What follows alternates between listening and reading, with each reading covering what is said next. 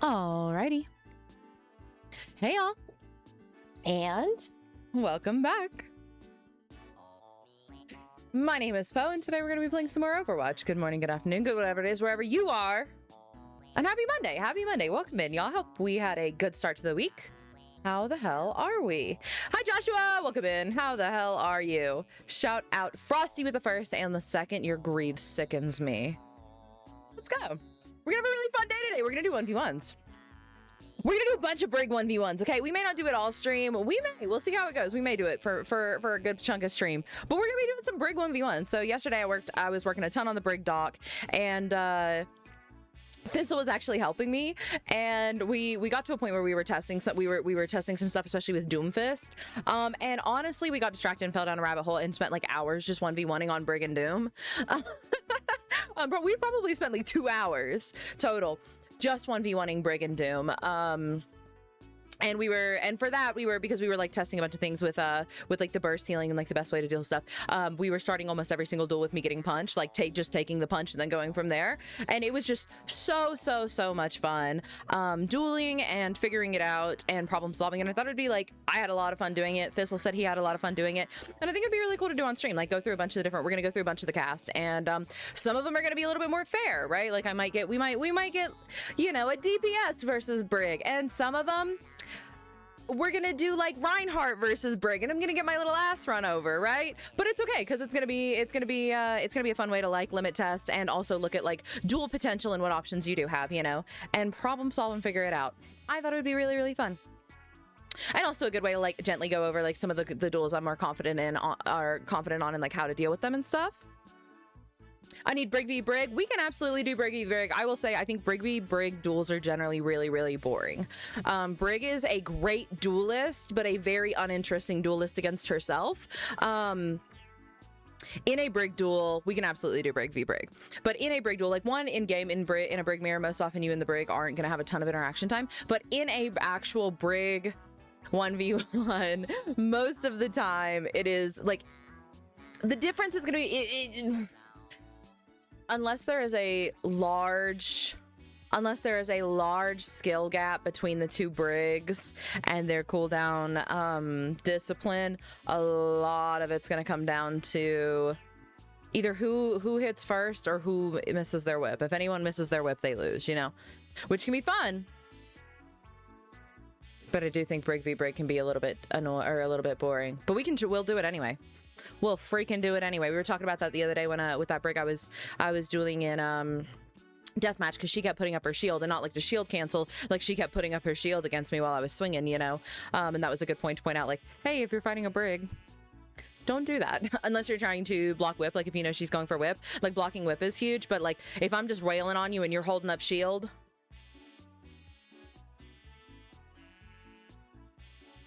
Hi, Nincole. Welcome in. I appreciate it. Welcome in. For you, I make you want life.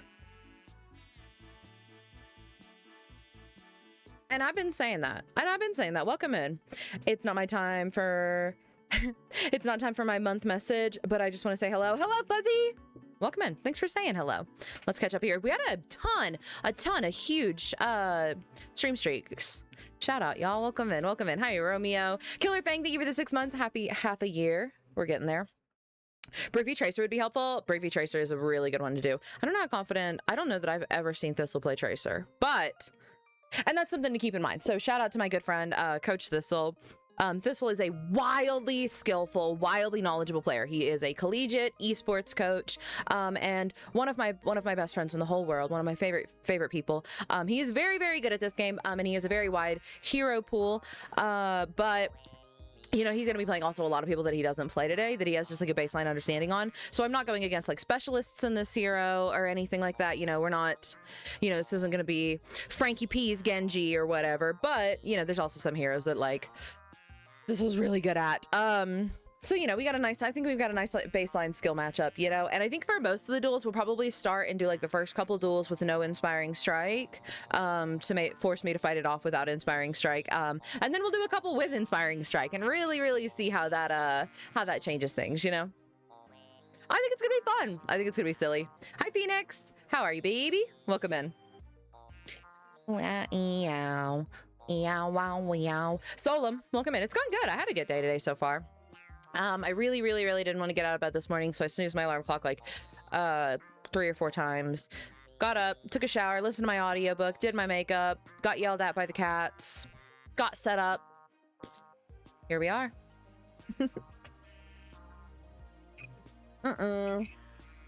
Friendly reminder about the art competition that we're doing in the Discord. If you want more information, go in the Discord. I really need to post a TikTok about it. I'm just strategically giving the Discord a head start, prioritizing my community.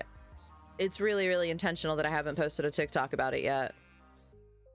But I'm gonna post a TikTok about it today, and actually like shout out the art competition for the Brig Doc and whatnot. Deadline is August 5th. Don't forget, we got a lot of really cool works in progress in the Discord right now. I'm really excited. Sounds like a good day. I'm excited. We've got a super social week, by the way. Oh my goodness. So, you know, I know that I have very consistently kind of stayed within my own little social bubble on stream and stuff, but I've been having a lot of fun kind of getting outside of my comfort zone and making some connections.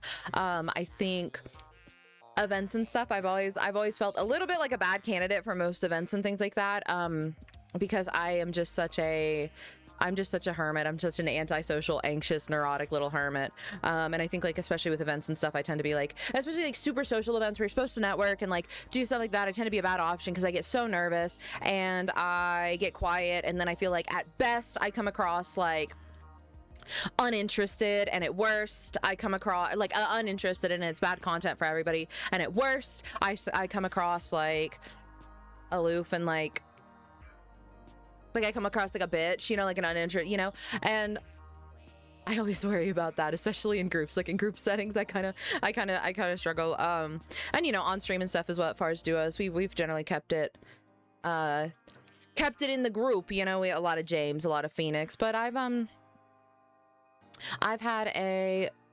getting outside of my comfort zone a little bit more and being more social. I love this community, and I've been having a really good time. And I think I'm enjoying continuing to do that. So I know we've been playing with some new faces here recently, and I just want to shout out everybody for being patient and kind and how wonderful this community is. But we've got super social plans all week. I think like a vague outline for this week is we've got like tomorrow I think THISTLE and Cinna and I are playing.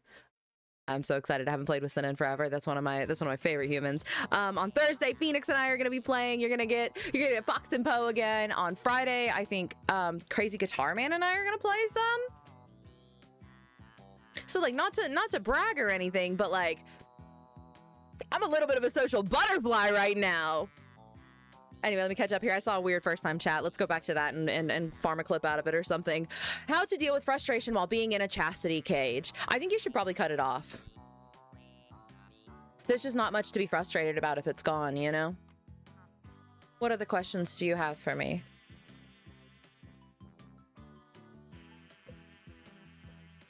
Can I request Scooby Snacks instead of forehead kisses? All right, fine, Scooby Snacks. You can have Scooby Snacks. Whatever. She means the cage? I do not mean the cage. No. Do not let him speak for me. I do not mean the cage. Let's make one thing clear real quick.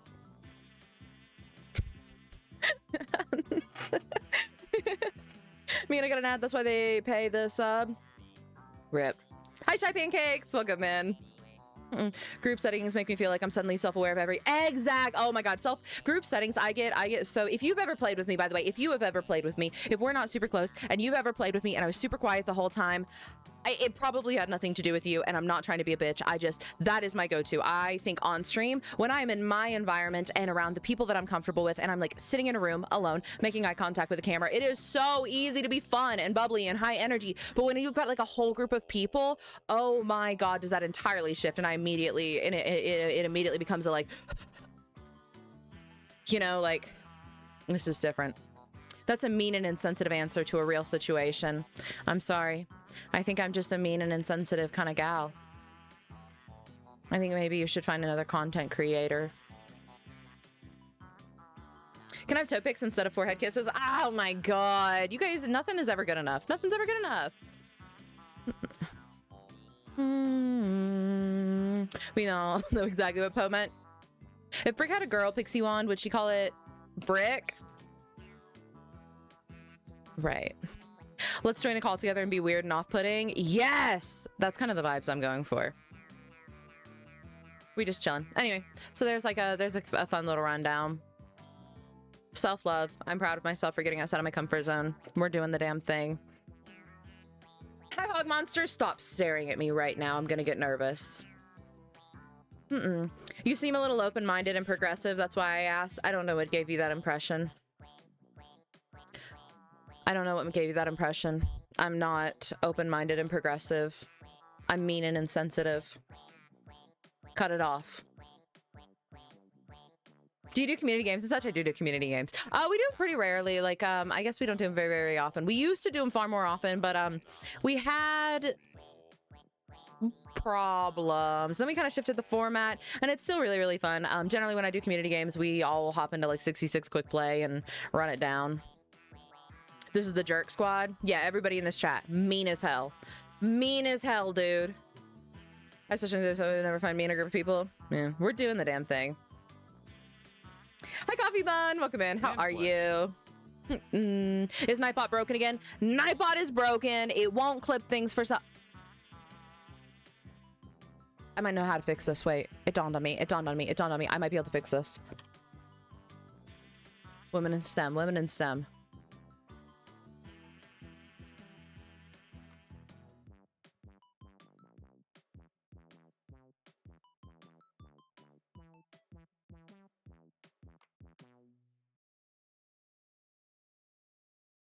Never mind. Okay, for a second, I really, really thought I was about to fix it. I really thought that was, I got hit. I had a moment of clarity, and I really thought I knew the solution. I don't know why the clip token isn't working then.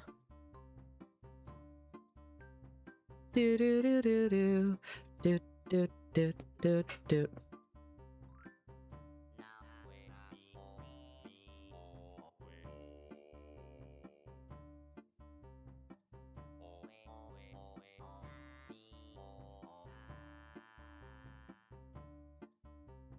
Maybe not. Oh, when she locks in, I really thought we had locked in. I really thought we had locked in. I thought I was about to just fix it, and it was gonna be fine. Nightbot is striking. Xbox is damn broken right now. I'm gonna explode. Like, Xbox, is it their servers? They're just not working? Welcome back. Hi, Alubi. Thank you. How are you, babe?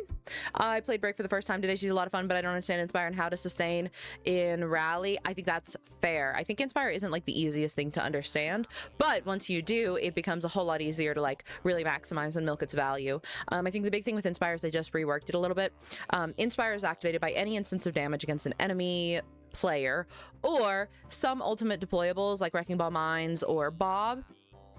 The moment you proc Inspire, you get 12 healing and then 45 healing over 4 seconds. So you get the burst healing and then you get the heal over time. The big thing that makes it complicated, that makes Inspire complicated right now, is that burst healing. And it's worth knowing that in Brig's kit, there is an internal hidden cooldown between when Inspire can be procced again by a new ability. Imagine that each ability that can proc Inspire, so let's say Shield Bash, Whip Shot, Rocket Flail, imagine that each of those start their own instance of Inspire that is separate from each other. And within that instance of Inspire, there's a 1.25 second cooldown between when you can proc Inspire again with that specific ability. If you start Inspire with another ability, it overrides that instance and creates a new instance of Inspire. Why this matters is that if you are swinging with your primary fire, your first swing will proc Inspire, your second swing will not, because the second swing will not be within the 1.25 seconds if you are just holding swing and you wait for the second swing to hit. But if you swing, bash, whip, swing, you will get 4 instances of Inspire in like a second and a half. Does that make sense? So you could get 4 procs and get 4 of the burst healing stacked back to back to back to back. Inspire, I don't need motivation, I need healing. And you're so right. That's on me, honestly. Does that make sense? Hi, Ghost. Welcome in. I'm good. I made a quiche. How are you? Oh my god, I love quiche, but Thistle hates it. It's one of the few things we like super disagree on. Thistle hates quiche. That's so funny. You should tell him all about your quiche. An outage for mobile games. The next most saying it's at the moment. Oh, what a pain. Burger. I could go for a burger right now. You know who I think has underrated burgers? Is this an unpopular opinion? I feel like nobody ever hypes up Sonic, but I really like Sonic. I think Sonic's got some decent burgers on him. Did I miss a message from Sham? Nightbot, fighter of the day bot, champion of the sun, and I've been saying that. Poe, what happened to Stadium? Why did Joe have a funeral for it? What happened, Poe? Maybe there's not going to be a Stadium. No, they're not getting rid of Stadium, but they are going to stop doing updates and stuff to it. They're kind of letting it fizzle out. Yeah, there's... Uh-oh. Thistle does hate quiche. My European ass never tried quiche. I just really like crust. I'm a slut for crust on anything. Like if it's a savory or if it's sweet, the crust is almost always my favorite part. So anything with the crust is gonna get me. I gotta get a hot dog from Sonic every time. I really like their burgers. They're smashers. Even that one time they gave me a hot dog with no bun. Sonic did? I used to love Sonic until I worked there for 3 years. Worst job of my life. You know what? And I think that's absolutely fair. I also hate quiche. Why do you hate quiche? Sonic is top tier. Their cherry Dr. Pepper is amazing too. Their Destiny 2ing Stadium. Look at the flowers, Stadium enjoyers. Look at the flowers. Unfortunately, it lined up kind of perfectly. Like, I feel like I got really, really into Stadium during, like, some of its peak and then kind of fell out of it right before it was taken out back. Totally unintentional. Hi, Chaotic. Welcome in. I hate all fast food burgers, but that's because I hate what normally gets put in them as dressing. I need to dress my burger. Okay, fair. You just want some customization to it. Must leave. Godspeed, Cham. Have safe travels. Lots of love. Thank you for popping in. Missing you. Missing you. Come back. Come on. The crew needs you. It's been so long. The texture of the egg and quiche, it's an autistic nightmare, I feel. You know what? That's fair. Thistle also quotes the texture. Poe knew. Yeah, so I was actually like an inside man the whole time. And the thing is, I have been a Blizzard psyop this whole time. Let me tell you, if you go back in my clips, even back in the day when I was, you know, every clip where I have ever called out Blizzard and talked shit about Blizzard, they paid me to do that. They're helping me paint the narrative of what they want you to be upset about. Every time that I have talked about dragging my clit on the floor or putting a baby in there or made my sub badges pregnant Overwatch men, Overwatch paid me to do that. They built my career. And a part of that has been them whispering in my ear in the background and telling me things. You guys remember when I leaked Jetpack Hat? I knew for years. Years the devs reached out to me. We were planning for that moment. It was an elaborate bit that was set up. I am an industry plant. And I'm so sorry to tell you guys like this. So they did, in fact, I knew about Stadium and I decided to jump ship because I'm selfish and I don't care and I never even enjoyed the game mode, you know? What are you gonna do? Sue me.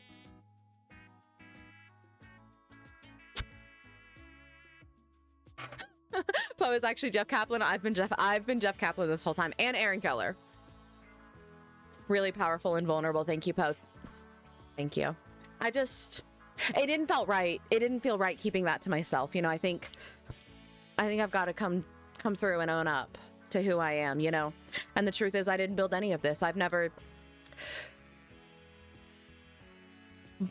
been sponsored by Blizzard this whole time.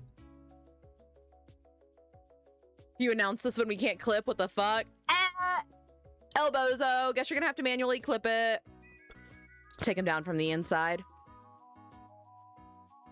The thing about being a double agent is no one ever expects you. There's something on my glasses. Is no one ever expects you to be a triple agent. Confirmed. Poe's a plant. Poe can photosynthesize. You guys remember when I was green? What do you think caused that? What do you think that's for?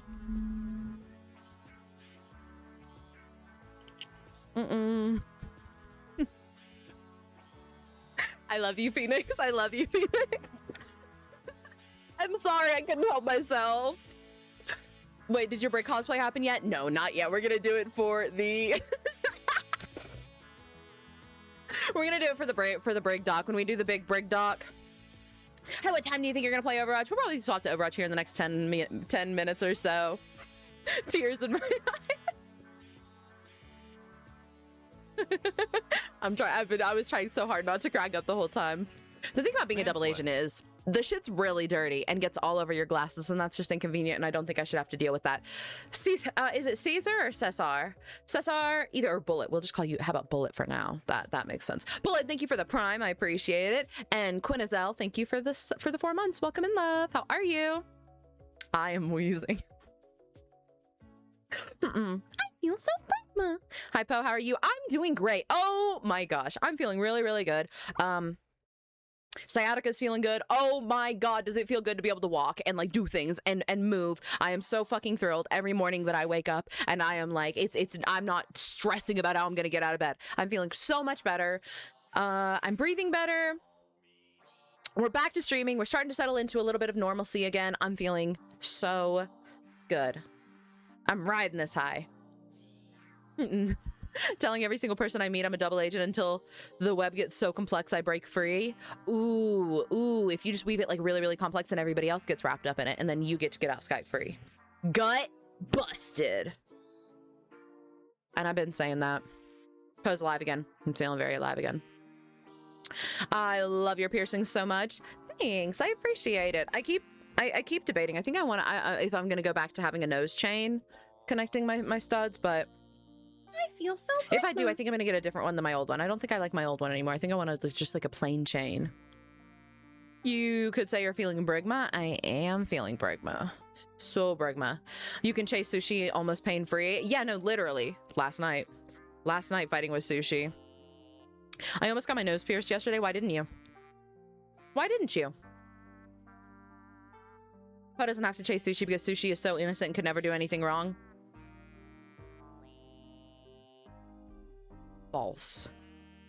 I think Cher would be a damn good Brig OTP. Like she'd shout, "Rally to me, bitch," in a very Cher way. Oh my god. Nobody else ever cook other than Marika ever again. Wagon wheel Watusi. Rally to me. Would it be cheesy if our nose setups matched? Stop! That would be so cute. It might be cheesy, right? But, ooh, man, am I a slut for some cheese. I think that would be adorable. I think that would be adorable. And I think these little spikes, like the little spikes would look so freaking cute on you. The only thing is, I really love this shape. This is the only septum I've ever had. I got my septum pierced and they put like the base one in when I got it pierced. And then this is I swapped it out for this when it was healed. And this is the only septum I've ever had since. But I really was thinking, I love this shape. I like the point, but I really kind of wanted to look at maybe getting a black one that would match these, but I can't find a good like pointed black one that I like.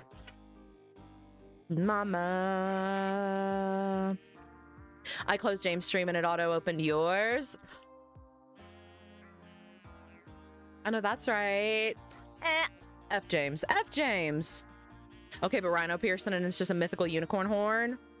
I want either both sides of my nose or one side of my nose and then my eyebrow on the other side. I'm glad that you're keeping it balanced because I think about that all the time. Okay, be honest, do piercings actually hurt? I'm deathly scared of needles. It depends on where you get the piercings. Anything that's going to be going through soft flesh is going to hurt a little bit less. Anything that's going to be going through like something like cartilage is going to hurt a little bit more. Even in the soft flesh, it's going to hurt like as in like a pinch, like no worse than getting a shot usually. Cock piercing hurt? No. No, other than that one. Actually, all piercings hurt except for that one specifically. That one doesn't hurt if you're pure of heart. Just so we're on the same page. I think like, for example, like I think my septum piercing hurt way less than my nostrils did. But also I have super sensitive sinuses. And so like one of the worst parts about getting my septums or my nostrils pierced is like, I felt like I had to sneeze, like my eyes were watering and it was that like I'm gonna sneeze the whole time, you know? But like my industrial, worst piercing I've ever had. Worst piercing. I got my industrial at 14 and it was the most painful piercing I've ever had. Getting it pierced sucked. It healing afterwards sucked. There was no part of it that was fun. Have you ever played Baldur's Gate 3? I have.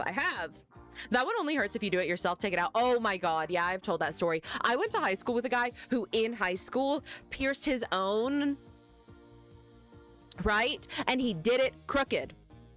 So he took it out and he did it again.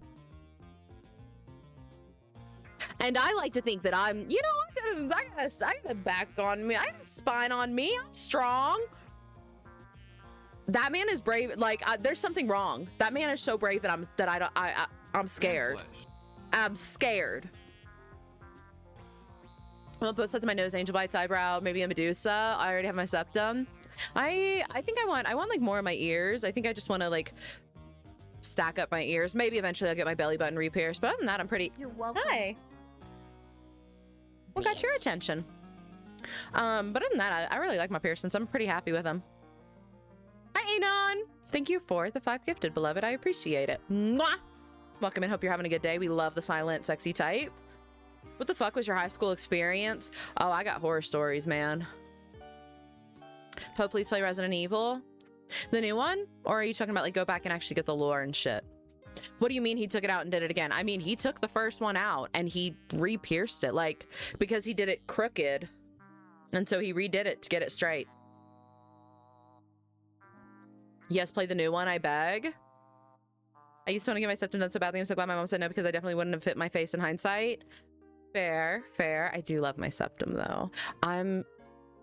No, I don't know. I don't want to get. There's somebody in my close personal life right now that I'm trying to convince would look really, really good with a septum, but I don't want to add. I don't want any external pressure. I think that's an important decision that they have to make for themselves, and I don't want to add the external pressure of me bringing it up and like having a whole chat of people bring it up. So I stop myself mid-sentence. But I'm currently manifesting. There's someone in my life that I'm trying to convince I think would look really, really good on. Imagine working at security gate and seeing all the strange piercings from the normal vibes people. Oh, that's true. They can see the piercings through your clothes, can't they? Can't they? Do you know they're making a Resident Evil movie? I didn't. I have never seen any of the Resident Evil movies. I've never played any of the Resident Evil games. The only thing... Actually, no, I played one Resident Evil. Me and Skullbaby played... Okay, me and Skullbaby a couple years ago played one of the Resident Evil games, but I'm gonna be honest, it was like late at night and I was stoned most of the time and I did not pay attention to the plot in the slightest. Wesker was in it and we played as 2 people. What else? At one point we were on a boat and there were a bunch of, which one is that? Does anyone know which one? I know this is vague. We were on a boat and there were alligators in the water. Probably RE5. RE5. I've played RE5 and I could not tell you anything about the plot. Could not tell you anything. I could not tell you anything. We were in a lab at one point and there were like things in cages. That's the only RE5 I've played, and I don't remember. I feel like I know more about Resident Evil from Dead by Daylight than I do from playing that game. I've been convinced. Do it, Alpha. Do it. Do it. Do it. Not me getting the how to mod R9 instructions folder for my archive drive just in case. I will say I know for the new Resident Evil. There's a spider place, and I will say I'm terribly, terribly arachnophobic, so I don't know how that would go. Like, not to be a big baby, but you guys might see me actually have a meltdown. I've not played Horizon Zero Dawn, but I've always liked the way loved the art of it and stuff. I watched SVB a while back was playing it, and I was like lurking on some of his streams, watching some of the combat. DBD with Foxman. We do need to do some DBD. When I marry, instead of normal rings, I need us both to get matching nipple piercings. Rings are too easily losable.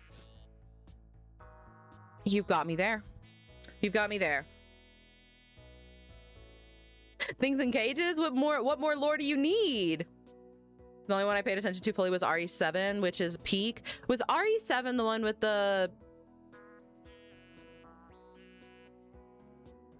Why does my TikTok camera look so different? I'm not live on TikTok, but I can still see the vertical canvas. And I'm realizing that my TikTok camera has been like super out of position.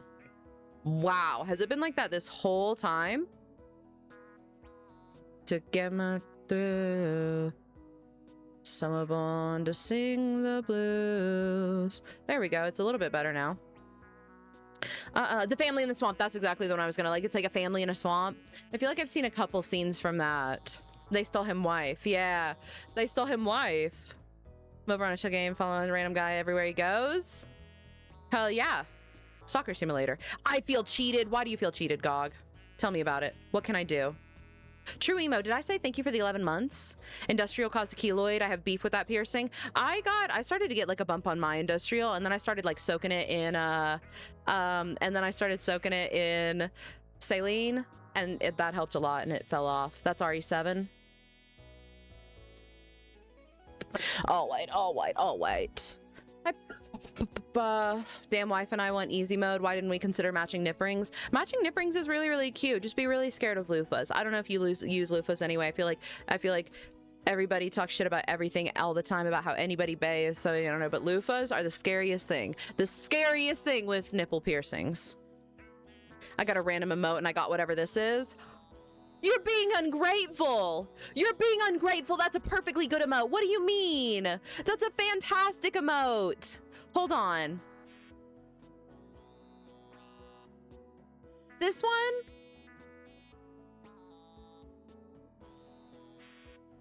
What do you have against Po Ball? Wrecking Paul. I can't. What do you mean it's so universal? You're telling me you're not gonna go in other chats and use that? Man flesh. That's so... Personally, I think you're being ungrateful. Come on. Psycho Queen. Thank you for the 8 months, beloved. Happy anniversary. We almost have a baby. I think it makes you look big and strong. I agree. Name one other emote. I'll be wait. Literally, what emote is there? It's evil aura. Okay, wait. So if you think that one has an evil aura, can I get your opinion on this one? What are our feelings on this one? That one beach in Washington. What do you think about that one? Can I get your thoughts?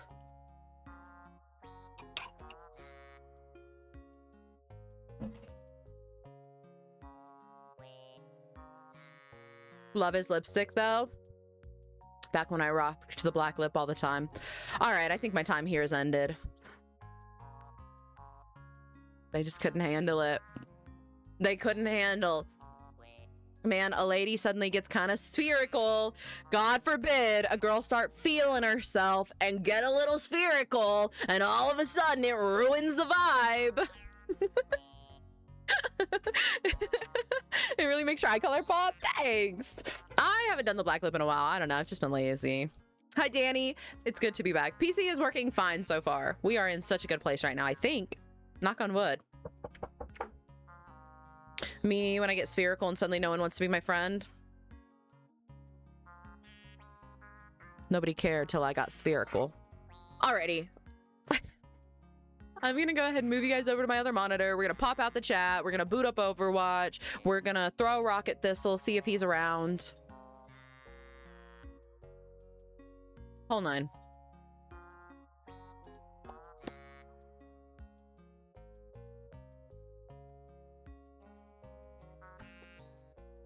We're like booty up Overwatch. Always booty. It's a prosthetic. It's a welcome in, B-Man. It's a prosthetic. It's one that I would like to have if I was gonna get a cosmetic procedure. That's my big goal, to have permanently done, but it's cosmetic. Man flesh. I'm gonna get spherical and pretend like I don't know nobody. That's the goal. My main goal is to get spherical and act like I don't know nobody. Yeah, Gog! We got him! We got him! Gog, thank you for the sub, beloved. Welcome to the Cult and Dry Ad Free experience and our lovely community emotes. You're welcome. When they talk behind your back, roll away. I thought you just had a badass canine. We can pretend, right? We can pretend. I really like the look of it. For 1 week and I'm shaking from lack of Overwatch. Literally me anytime I step away from Overwatch. I'm so addicted to this horrible game.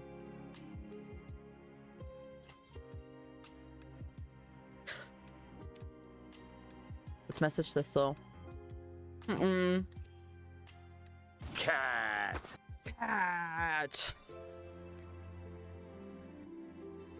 I'm just triangular the way no one can talk behind my back. I could talk behind your back, but maybe I'm built different. That post, Phoenix, are you still in chat? There's a post on TikTok. I sent it to Phoenix yesterday, but it was a post on TikTok, and it was like, imagine hating me, and I'm over here just running my mouth, talking mad shit, dragging your name through the mud.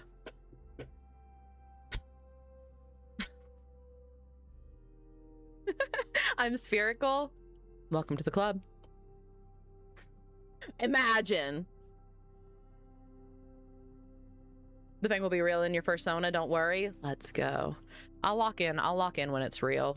All right, let's go live on TikTok. The other day I played Breaking My Own Enemy to keep me from dying, and a Diva 1v1, and I fought a Bastion. Oh, let's go. It always feels so good. The art really made it. You know what? You're right. Real quick, I do think the art makes a difference. Let me find that post again.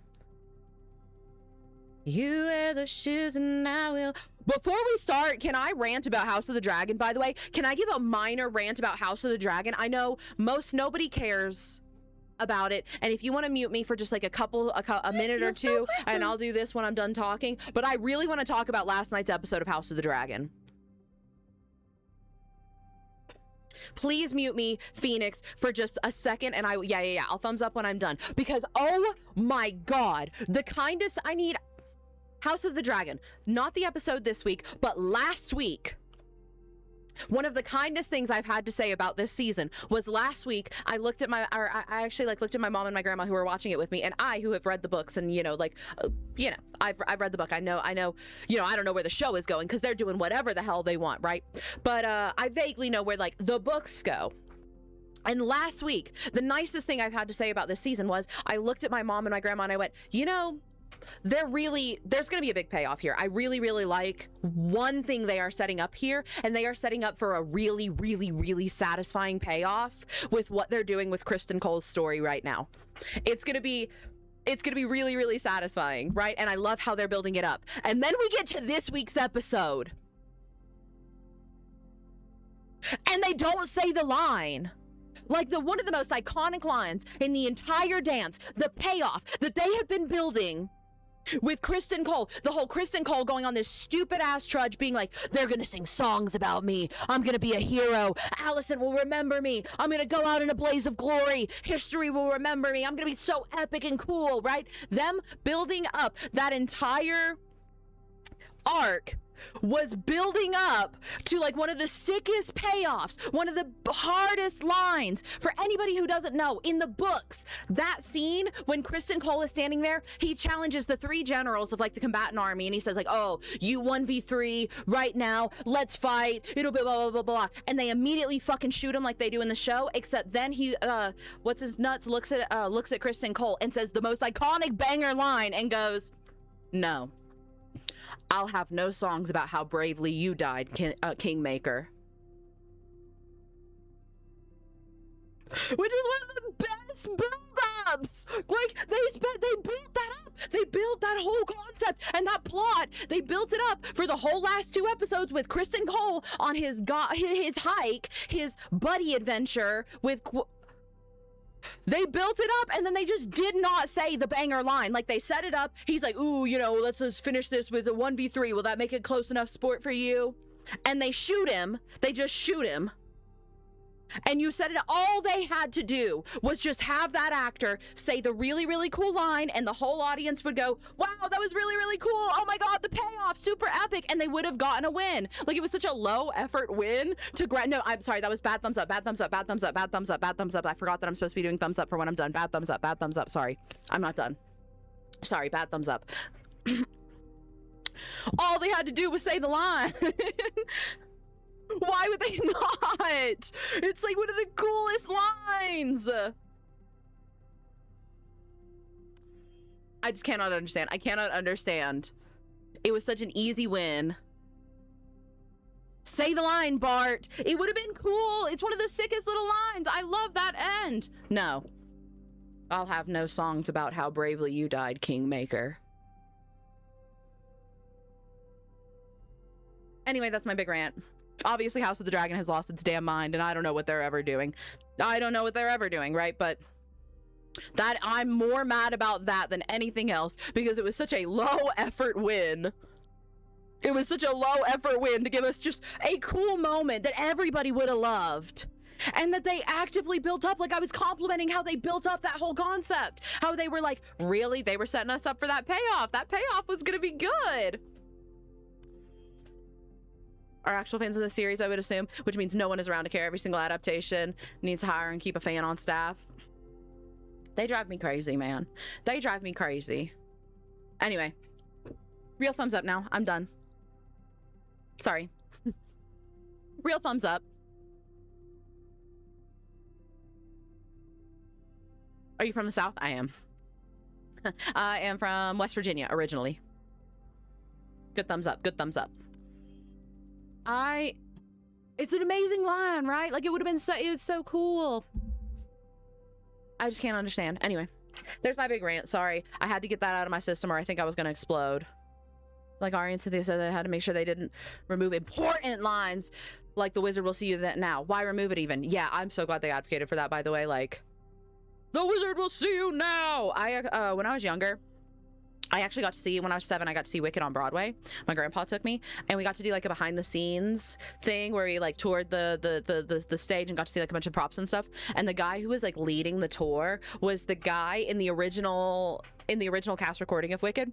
And he was so funny because he made a joke about it. And he was like, I actually, not to brag or anything, but I was in the original cast recording of Wicked, and I did have the most important line in the entire show, and he was the guy that goes, the wizard will see you now, you know, like, so that guy gave me a tour. Fun fact. Hi Deadeye. Welcome in. Okay, wait, I've been saying Desperate Housewives needs somebody keep track of the lore. These kids are aging all over the place. Where the hell did the dog go? I've never watched Desperate Housewives, except my mom watched it when I was little, and I repeated stuff that I shouldn't have and got in trouble for it. So when do we think the books will be finished? He's still writing the last one. So he's actually writing the second to last one. We have to gamble on the fact that he finishes 2 more. Bad news. Bad news. If I were George R.R. Martin, I think this is an unpopular opinion maybe, but if I were George R.R. Martin, I would not publish the books until I was dead. I would finish the books privately, and I would wait till I die, and I would on my deathbed publish them. And if he does that, I forgive him. If he does that, I forgive him, and I don't blame him, because this fandom is a fucking nightmare and mean as hell all the damn always, harassing him about his death. And then you've got these showrunners doing this bullshit with his show, pissing him the hell off, ruin it. You know what?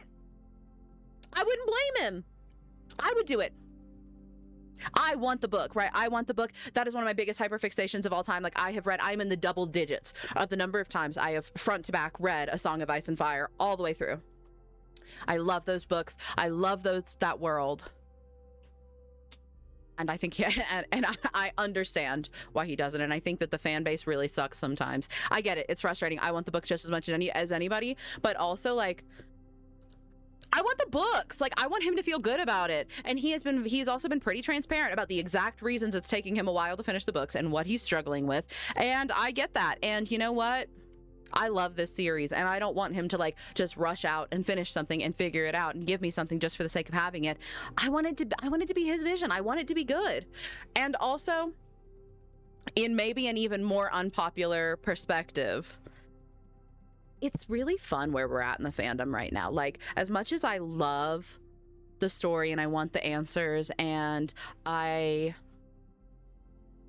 want a resolution, not having the answers is really fun. Like, being in the place where YouTube channels like In Deep Geek and Alt Shift X and Glidus and are out there, and we can do things like theorize and go through the passages and like, or, you know, all the books and like find all the little things and like try to put together the pieces, because there's so many pieces, right?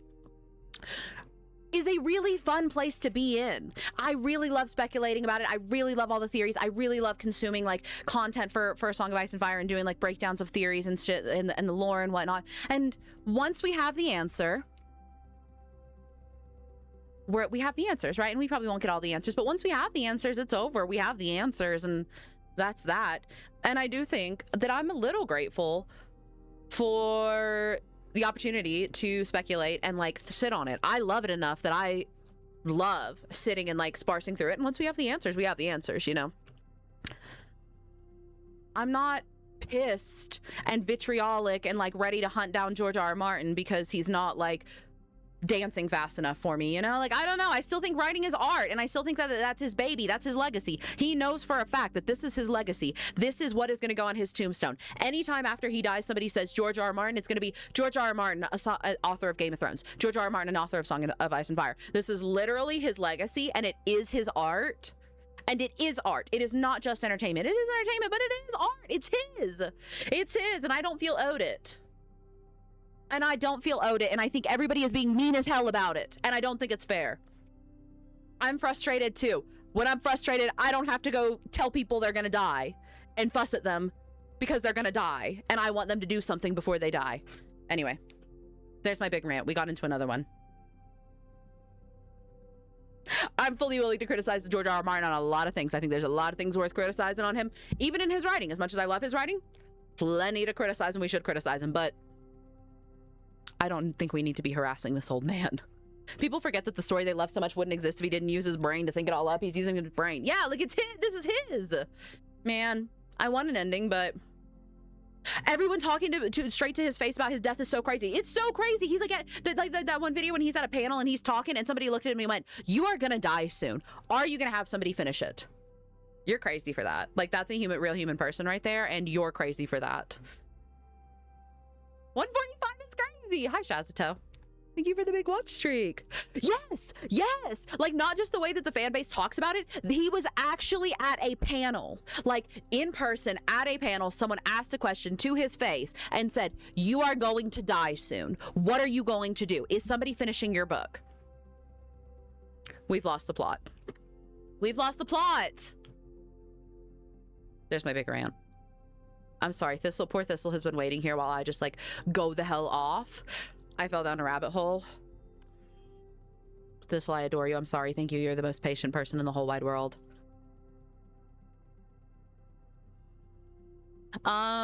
Initially I was just gonna like show you guys this TikTok. Oops. No, stop it. Oopsie. This is what we were originally swapping to show this TikTok, but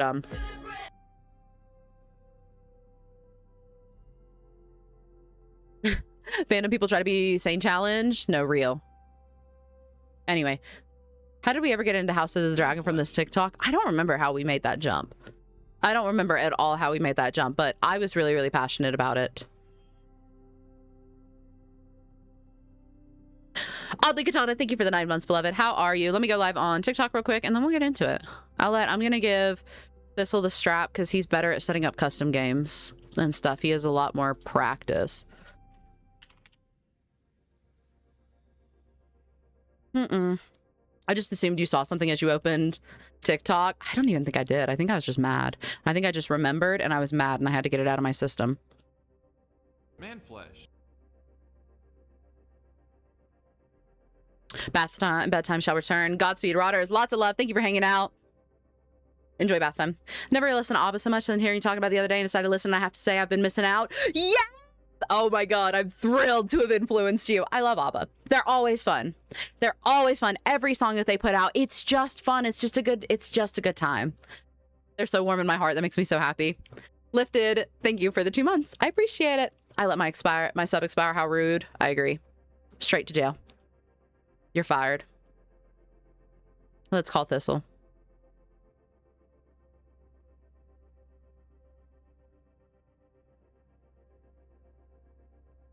The winner takes. Hi. Hello. Hi, Thistle. You singing ABBA? Yeah. What's new? I just got done screaming about Game of Thrones, you know?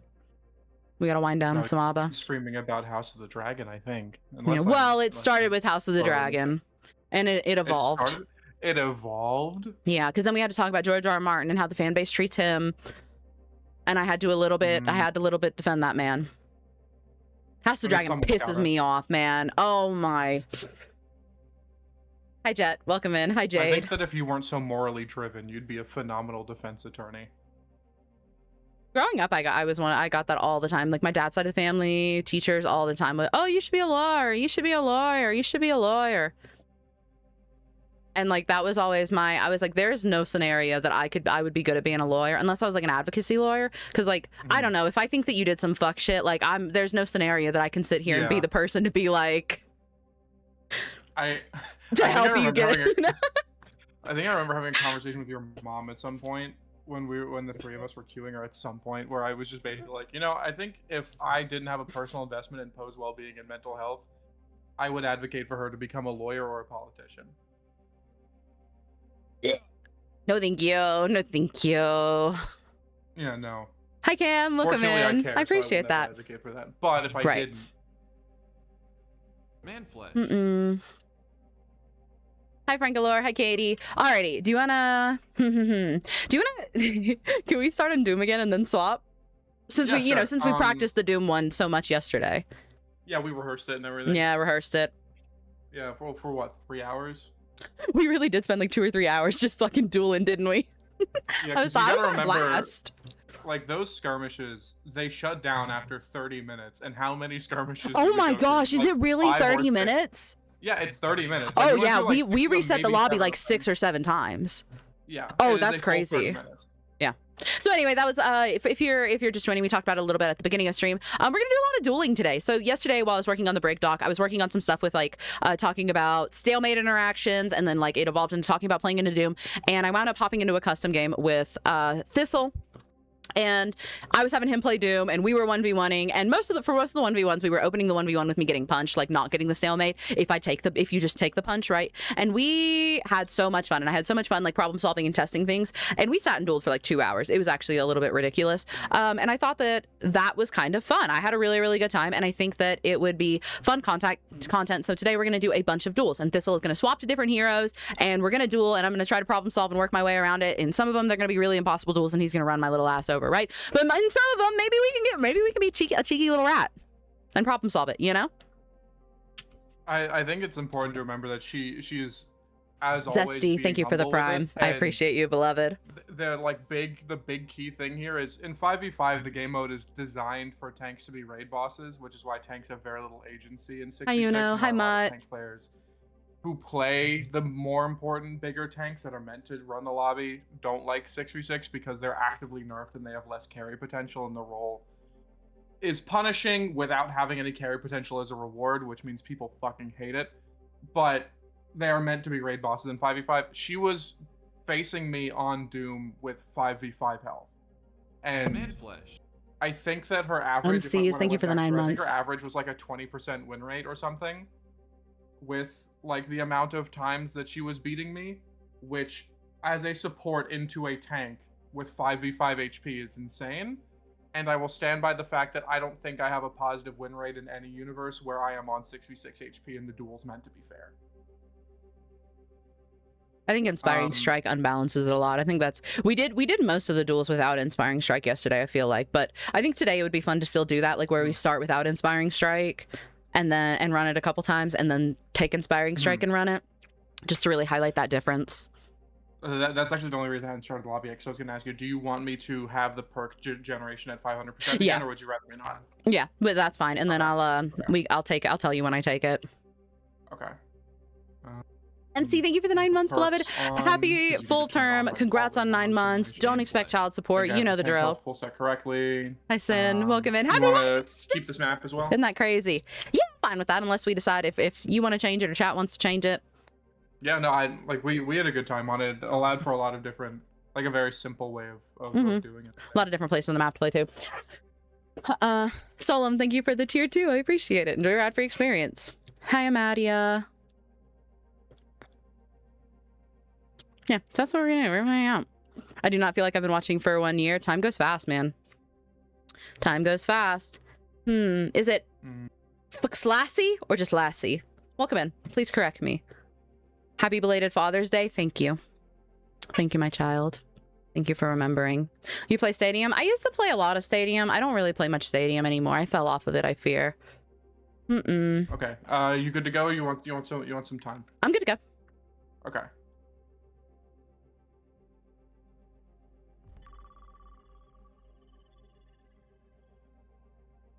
All right, James' stream just ended, and then I realized you're live too. So you can just transition straight here. It's great.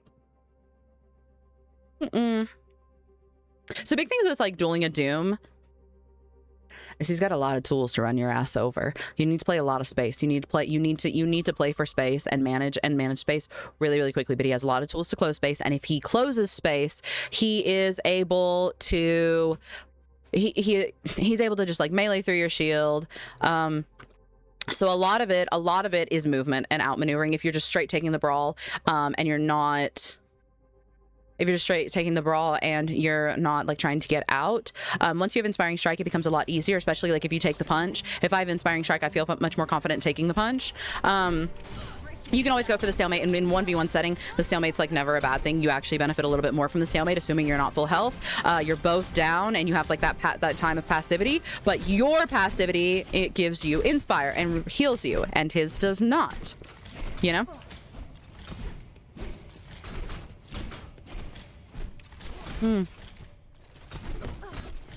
So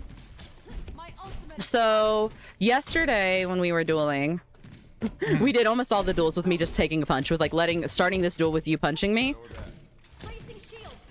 And I think I'd be fine doing that one or two more times if you want, but I think we probably want to do like real duels, question mark? It's your call. It's entirely your call on what you want to, on how you want this to be structured. Yeah, Stadium is devastating, dude. Especially when neither of us are warm, at least. Yeah, let's just do some duels. Let's just do regulated duels. You can set up anywhere you want. Okay. I think I'll probably set up here. All right, so this is without Inspiring Strike. So my sustain is going to be a little bit less. Like, is this full duel, or are we doing experimentation? No, full duel. Okay. So you're not gonna call it for missing whip. No. Okay.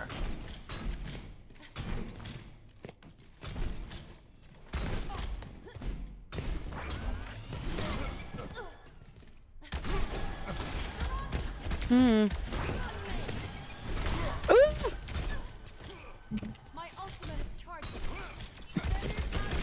So this is what I'm talking about with like space. Ooh, I missed that, and that was really bad. Actually, we're gonna lose for that. No Life Weaver in Stadium. I think Iari would have been a really good pick in Stadium as well. I don't know about the glitchy hair. What is going on? Is that Technology's potato farm? Engineering or solar? What are we talking about in TikTok chat? They're doing science in TikTok chat right now. I'm out of my depth. Oh, the father who stepped up. The father who stepped up. And so we'll do a couple of these without, like I said, we'll start without Inspiring Strike, and then we'll swap to Inspiring Strike.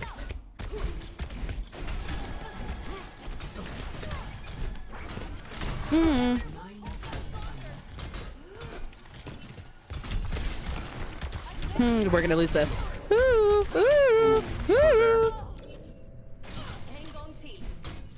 What did I miss, and why is Lunar Colony back? Hi, Lindholm! Welcome in. We're doing 1v1s. We're 1v1ing right now. I was for the break doc. I was testing a bunch of shit with Doomfist yesterday, and Thistle and I wound up falling down a rabbit hole just like dueling yesterday for like an hour. Or like an hour, like 2 hours. And we thought it'd be fun to come in today and like swap through a bunch of heroes and do a bunch of duels. So that's what we're working on right now. Right now I don't have Inspiring Strike, and he is a 5v5 tank. Health pool. You let me know when you want me to take the minor perk, by the way. You take it whenever. I don't, but I think it's fine. You take your minor perk. Okay. Ooh. Uh-oh, I used whip. I sure hope no Doom engages on me and capitalizes on that. What are you doing right now? Honestly, fishing for a headshot, and I couldn't find it. I knew you were looking for something, but you were just like letting. I didn't know what you wanted. I'm trying to get a fucking headshot. But I was really determined to just beat your ass while you did. Yeah, I left the headshot at home, I think. With Doom, a big thing is if you do get punched, you need to put up your shield as quick as possible. A really good Doom, after he punches you, is gonna look to get those crit headshots.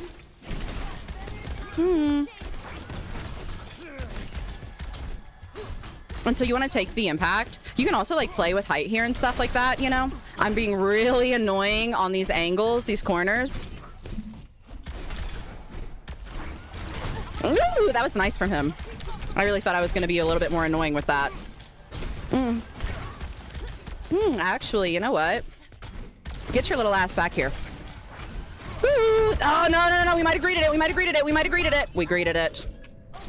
Hi, Morbid. Welcome in. How are you? Oh, that was a good one. Yeah, I greeted. Whenever I read the name Poe, I imagine 43-year-old bald man with a barbecue every weekend. I'm so fine with that. I think I'd be like so good at being like an uncle. You know, like kind of bum-ass uncle energy. I think I'd be really good at that. Hi, Bugrots. Welcome in. Thanks for catching the stream. And hi, Bones. Hi, Bodacious. Welcome in. How are you? I'm doing really, really good. And I don't like super love that. And the moment that he knows that I don't have whip, I'm going to get my little ass beat, right? So all of my cooldowns, the thing with like fighting him is he can afford to make a lot more mistakes than I can. And everything that I offer has to be calculated, because the moment that I use whip, that's one less resource he knows that I have. And even though I get the burst healing, a lot of the, I want to be really, really careful with how close I let him get. If I'm up on him, just because he benefits from being close to me way more than I benefit from being close to him. Like my 12 healing, he can do way more than 12. And so I'm trying to play like really ratty. I'm trying to play really ratty and inconvenient, you know? Oh, I accidentally deafened. Sorry if you said anything important. I did not. This isn't a fair fight, and you shouldn't treat it like one.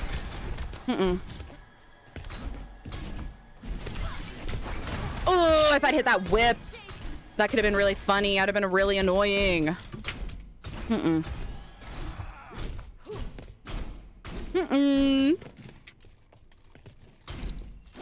I need to, I'm letting him have way too much downtime for the devs to heal him. I need to capitalize more on that. Oh, I wanted to bash. Oh, I fucked up. Rally, do it? No. There are definitely times, like, I think during that fight, if you want me to not disengage, I will not, because I think that outside of the vacuum, if I punish or if I disengage, that's also counting as a loss.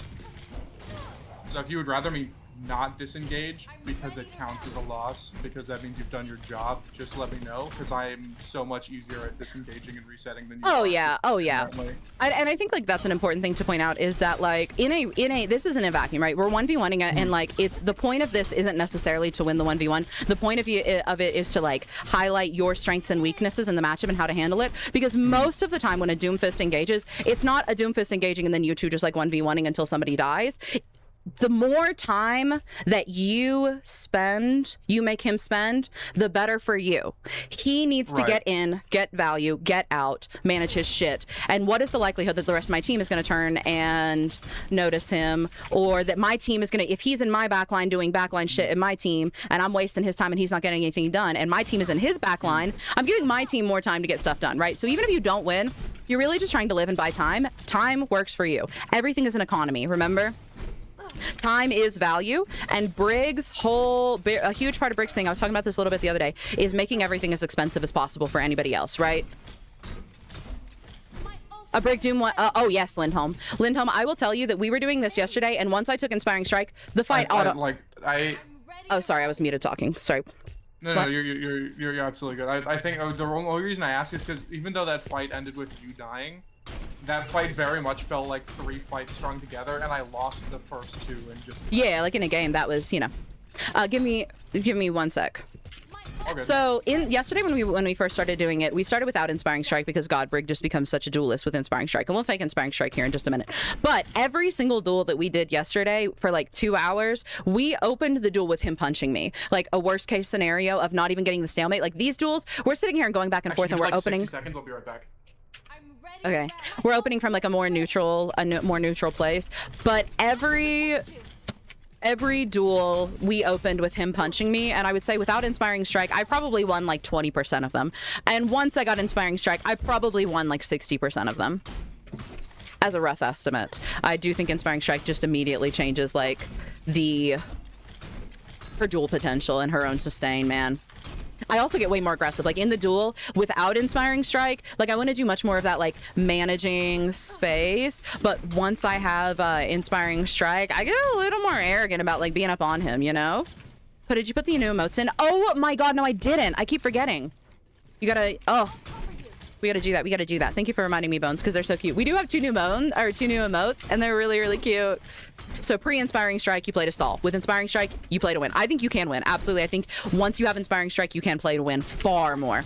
And part of that was and part of it, the reason we started running a lot of those duels is like in the Brig doc, I was talking about stalemates and stuff, and I'll get into this, but I found especially recently when I have Inspiring Strike, there's a lot of times that I find that if I am in the situation of I'm going to get punched or I could go for a stalemate, there are so many times that I would rather get punched. I trust my ability to get punched and then respond and bash out, whip him, get some burst healing, recover. Then I trust my ability to do that in a lot of situations far more than I trust that nobody else is going to look at me when I'm flat on my back, right? A lot of the time, gosh, the vulnerability of Brig getting flat on her back, she has such a smaller health pool, you know? All right. You already busted it open. I feel like I didn't. You busted it open. I came back and it was busted open. Oh, I busted it open? Mm-hmm. Do you want to bust open the other one? You want me to show you the other one? Yeah, will you show me where the other one is? I don't know where the other one is. It almost feels like a waste to not hit someone with Bash once you get Inspiring Strike. Almost. Almost, yeah.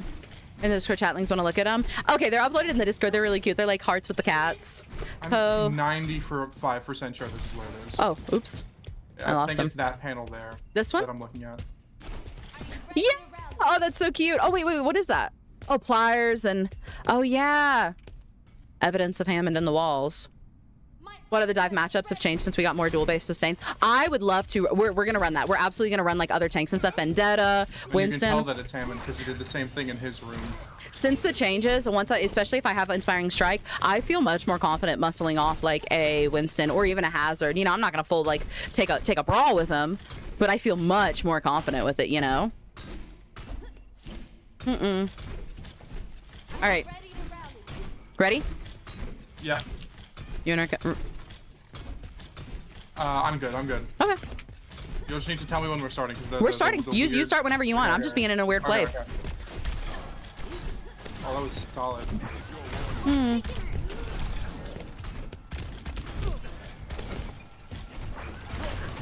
Ah, nah. I wanted to do some weird cheeky shit. That was interesting. I really liked you crossing the gap there. I think that the major downside is that it gives me a free point. Oh yeah. Like we talked about the setup of like you hitting a wall is really bad for you and really good for Doom, and the how close it takes for you to get to the wall or how long it takes for Doom to be able to get to you right after the wall is really bad because of how much you can barrel stuff. Oh.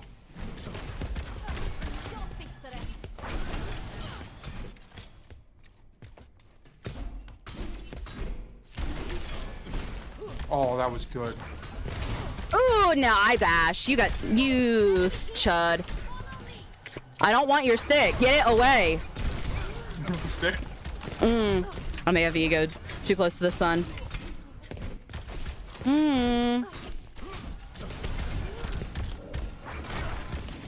Oh my goodness. I'm gonna. Hit my shot. I'm bad. I had bash too. I could have turned and bashed you instead. I wanted to be cheeky and get the whip. I wanted to just keep knocking you around and be annoying. I need to hit my shots. Effective HP, 100%. I agree, Lindholm. And if you balance it, like Doom is going to be a really great example because he's going to be so much harder because there's less that your shield. He can break your shield a lot quicker while also not giving you a lot of really great things to mitigate with your shield. I feel like simultaneously.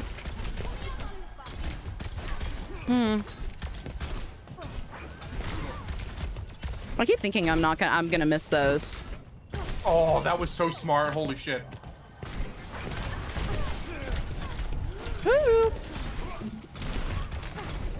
My shield's broke. I'm dead.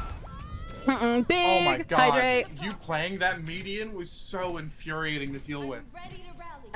And that's the thing to highlight, you know. Again, in a normal game situation, like especially without Inspiring Strike, you're probably not going to win very many 1v1, just straight 1v1s with like a Doom, right? But that's how you want to play. You want to play like an asshole. You want to play really, really cheeky with the environment. You want to wrap corners. You want to climb on shit. Those stairs, like when we were doing over here.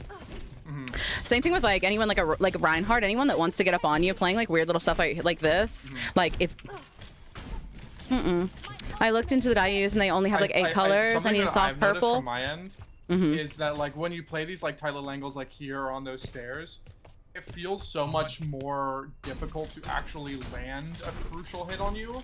But the crucial hits that I do land feel more impactful on average. Like when I hit a punch on you on these stairs, it feels like I'm gonna take maybe 60% of your health with that one combo most of the time. Whereas down here, I could take anywhere from like 20 to 40% on average.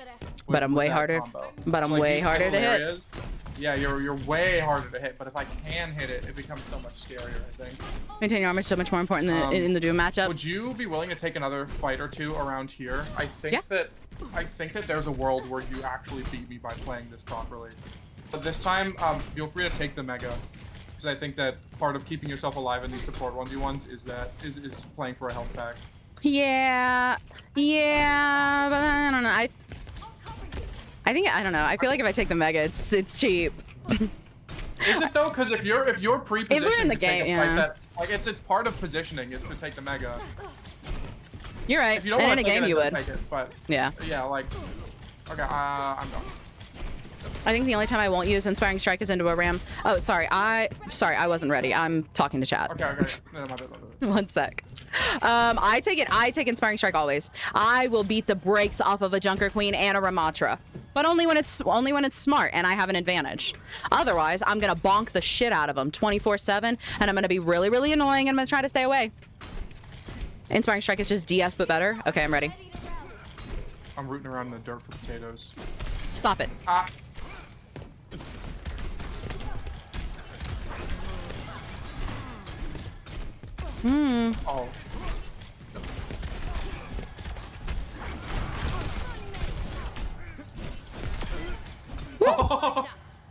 Hitting you around that is so fucking difficult, man. Yeah. That's crazy. The space that Brig thrives versus... How often does post-stream DBD? I haven't streamed a lot of DBD. I mostly play DBD off-stream, but I want to change that. Like, I really enjoy DBD, and I'd love to play more on-stream. So much more punished for fucking up. You know, but like I think that's important too. Like starting out in the open there and showing like, playing space becomes a little bit harder. But even when we start, even when we start here, like you'll notice in the duels, like I wind up gravitating to something that I can, to the weird. You know, this is not where I want to play or where I want to stay. I'm gonna wind up gravitating to something I can. Whereas I think you're always looking for tiles to loop me on, aren't you? Always looking for it's DBD. It all comes back to DBD. I'm looking for tiles to loop on.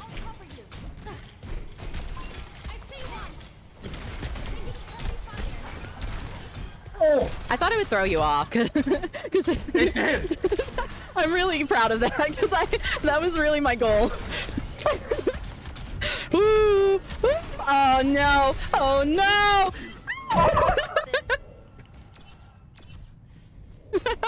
Oh my god, that threw me for a loop. Brigitte vaulting. I've got finesse. Don't worry.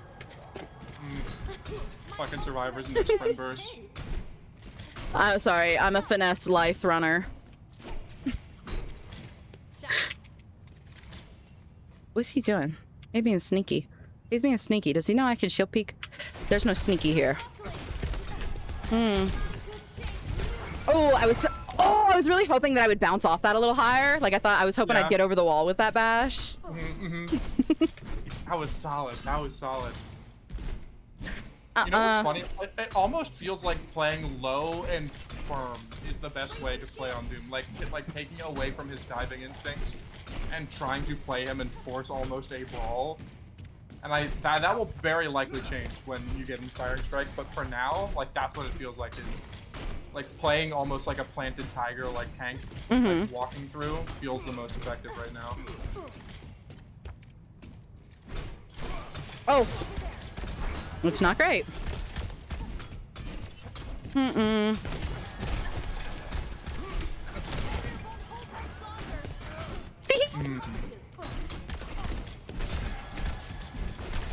it would also be great if I could like hit my shots. So I really need to be careful here because I need my shield not to break. I have let my shield dance. This has gone on long enough, and I let my shield get low enough that I really wanted to take a second and get my shield back. We were down to like 10 shield health there, so it got a little spooky. What happened to whip? Did I? I really feel like for part of that, I thought I had whip, and I must have like thrown it out and fucked up. We both messed up so bad here. I can't believe I won that. I shouldn't have won that. All right, you wanna do like one more and then I'll take inspiring strike? Yeah, for sure. I have to hit my shots because there's so many shots that I'm missing, and I'm just like. Give me 1 sec. Also, Lindholm, I don't think Brigitte needs adjusted. You know what? I'm gonna plant my flag that I don't think Brigitte needs adjusted. I think Brigitte is exactly where she should be. I think this buff was ingenious. I think it enables skill expression. It makes her really, really good at exactly what she is good at. And it makes her a little bit worse at like what she's not. But if you can't look at me dead in the eyes and tell me that you think Brigitte is stronger than Kitiko or Mizuki right now, then I'm not going to entertain the idea that Brig needs adjusted or that this buff was too much. Brig is good. Looking at your keybinds, thinking thoughts, that's a good idea to remind. Yeah, my keybinds on Brig are a little bit different. I put most of my abilities on my mouse. Man flesh. Hi, Slashly. Thank you, beloved. I appreciate it. Happy 5 months. I appreciate that. I think this buff was beautiful, and my compliments to the chef. It's everything I wanted. All right, ready? Yes.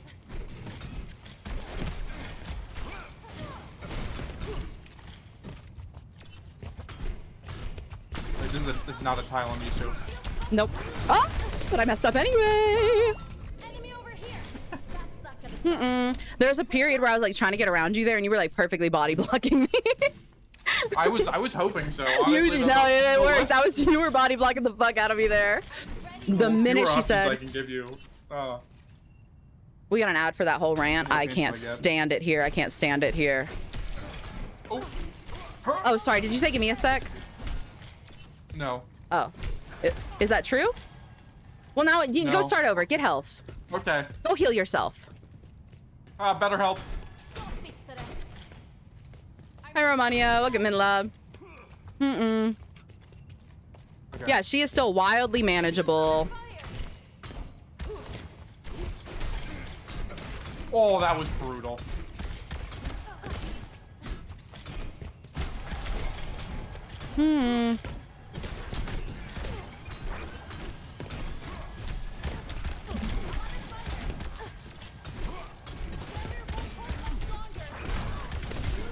No! Oh, I got cocky. I really wanted to take that bash. I just got cocky. Do you think Brick could take a diva with inspiring? Yes. Lindholm, I have won 1v1's against a diva without inspiring at this point. I think that it says more about the diva not trying to break my shield faster. And I think that's probably it. But with inspiring especially, yes, absolutely. If you can get up on her, right? Like if she can play range and like shoot, poke out your shield quicker, like, you know, like if she's smart, I think a big thing, like a big advantage a lot of the time that I find in playing Brig is I think a lot of people don't know how to play into Brig, and a lot of people, I feel like I can see when I feel when I'm playing against somebody, and I can tell that they're problem solving for playing into a Brig. And I think a lot of people don't know how to play into a Brig and punish a Brig effectively. And I think that a lot of like getting away with, oh, that's bad. That's bad. I was really hoping that palm tree would be a little more to my use. Okay, I've got my shield back. We're good. We're in a better place. We've reset.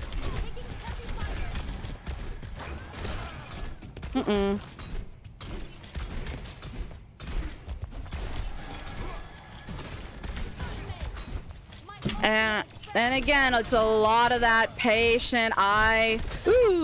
Matador, I don't want to give him anything. I don't want him near me. Oh, we're in such a bad way. He's gonna jump. Yeah. Oh, that canceled whip. Ah, you punched me out of the animation. Wicked. I knew you were looking for something. I got so lucky that I timed that right. I got so that was beautiful. I messed up so bad there. All right, I'm gonna take inspiring strike now. Okay. Okay. Give me 1 sec. 1 sec. Not yet. Is Brig gonna get against Ram? Brig is really cautious into Ram. Like, you should... I absolutely play Brig into Ram. Ram has the potential to punish Brig, but only if she's silly. Like, only if you let yourself get caught out. Tanks like, same with Reinhardt. Reinhardt's like my second favorite tank matchup to play into. But Orion, if Orion gets up on you, Orion is gonna run your little ass over. You're not gonna outbrawl him no matter what. With Ram, the big thing is like understanding when you have the advantage. Obviously, if he has his, you just gotta play safe with Ram, and you gotta push him back a whole lot. Like, he starts to walk on you, you're gonna shield bash him back. You're gonna whip shot him back. You're gonna shield bash away. If he continues to int on you, you're gonna wait till his nemesis runs out, and then he's gonna probably wind up out of position chasing you, and you're gonna wail on him. Or he's gonna see you leave, and he's gonna stop and turn around, and he's gonna have used like a cooldown. Anytime he is in his punch mode, you are not looking to fuck with him. If he is out of his punch mode and he doesn't have it, you can go give him a little tickle. If he is out of his punch mode and he might have it, you can flirt, but you better have tools to get the hell away. Big thing with Ram is just maintaining distance. Don't let him get on you, you know? He can punish you very, very quickly, you know? Yeah, man, I'm trying to learn Brig, broaden my gameplay. If you could give me some tips. I have a playlist on my TikTok with some old stuff, and I'm working on a modern Brig bootcamp, and we're gonna give just like a bunch of tips today as we duel, you know? All right. Ready? Okay. I'm back. Yeah.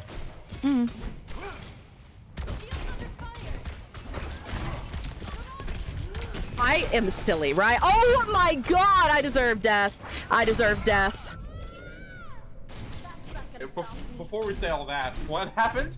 I don't want to talk about it. I think I hit a lag spike. Okay. Those are dangerous. They can throw you off the map on the fall, you know. She's so viable to bully and manipulate people. Yeah, you know. She's really annoying for tanks in general, especially. We offered that.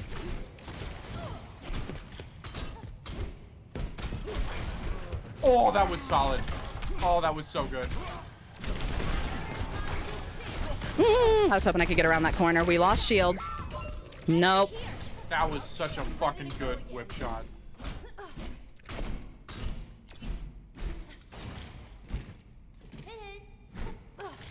What if I want to get on Ram? I'm not stopping you. I sure as hell ain't stopping you. Hi, Aku. Welcome in, love. How are you? You nasty little rat.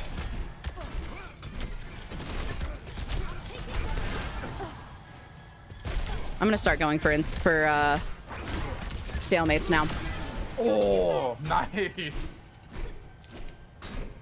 Are you just dueling today, or are there any ranked? We might do ranked here in a little bit. We're gonna just do some dueling first. He's gonna swap off a Doom here in a minute. We're just gonna go through a bunch of different heroes and duel. Thank you, Blaze. I love that. Yeah, apparently Xbox servers are in the ditches or in the gutters right now.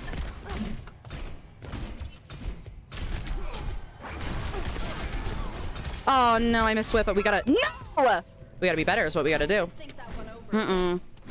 Would you be playing Dead by Daylight soon? Maybe. There's a world. We're playing with Phoenix on Thursday, and I think we plan to play Overwatch, but there's a world where Phoenix would probably be down to play some Dead by Daylight, or play to mix and do Dead by Daylight, Phoenix, or Overwatch at first and then swap to Dead by Daylight. I don't know. That's me. Just don't take that as gospel, though, because that's just me speculating here. We offered that. He's gonna really want to capitalize on that quickly. I really need to buy a better tile here. Fucking squirrel, come back. I have to get the burst there. We've got to protect our shield here really bad. He knows I don't have. He knows I don't have. He knows I don't have. Oh my god, we're dead. We've missed too much. We've missed too much. We've missed too much. We've missed too much. Oh. I didn't deserve that. I didn't deserve it. I need to hit my shots. If you're not hitting your shots and I'm not hitting my shots, who's driving his bus? Fucking God, I guess. But that's exactly it with the Doom. It's just like every resource that you volunteer is assigned to him. Like, you'll watch the moment I volunteer anything. If he sees me bash or he sees me whip, he's gonna start like acting a fool on me, because that is one less resource of you know, that I have to problem solve into him with. He's gonna want to rep that way. I'm playing it too close. I'm playing it too close. I'm playing it too close. No! We had to get shield up faster. I don't know if that's up to date, Wolfie. Devo and Tamaga are my favorite tanks to be punishing because it's funny. All right, you want to run like 1 or 2 more and then swaps to someone else? Well, we have 30 seconds left. Oh, okay, cool. We'll just run till we'll just go till the lobby runs out.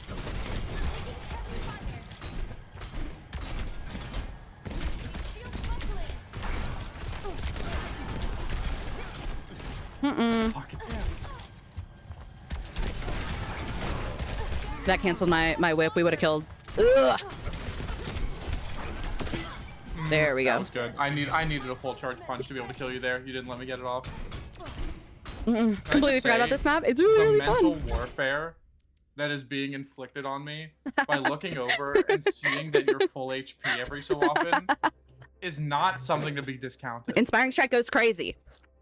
Yeah, not at all. And like that's why like you again as Brig, I've emphasized before that anti-dive doesn't necessarily mean killing the dive. Whether it is something that you have a better dual potential with, like a Tracer, a Genji, or it is something like a Doom that you're gonna have like a harder dual potential with, you know, your goal in playing anti-dive is not necessarily to kill, to actually just in a controlled setting, you're not gonna have like a 1v1 and you get to kill them. If you can kill somebody, take it, right? But your job is to discourage dive. Your job is to run off dive. Your job is to make dive as expensive as possible, to waste their time. You know, I've said it before, but like a Tracer engaging on you, if Tracer, most dive operates in that they have an ability that they use to get in and an ability that they're going to use to get out, right? Once they have used those resources, they have to stop and reset. They don't have a good engagement. They're going to risk getting caught out if they try to engage. Like a Tracer without recall isn't going to be a confident Tracer who's going to be hopping in there, right? So effectively, if you force out recall on a Tracer and she leaves, you've bought yourself about the same time as if you killed her, right? And if you chase her and you greed, you are more likely to put yourself out of position, get away from your team, have somebody else on her team capitalize on you. Absolutely. You know? Absolutely. Give me like 10 seconds to hit send on a tiny email. Okay, I'll also, you go whoever you want next. Okay. Brig getting an even matchup to half the dive tanks is hilarious. Yeah. Inspiring There is someone that's most helpful. Like my deepest and soul felt desire is to be helpful. So if there is someone I believe that about you. Small category of people that you would like me to I think there's some, like I think there's some that I'd love to see, and I think like we can let chat pick some soon. But I think I think for now you just play whoever. Okay. And like I said, I don't know if you saw the message before when you were talking to me about it.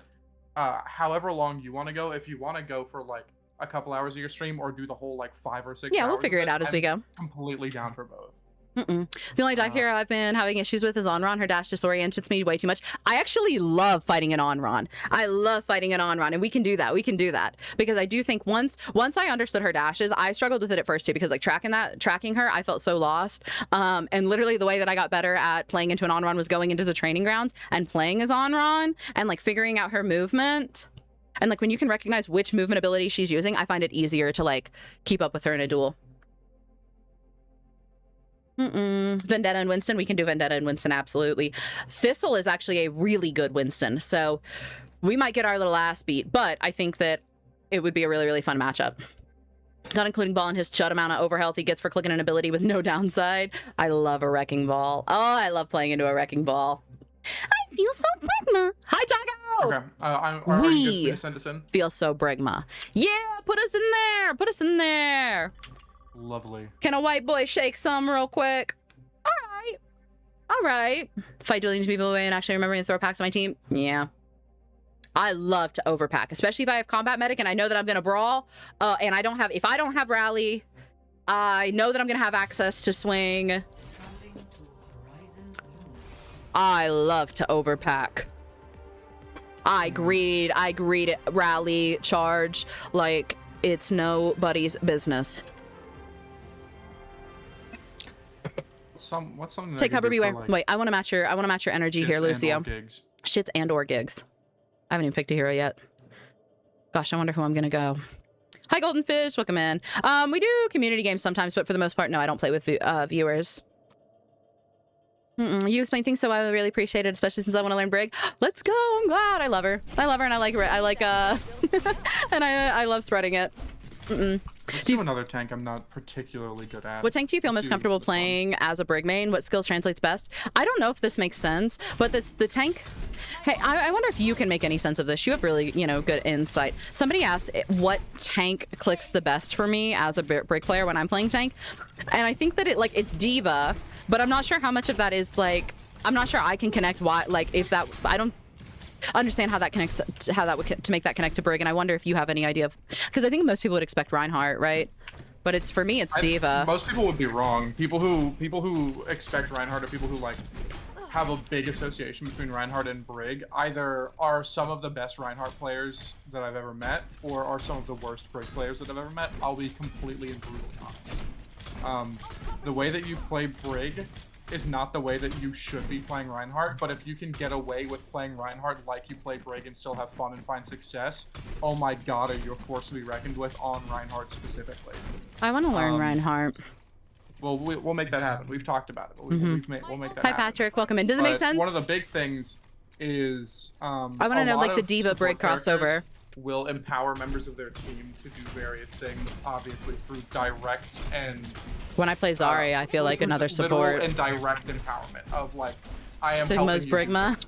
And a lot of support players will feel that power a lot better in certain tanks.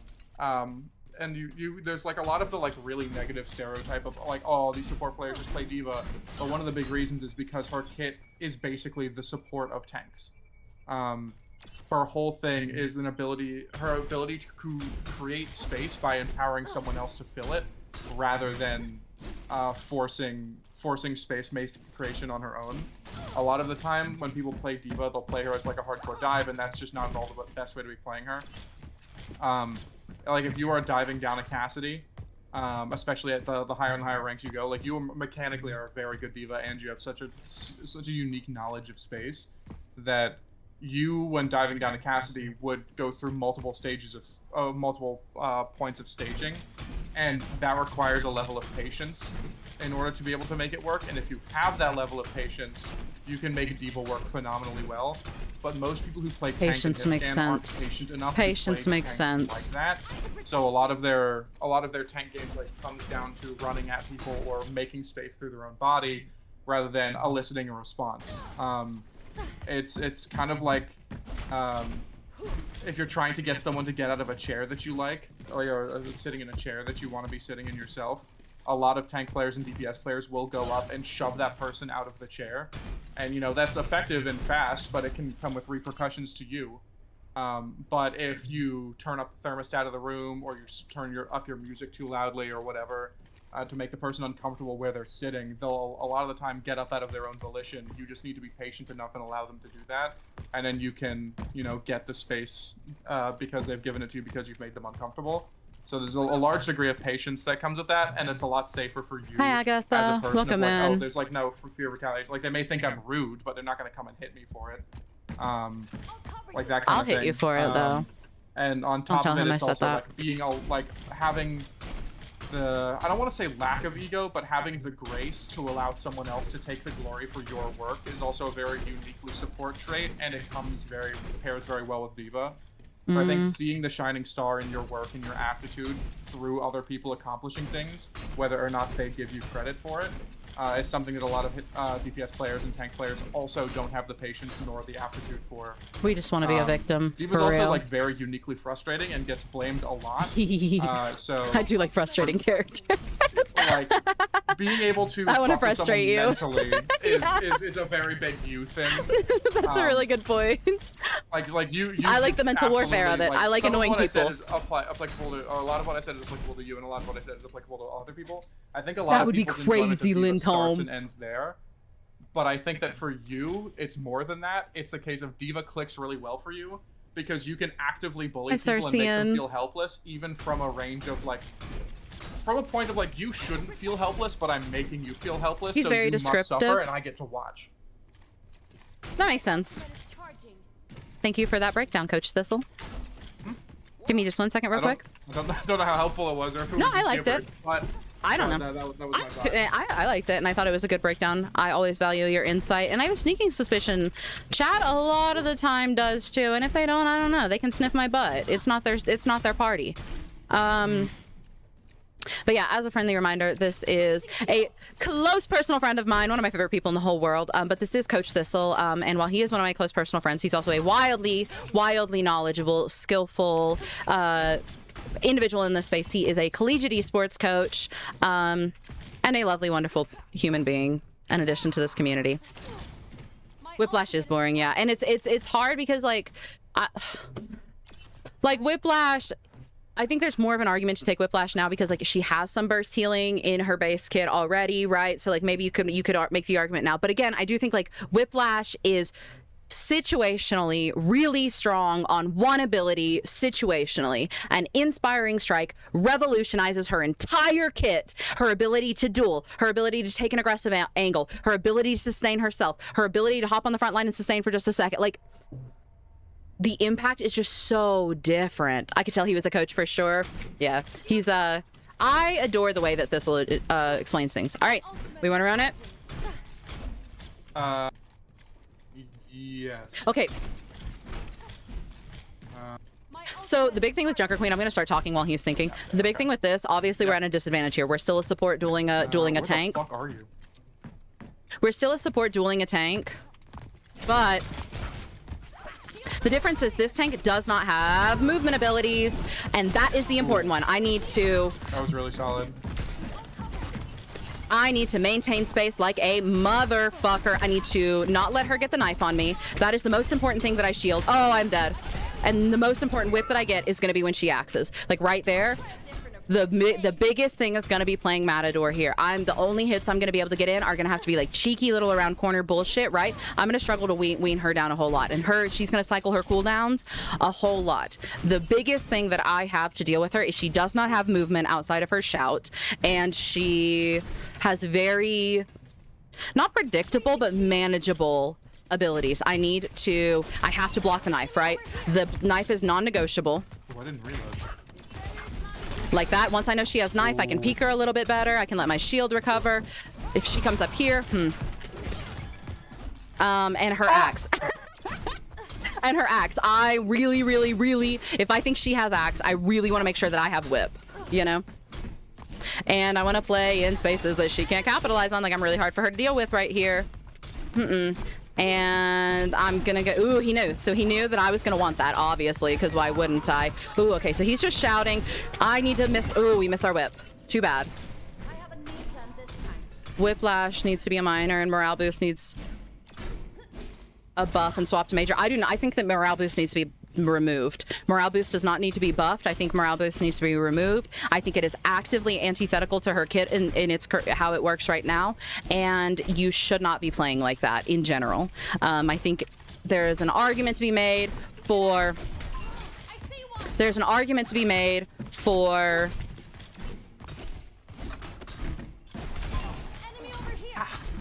covering her, this making her a little bit weaker in that, like, ooh, okay, so this is bad. We're gonna wait until she, if she gets the knife on you, you're going to wait until she pulls, and then you're gonna bash away, because if you bash before she pulls, she's just gonna yank your little ass back, right?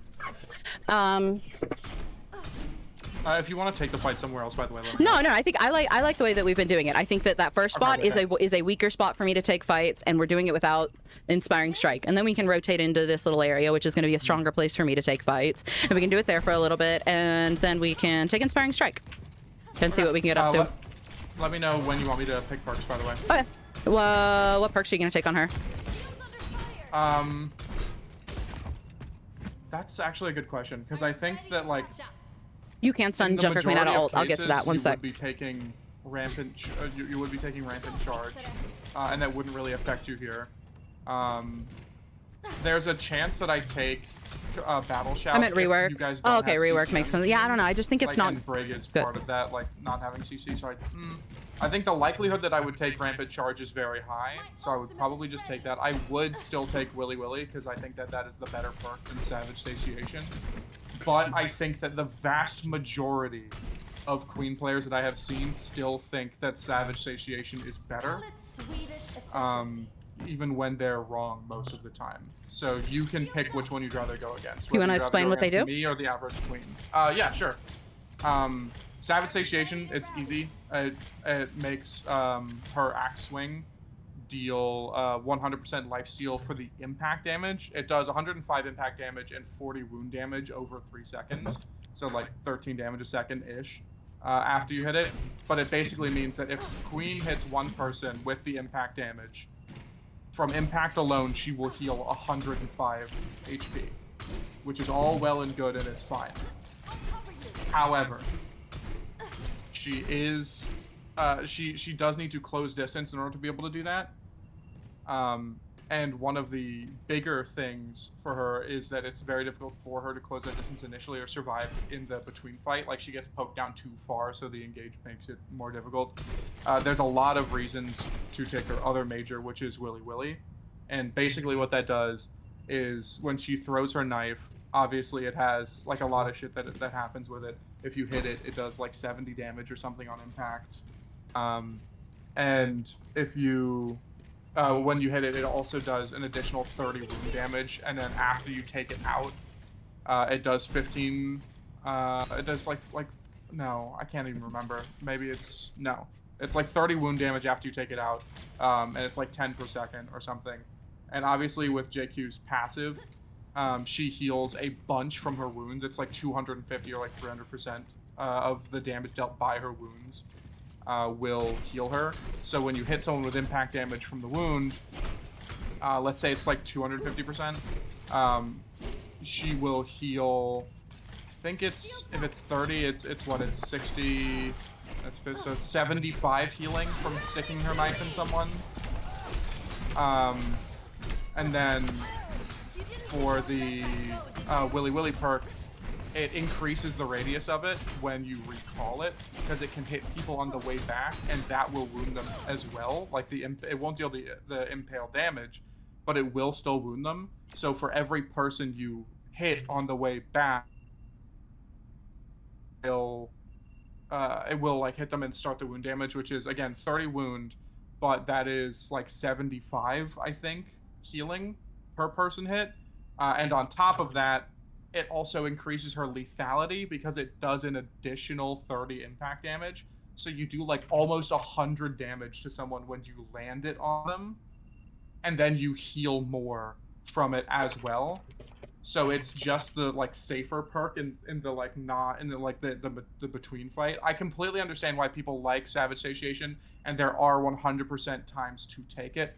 I get it, and it's a lot easier to land. It's the lower skill perk, but Willy Willy is objectively the better perk in more scenarios because it makes your mid fight and your sustain a lot more consistent, and it also spreads it out across 2 different cooldowns. So that if your Carnage gets Suzu'd or bubbled or you booped out of it like a good Brig like Poe would tend to do, you're not fucked over because all of your ducks are in one basket or all of your eggs are in one row. You know what I mean? So like it spreads it out, it makes it safer, and it makes you more lethal because it increases your impact damage from like 60 to like 100 or 65 to 95 or whatever it is. It's so refreshing damage, having someone as passionate and yappy as I am. I have to say. I know a lot of people just by default take Savage Satiation because it's easier to understand, and I get it. But I promise you, even if it doesn't feel like it, Willy Willy is a really, really, really good queen perk. All that to say, you take whatever. I don't care. Put me in the worst position you want to. Okay.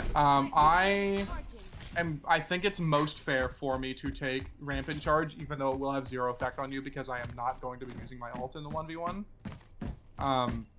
But when you take Inspiring Strike, I will take Willy Willy. Sounds good.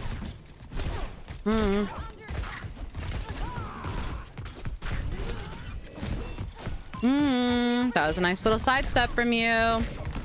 And we're out of resources. I thought I cracked your shield there. I tried to hit it. I did not. Anyway, let me go back and explain because you had that question and I wanted to answer, but I also didn't want to speak over THISTLE here. If when Junker Queen ults, you can absolutely cancel her ult with Rally. However, she has a perk that gives her Unstoppable, and Unstoppable It means exactly what it sounds like. You can't stop her. So if the Junker Queen does not have her first perk, or she does not take it, you can cancel her out of her ult at any point in time. If you can catch her with Rally as she does the animation to like start it up. But even once she dashes forward, as soon as you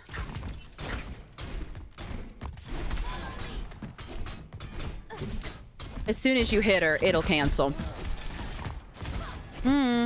So again, we've just got to play like really careful with our resources here. We can't let her in. We don't have a lot of potential, especially without Inspiring Strike, to like just full 1v1 this. I want to play space. I want to play for her big cooldowns, and I want to really, really, really manage the space that I'm allowing her to have on me. And not let my shield break. You play Ana? I do play some Ana.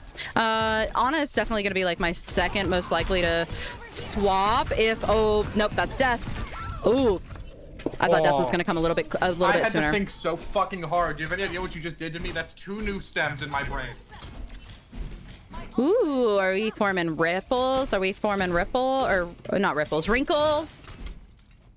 This is, yeah, Horizon Lunar Colony is in the custom games. So a lot of it is like understanding. Now again, remember that we are starting this first little area that we keep dueling in. This is gonna be like one of the worst spots, like a much worse spot for me to duel, right? And I don't have Inspiring Strike yet. So just like we did with Doom, here in a minute, we will swap to somewhere I'm a little better, and we'll duel it out like that.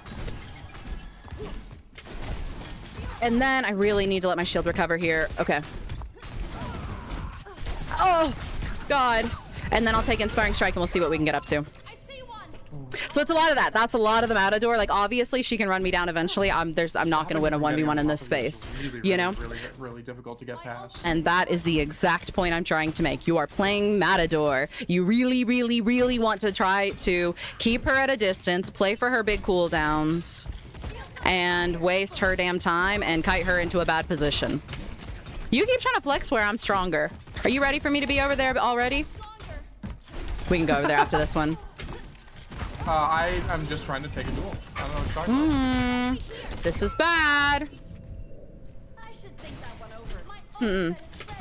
Mythical, thank you for the 5 months, beloved. Yeah, Junker Queen's a hard matchup for Brig, but you gotta know when you have an advantage, right? A lot of it comes down to not taking fights until you have an advantage. You know, a Junker Queen without cooldowns. Once I have Inspiring Strike, if I have a health pack to play off of. If she doesn't have cooldowns, That's not great. Can I? Oh, that would have been really. That was really funny seeing you peek up over that. Like, I did throw a whip for it. Whoa! How'd you get over there so fast? That was crazy.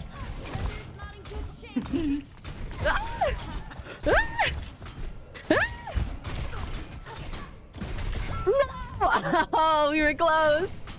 THISTLE does not make content. He is a collegiate esports coach, but he does not make content. He shows up on my stream a whole lot. He's one of my best friends, one of my favorite people, and so, you know, I like to joke that he's part of the post-cinematic universe. But as of right now, he does not make content. Our playstyles are very different. After the shout and axe, I would have been in her face. We can try. Here, I'll do that. Without Inspiring Strike, mind you. Actually, hold on. Can we reset real quick? Yeah. Start fresh. You want me to? Yeah. All right. Let me get back there. No, it's fine. All right, let's go. So we're waiting for shout and axe. There's knife. There's shout. We just die. I fucked up. Having a high sensitivity when playing Brig? I think it's really preference. Like, a lot of that stuff is, like, in theory, it's better to have a lower sensitivity on most things. But a lot of it comes down to preference. Like, your sensitivity should reflect, like, how much mouth space you have. There's knife. How much mouth space you have.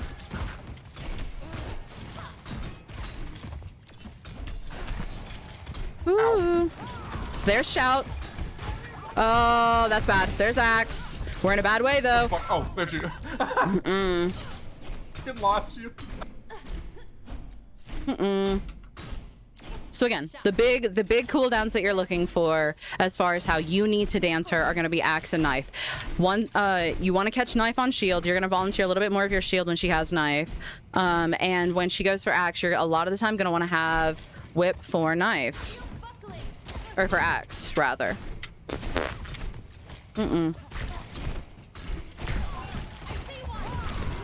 That's... Oh, she still gets it, too. I can't stand her little ass. Oh. Yeah. She's, I mean, it's not an ideal. Like, it's not an ideal 1v1. She is a tank. But the big thing with Junker Queen is, like, she is so scary, right? She can poke your shield out at some range. You get close up on her. She has a lot more threat potential. You have to play smart. You have to play for space. Oh, stop. Hold on. I fucked up right off the rip and accidentally bashed into a wall. Mouth space, and I was a little confused. Fair. Yeah, that axe hitting me around the corner, terrible. I just finished watching the Odyssey again. It was so peak. 3 times peak? Hell yeah, Vanny, I haven't seen it yet. All right. All right.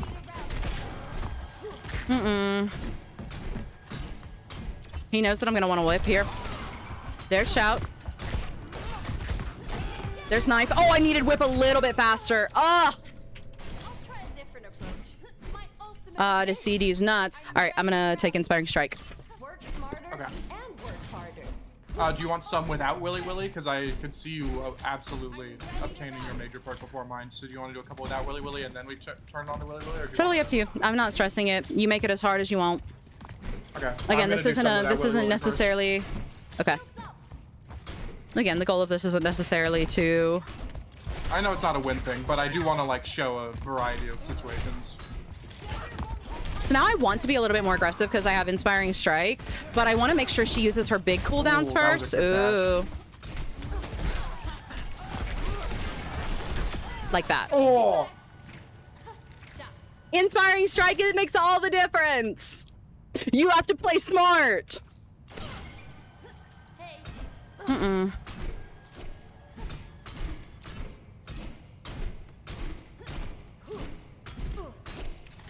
Do you have any Ana tips? I'm probably a bad person to ask. Ana is like my secondary hero. Brig is definitely like, I put all my skill points into Brig, I fear. But I know a lot of really great Ana creators. You got, you know, Phoenix Fox, Cinnabum, Hydro, who are all probably better people to ask, you know.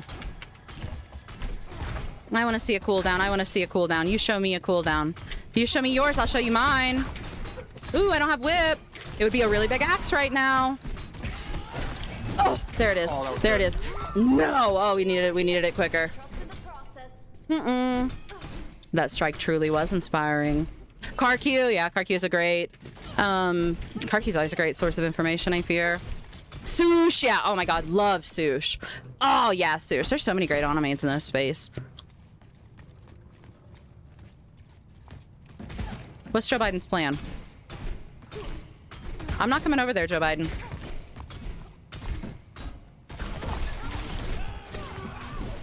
So that's axe and knife.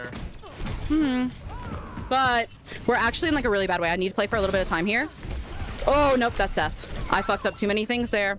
We didn't have Inspire. We didn't sustain ourselves. Are we able to see his face somewhere? No. No, I respect Thistle's privacy. Karq has a few Ana breakdown videos.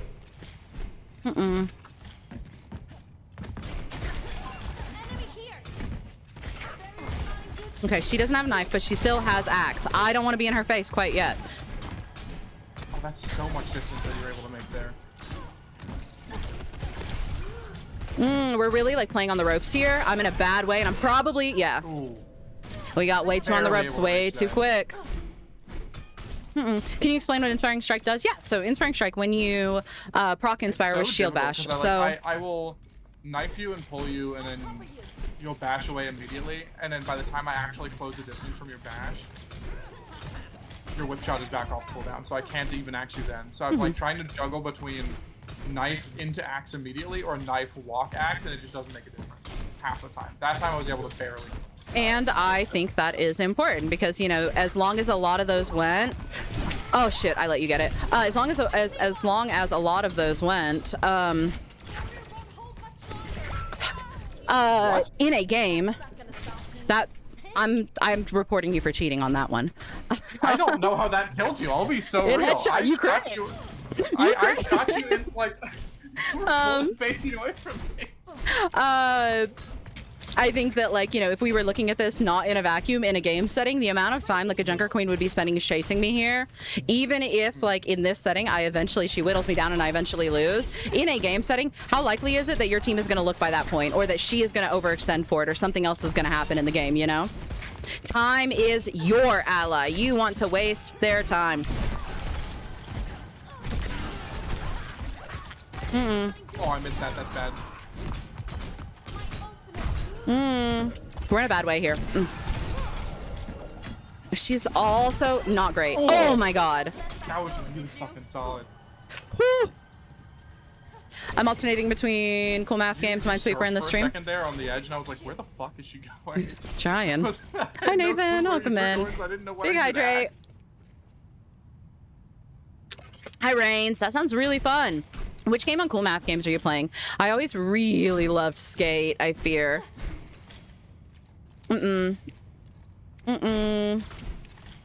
Guys, they said in a vacuum because this map is in space. That was a very good joke. Please clap. Please clap. Please clap. All right. Ow. Yes. Yes. Oh. Catch you there. Didn't work. No. I got greedy. I got greedy before you used shout. But I was really so tickled about that. That was so fucking good. God damn. Still clocked into work? You're so brave, dude. Get your ass down from there. Ah, you think I'm some kind of fool? You think I'm some kind of...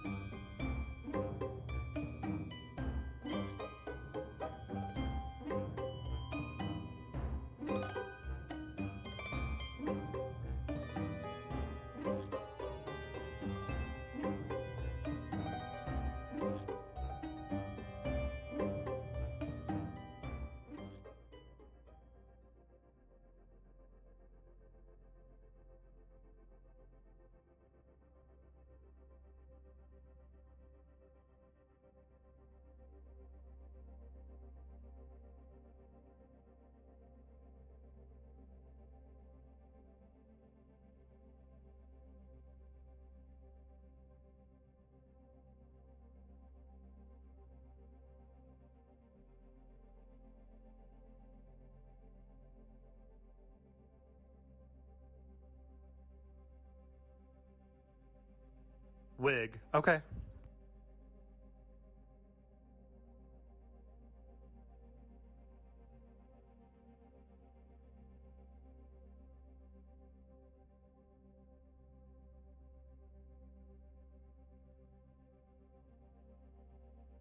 I feel so pregnant. Cat.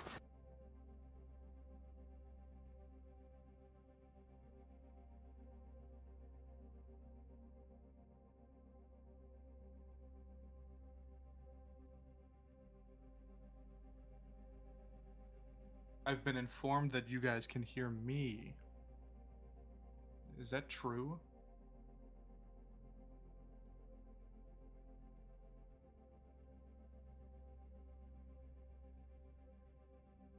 I've been asked to entertain the children.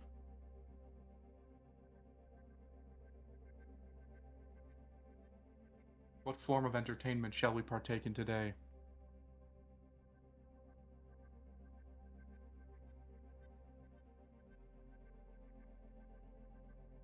Oh fuck, no, you unfortunately, we will not be hearing any Thistle singing. I will not subject you guys to that. I think post docs will go down immediately if we do something like that. Story time? Ooh, we could do stories. Do we have anyone who's familiar with Twitch TOS in the chat, like Reddy or Starry or Starfy or anyone? Like, what am I allowed to read? Am I allowed to read a story?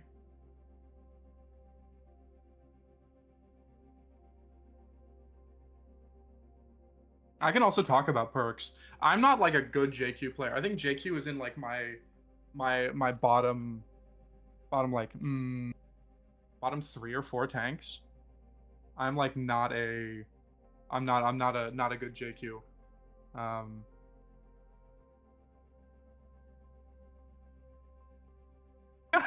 God, is that you? That's awesome.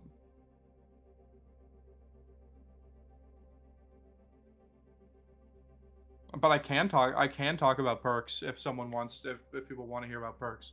I could also talk about I don't know, D&D campaigns. I've been a dungeon master for like 11 years, so I could talk about Dungeons and Dragons campaigns that I've run. Those are some good questions.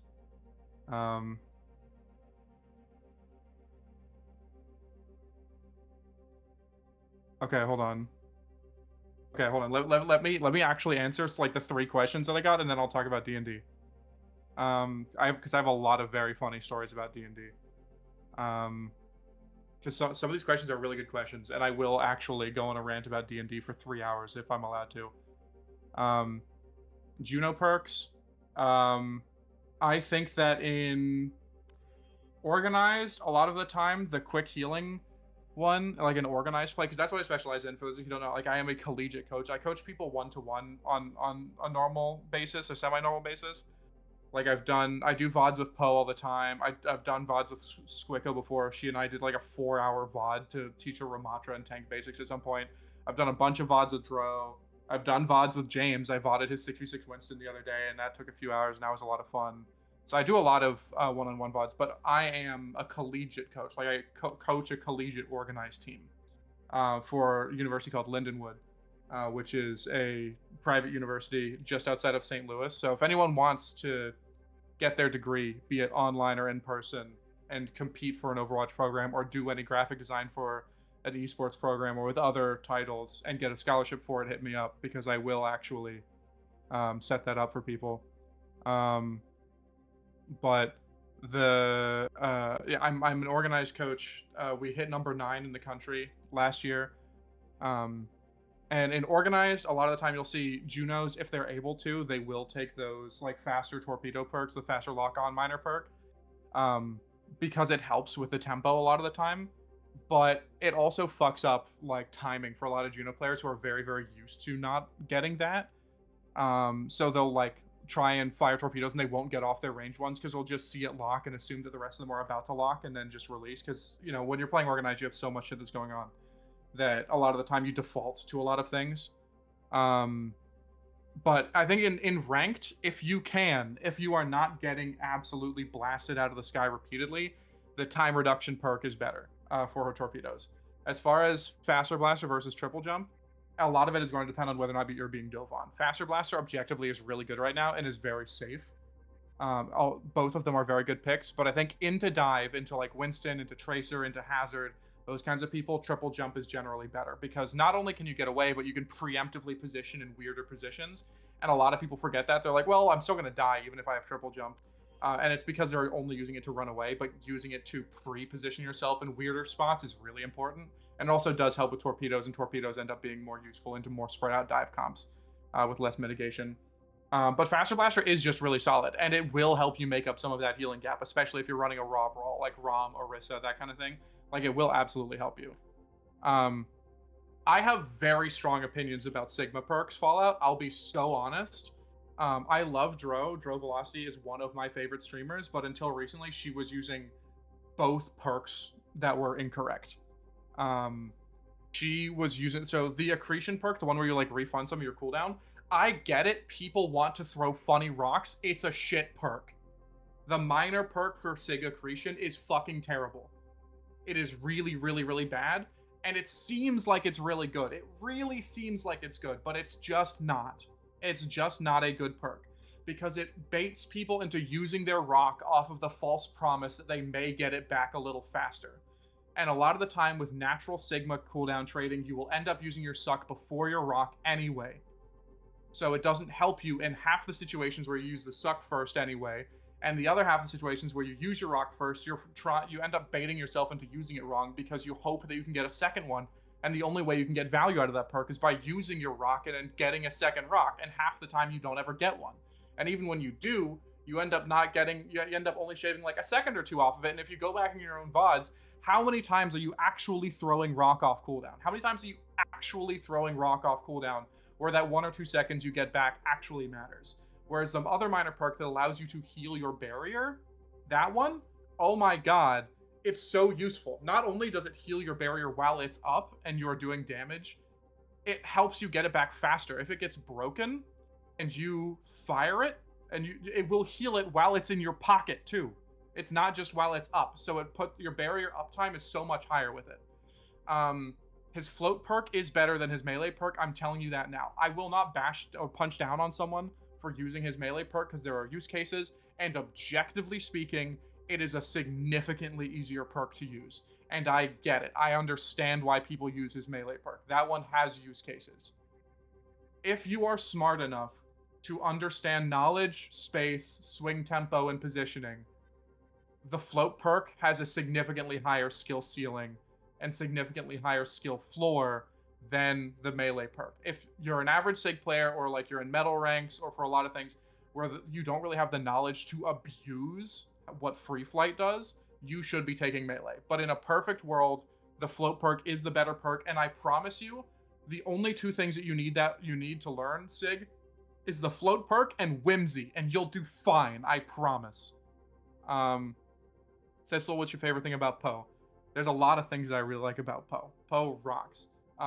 It may not be very obvious in the slightest, but I get incredibly nervous when I'm going on people's streams. I've been on Squicko's stream before, I've been on Dro's stream, been Fox, Phoenix, Fox, James's stream before. I've been on like Shelby Bob's stream. I've been on Sham's stream before. I've been on like with Puff and Soapy, and I've been on with B-Dog. Like a lot of people's streams I have either been on or like queued into them and talked to them while they're on their stream. I get terrified every time. Every time I get terrified as soon as that happens.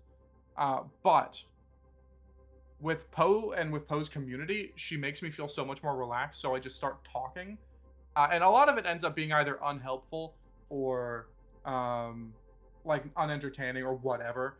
But for the most part, I feel a lot more relaxed with Poe. So her ability to innately make me feel more relaxed and more welcome, and the ability that, like, clearly a lot of the time when you've got a streamer and you've got the community, their community is a direct reflection of her, or a direct reflection of that streamer.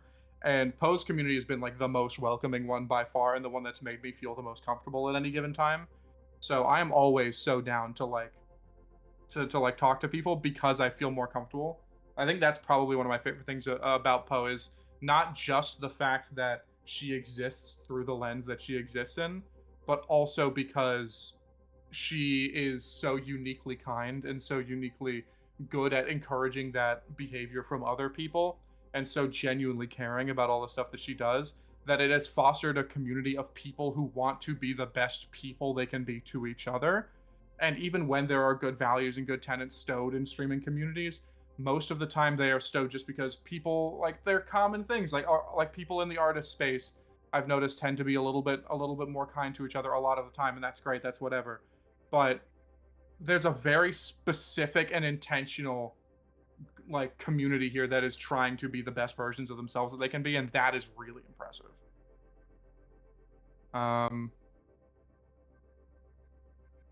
Okay, I lost a lot of stuff. Favorite D&D class other than Hexblade? Hexblade is not even my favorite. Like Hexblade is cool, Sponge. Like Hexblade is cool. But my first tattoo that I ever got was when I was 16, and it was the symbol of the Paladin from D&D 5e. Paladin is by far and away my favorite class. Like it's not close. It is not close at all. I think that one of the biggest things for me for the Paladin is that in like D&D 4th edition and like before that, D&D 4.5 before that, Paladins and Clerics had a lot of crossover to them. Like they are very, very similar in that they served a god, they served a religion or a group of gods or a pantheon, and derived their power from this pantheon. And that's cool. Like objectively, that is cool. But D&D 5th edition has made Paladins the single greatest fantasy class out of any iteration of Paladin, out of any iteration of fantasy at all, period. And I'll explain to you why. Hexblade, Warlock, they get their shit from a patron. Sorcerers, like they get their shit because like it's been donated to them by some bloodline or some wild magic, some whatever. Clerics, it's the same shit. Druids, it's the same thing. But oh my god, Paladins in 5th edition, I don't know if you guys know this, don't need a deity. They do not need a deity, they do not need a god, they do not need a pantheon. Paladins can be non-religious in Dungeons & Dragons 5th edition because they do not derive their power inherently from religion in D&D 5th edition and beyond. What they do get their power from outside of that is they get their power from the universe bending its will to allow them to accomplish something. So fundamentally, a 4th edition Paladin and every other fantasy edition of a Paladin that you've ever seen, they swear an oath of fealty and the god is like, yeah, I believe you, you can do that. But in 5th edition Dungeons & Dragons, a Paladin does not need to be religious. They can see something happen and have such a strong response, such a strong feeling, and swear the strongest oath that has ever been sworn, and the universe will bend reality to allow them to accomplish the oath that they have taken. That is the way Paladins work in D&D. It is not necessarily a god. They can see someone in their family die. There can be a Paladin in the most typical way of like, my job is to defend. Like my wife is in trouble. My kingdom is in trouble. My children are in trouble. Or like, I watched my parents die. I swear on everything that this will never happen again under my watch. And the universe is like, all right, you got that. You can do it. You can absolutely do it. You do that. And like, if you look through, like, a lot of their shit still has like holy connotation, like their divine smite or their like shield of faith. Looking at reality like a religion is cool as hell. If you are seeing reality as a religion, like if you are looking at Shield of Faith as them having faith in the oath that they have sworn instead of faith to a god, how much cooler is that?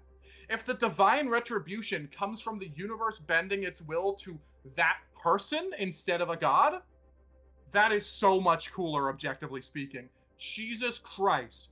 If you imagine Divine Smite not as a holy light coming from their blade because a god has blessed it, but because they have cuts through the universe and the atoms vibrate at such a speed that they follow up, they have a follow-up like attack and damage to this person's sword because the sword's wielder believes that they will never cause harm to come to the innocents again. How is this not objectively the coolest class that has ever been anywhere ever? It is so fucking cool. Paladins can believe anything. And as long as they believe it's strong enough, they are able to bend reality to their will to accomplish that goal. Like, I don't understand how that is not the coolest thing that's ever been written in fantasy. Like, I get that there are so many other cool shit. Like, I get that wizards can do shit because they've studied. I get that bards can do shit because they entertain. I get that warlocks do shit because another entity has allowed them to do it. But, like, there's a world out there where there's a paladin who believed in his heart so hard that he made the greatest sandwich in the world, and he has sworn to protect the recipe from anyone. That the second a god tries to come along and fight him for that recipe, a high enough level paladin can use the love he has for a sandwich recipe to kill a god.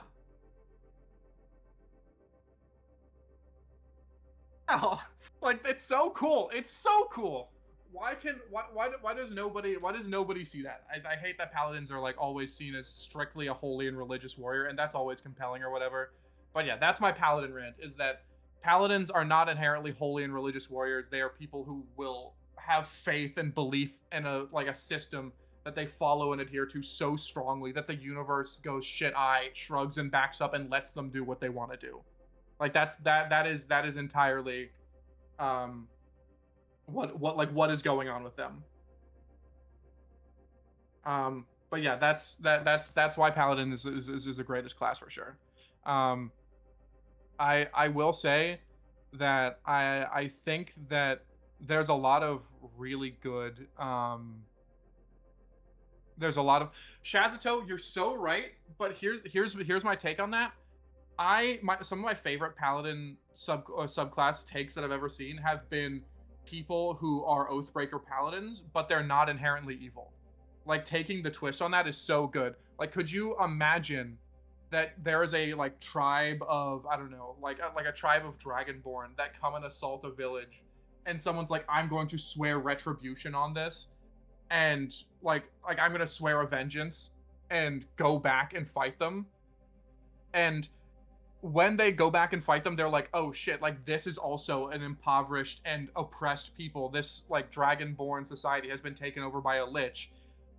I swore an oath of vengeance. I can't bring myself to kill them. I will instead protect them. And you have two ways that you can take that. You can either retake an oath and swear an oath of devotion or an oath of whatever to protect these people that you swore against, or you can go down the lane of Oathbreaker and be like, I will not seek vengeance. This is not the way to make me happy.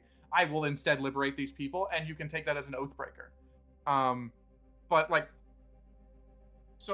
just the idea of someone who swears an oath so strongly or believes in something so strongly that they allow things to happen, you can take that and apply that to so many fictional characters who do not have powers, so to speak, but seem to get lucky or have I don't know, some degree of main character syndrome, or they've got plot armor.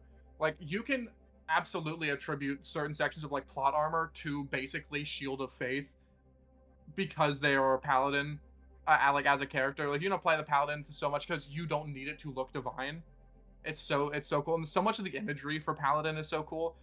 Divine Sense is one of the coolest and most underutilized abilities in Dungeons and Dragons. The fact that you can hear good and smell evil is really cool. Can you imagine just as a character walking into a room and inhaling through their nose and being like, okay, there's orcs nearby? That shit is just cool because you can sense certain things. That shit is always just really cool. Hold on, someone asked me a question. Dro, my favorite color. I've got a lot. I've got a top 3, I think. I really like light blue.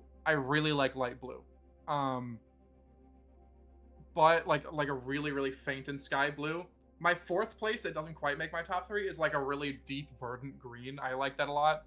But my top 2 would be like entirely coincidentally, the like lilac kind of purple that tends to be associated with thistles. I really like, and then obviously like pink is a big one. Pink is just a color that I feel like is appreciated in this community, but pink is one of my favorite colors on top of that.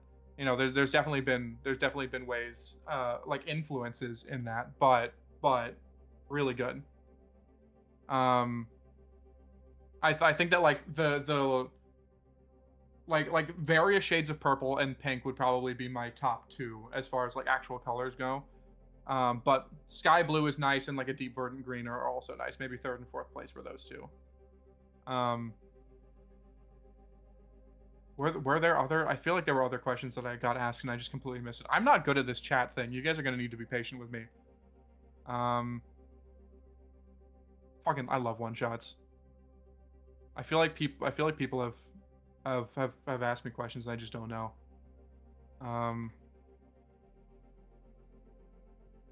Yeah, Shaz, you can ask me a question. Knock, knock. Bro asked if I considered. Oh, hi. Oh, hi. Oh, hi. Hello. Give me a sec here. Hi, y'all. We're back. Everyone is fine. I am fine. My grandma is fine. Thank you guys for your patience. We did have a medical emergency, and it was something that I needed to deal with on the spot. And so I super appreciate y'all's patience. I super appreciate this whole keeping y'all entertained and things going. But we're okay. We're okay. I'm okay. My grandma is okay. Everything is settled now. But we were having a little bit of a medical emergency. And like I said, it was something we didn't have time to really do anything or look at anything else. And she is always going to be my priority. So everyone is good. Thank you guys. I appreciate you so much. And thank you again, Thistle. I appreciate you, beloved. Of course. Hi, Skeleton. I am Welcome always in. here to be universally helpful. I got to talk about Dungeons and Dragons. Oh, so you were thrilled. Perfect. Oh yeah, I went on. I don't know if I'm pretty sure I've done my paladin rant to you before of like why paladins are the coolest class ever because they don't need to be religious and they can swear an oath in the universal bend its will. Like I did that whole thing and talked about paladins. That sounds like you. Yeah. Give me one sec here real quick. Thistle did fantastic, by the way. He and chat talked about D&D and paladins, and it was all a very fun time. I'm so glad, y'all. I'm so glad. I mean, we knew Thistle was the best, right? But I super appreciate it. Thank you for all the love. I'm sorry. I know that was probably like scary on y'all's end. Everyone's okay. We're good. Nobody cried. They were all very brave. And I'm really proud of them for that, honestly. Mm. I'm just going to restart my live on TikTok real quick. All right. That's better. I did talk a little bit about perks. Ooh. Who's perks? Someone was asking me. They asked me about Juno and they asked me about Sig.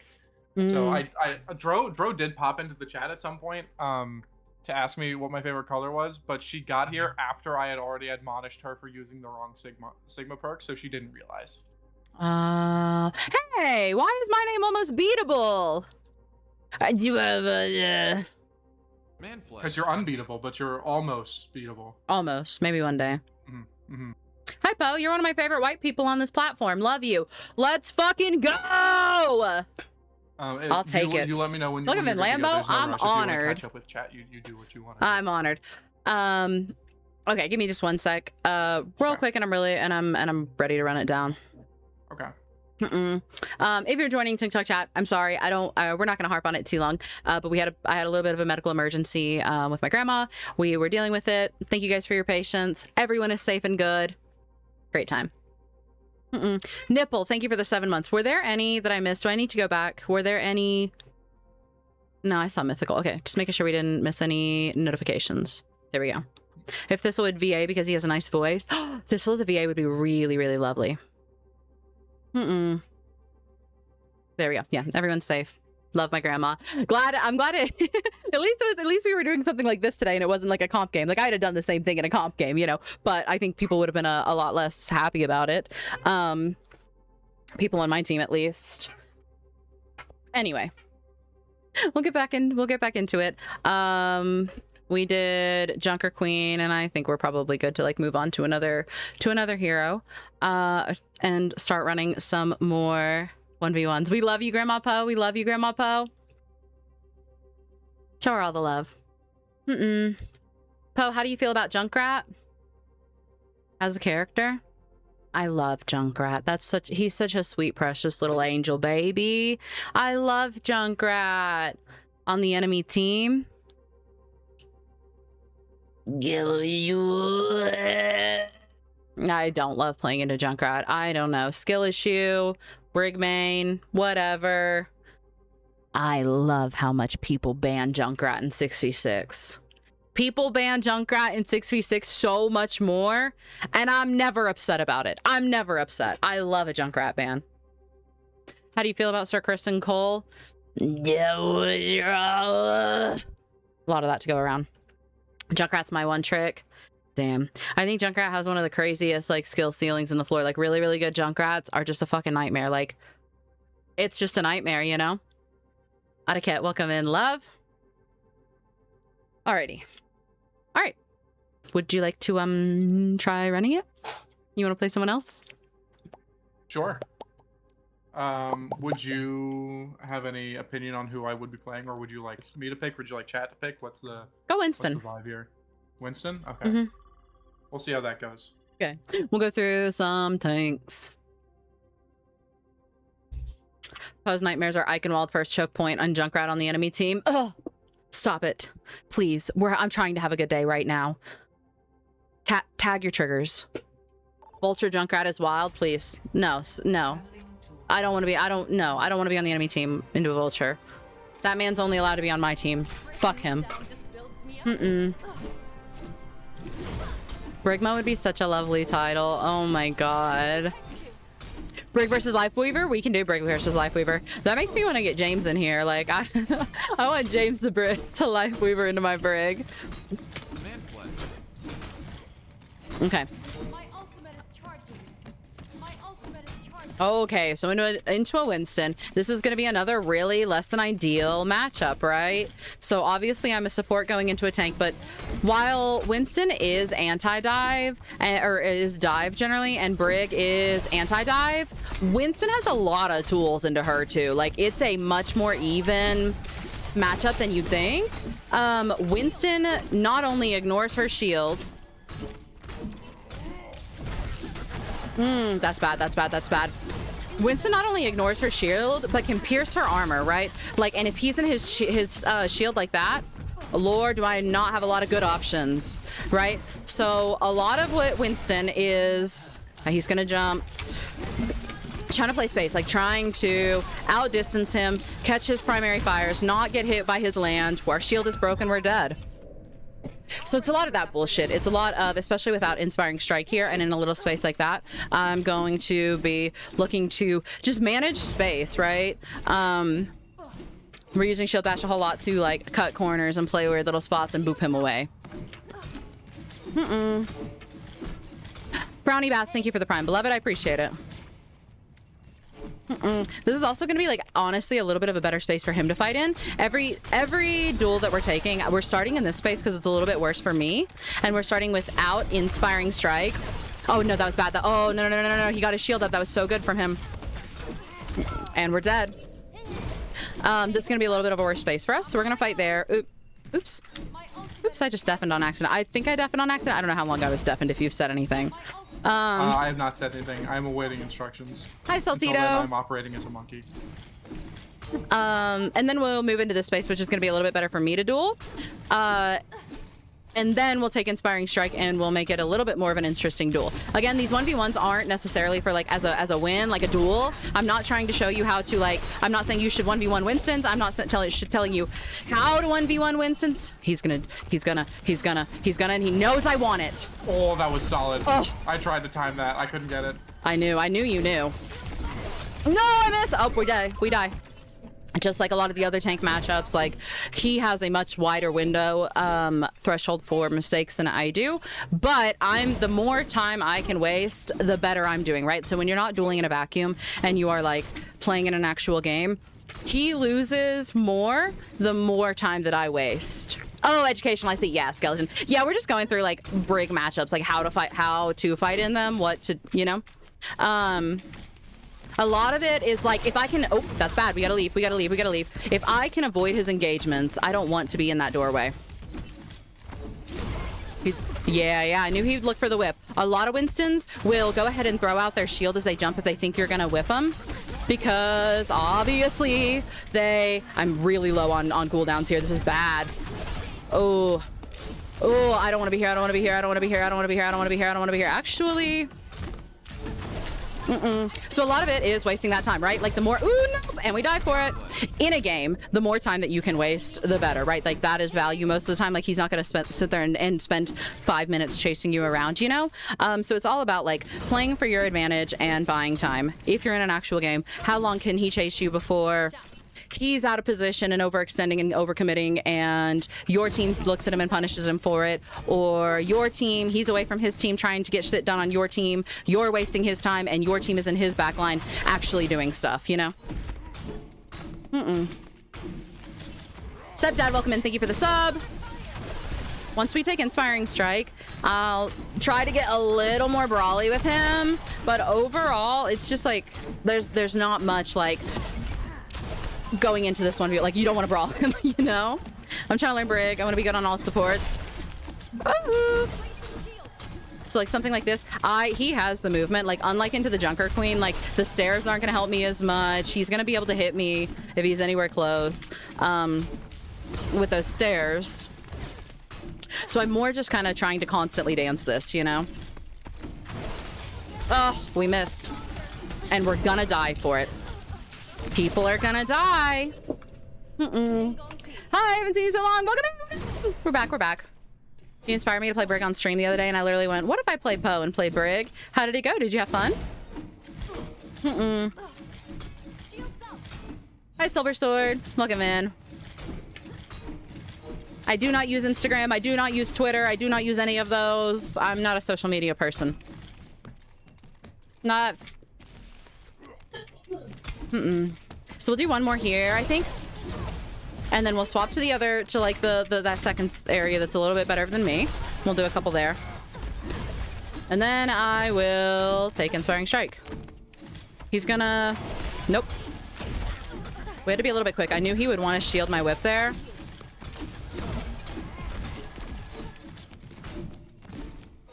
So again, a lot of this dancing.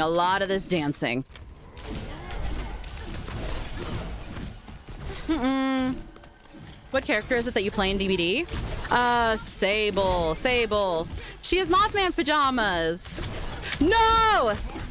Oh, we're dead. I'm alive? Not for long. I'm not a social media person, she says, with 100,000 followers on TikTok. That's true. We're a TikTok person, I fear. If I'm playing into a Ryan Genji Reaper, I'm gonna tell you Combat Medic Inspiring Strike. For the most part, if you want my opinion and how I'm gonna play, I'm gonna take Combat Medic and Inspiring Strike in almost every single situation ever. Doesn't matter who I'm playing against, really and truly. Brig 1v1's. We are doing Brig 1v1's. You missed the Doomfist, Nexy. I should have tapped you in. All right, you wanna move into this area? Yeah. Ooh. Okay. So we fucked up off the rip. We missed our rally, right? But this is okay, just like in the other duels, this is like a little bit of a stronger area for us to duel and like manage space in general. Like I'm still not gonna like take a fight on him, and that did not look like it should have missed me, I'll be real. That looked like it hit me in the forehead on my end. I think you're hacking. I guess I'm scared to play Brig, and then I see your streams and I'm like, oh, I can try that, but I always scare myself again. You can do it, Juno. You can do it. I'm telling you, you can do it. You can do it. I know you can do it. The first step to being really good at something is not being good at it. So you're already partway there, you know, like it's part of the process. It's uncomfortable, like the I suck at this phase, but it is part of the process. Oh, we die. We die.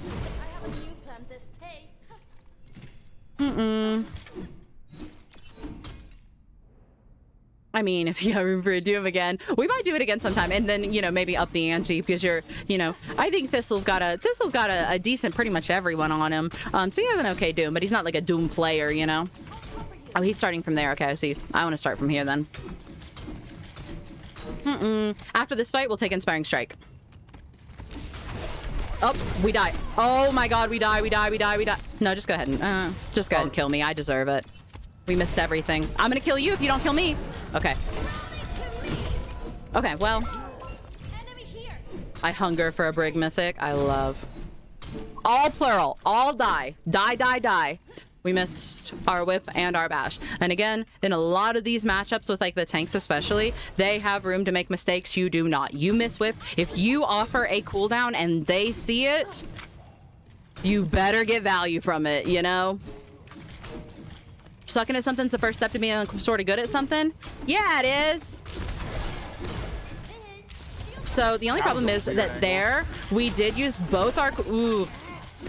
We did use both our cooldowns, and so we're in a really weird way with our cooldowns at the moment.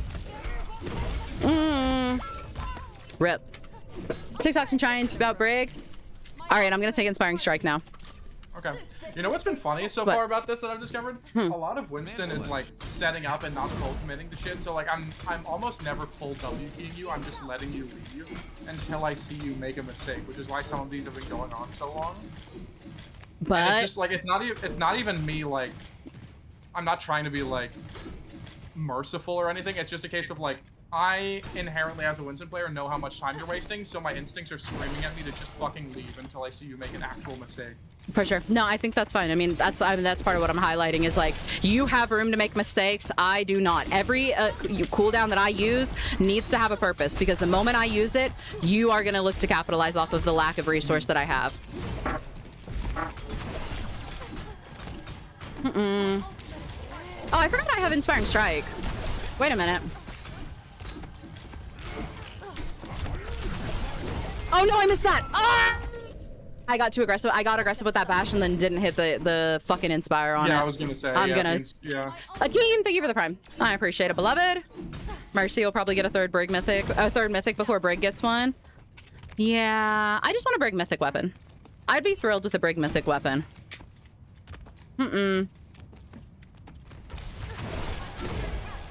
We did use both cooldowns there, which puts us in a really bad space that he is going to want to capitalize off of quickly.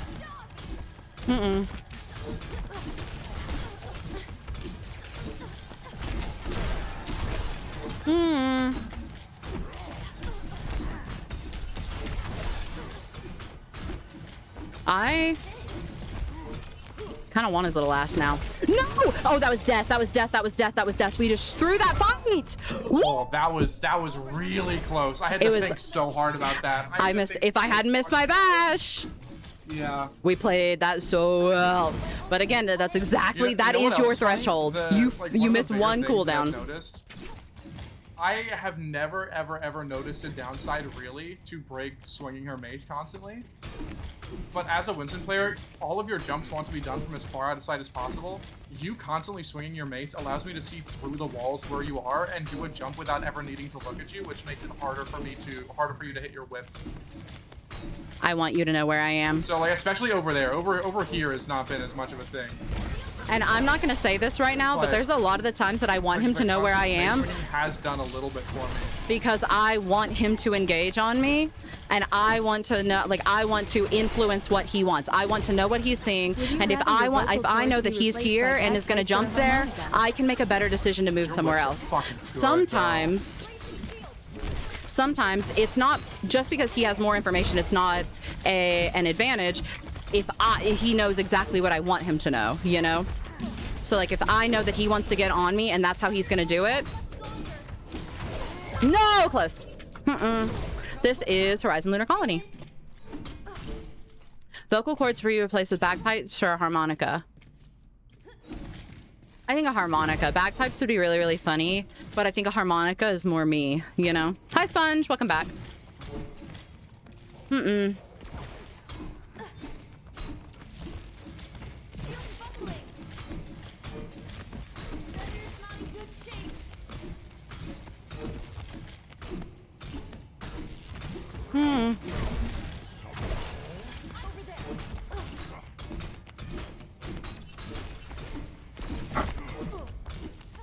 See, like if I know that he knows where I am, I can make a really good decision about where I'm gonna be when he gets to where he wants to be, you know? I messed up. But I think I get out. I think, nope. There was a world. Hi, YOLO, welcome in. We've been working on it. We have an art competition for the Brig Doc now, so we've decided to just go ahead and push it back. The art is due August 5th, so I'm hoping to do the actual boot camp sometime at the beginning of August. Have you seen the Frag Rentica Tran? I have not. Hi, Rainan Wolf, welcome in. How was your stream? Welcome in. Thank you for the raid. Are you using the environment more 1v1, or do you generally want to use the environment as a lot as Brig? A lot as Brig. This is how you should be fighting most things. Like, the whole point of like the 1v1s here is I'm not necessarily trying to like, I'm not telling you to brawl a Winston and try to win a 1v1 with a Winston, you know? But I'm trying to show you like how to take that fight. Like what taking those fights looks like and how, oh, a lot of bad things just happened. And I don't think I recover.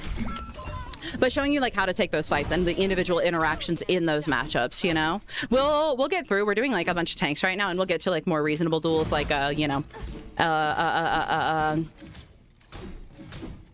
like DPS supports, whatnot. But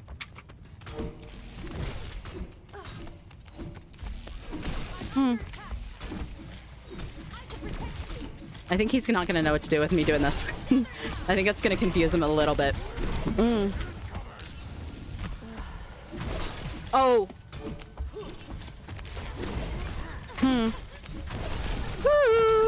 We're in a really bad way here. It's not unrecoverable, but it's not good. Oh, we were so close. That one was closer. That one was closer. Hi, Raj Dog. Welcome in. How are you? Brig versus Venturison. We can do that. All right, you want to do like one more and then swap to someone else? Sure. I'm gonna do. Actually, no, I'm not. I was gonna say that, like I was saving it to maybe do a major perk one, where I was running healing bubble, but I don't know that it's worth it. Oh, hello.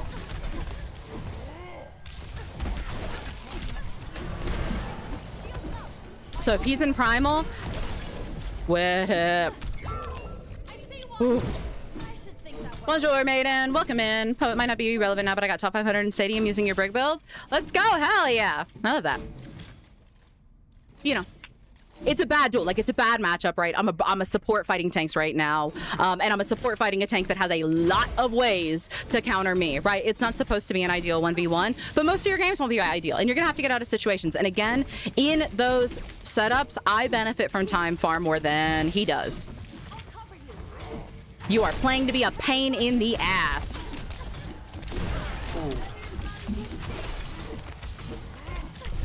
Damn, I just fucked up. I just fucked up severely. You played that so well. Oh my god. And I had the opportunity to get aggressive there instead of just kite it, you know? You want to take fights on your terms. You want to have the advantage. How often do people tell you to switch from Brig? I honestly, like, not as often as like it used to be. I think that like the player base used to like hate Brig a little bit more. And anytime I tried to play Brig, like I'd have someone be like, GG, we have a Brig, right? I think it's better now. I definitely get asked to swap occasionally, but I think more often than not when I am asked, it's like somebody just like baseline, like I go Brig off the rip and they're like, oh, can you swap Brig, you know? I'm absolutely willing to swap off a Brig if I'm not getting value. You want to go someone else? Sure.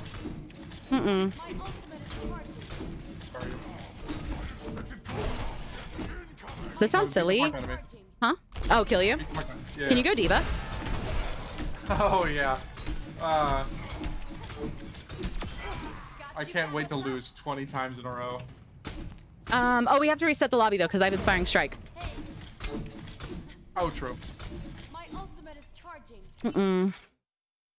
I'm struggling with the changes on Brig. I don't feel like I get as many heals now. This one is going to be interesting for me. This is one where I'm going to be doing almost more learning than you will, I think. I think the big thing with like the new Brig changes is it really, really nerfs her morale boost playstyle. If you are more inclined to the playstyle of like sitting in the back and occasionally hitting whip off of cooldown, you know, and playing a little bit more passive, I feel like that Brig is just not very viable anymore. I think you have to be a very, very greedy Brig, and you have to be looking for constant Inspire procs. So into a D.Va, this is a much better matchup, right? Like one of D.Va's best tools is her defense matrix.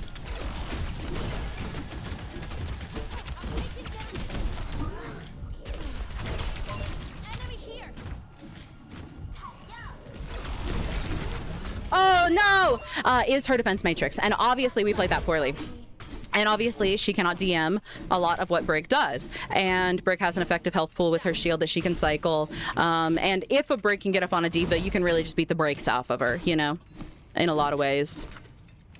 Sarun, welcome in. Thank you for the sub.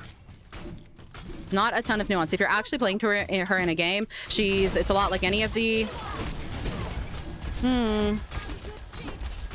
It's a lot like any of it. Like, he saw me miss that whip there. We let our shield break. That's gonna be the biggest thing, is like protecting your shield, because that is her one win condition, is breaking your shield. Her big win condition, breaking your shield. So right now, obviously, we don't have, this is in the space that's a little bit worse for us, and we don't have morale or inspiring strike. But a lot of it is still being really intentional with those cooldowns and what you're trading. You can see there, like, I missed the whip off the rip. He's immediately gonna hop on me. Any tool that I offer up is an opening for him, and you have to use them intentionally. And any mistake that I make is gonna hurt me 10 times harder. Ooh, I got that health. He pushed me into that health pack. I think that counts. I really want to greed this here. I really want to greed this here. Nope. Nope. We had to hit that whip. We had to hit that whip. There was a world. But Sigma is a fun one with Brig, yeah. Obviously, he can poke you out at range, but if you get up on a Sigma, like, Brig kind of beats Sigma's little ass. If she can get up on him, you know, and if he doesn't rock you. We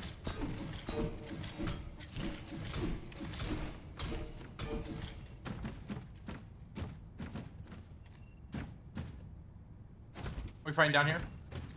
No. Okay.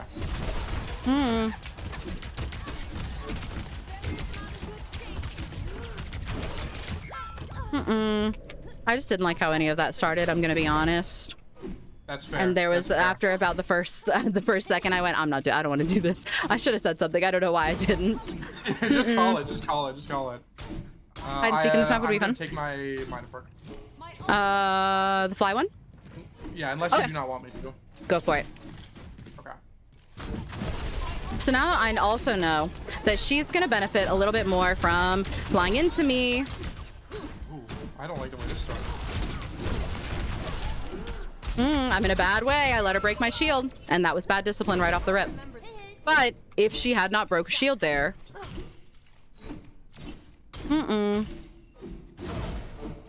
Why D.Va? Because I asked him to go D.Va. Because we're just going through and showing a bunch of different heroes. How do I play Brig into a jetpack, Cat? I'm trying to figure out if there's a way for me to not... Hit your whips and suffer. What?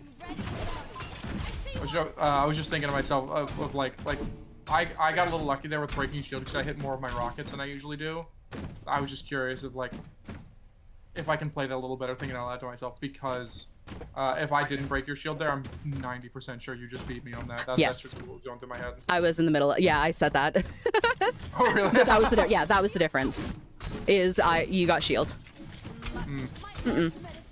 Overall, though, I will say, like, even if these are not, like, Thistle's really good characters, Thistle understands exactly how to play into a Brig. Oh, you're in such a good spot. Oh, I fucked that up. We missed a whip, though. I need her down from there. I need her down from there. Nope, we're dead. We missed. That's 2 mistakes. I am lucky to get away with 1 mistake in this fight. We cannot afford to. God. It's so close every It's the time. easiest to kill on Brig. Once you have Inspiring Strike, it becomes like way different. Most tanks, you're gonna struggle to just straight out 1v1 if you don't have Inspiring Strike. Once you get Inspiring Strike, D.Va's definitely one of them. Watch once we move out of this space and into here. Watch how the fight changes, and then once I take Inspiring Strike, watch how this fight changes.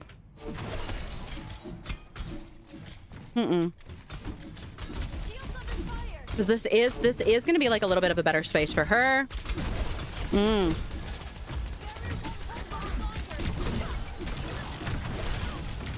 I don't want to take it like this. I don't want to take it like this.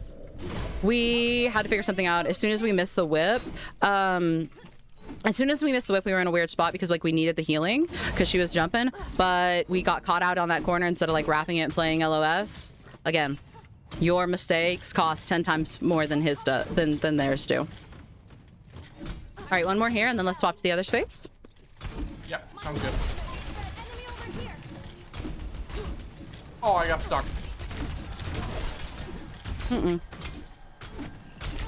I also benefit from time into this. I'm gonna lose my. Oh. All I'm right. gonna be able to beat you once you get inspiring strike. This is gonna flip flop so hard.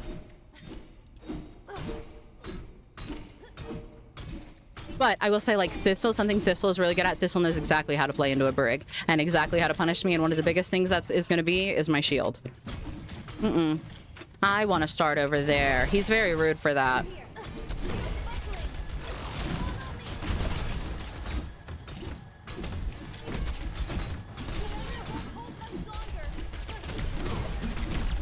I need to not hit him into that health pack.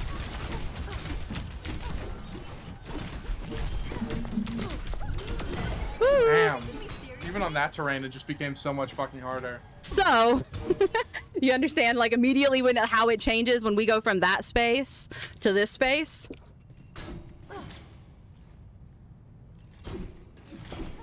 I hate a Brig who can keep a venture in check.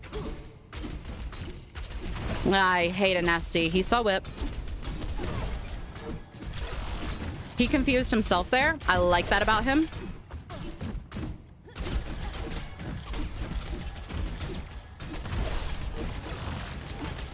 There's his missiles. I can get a bit away with a lot here.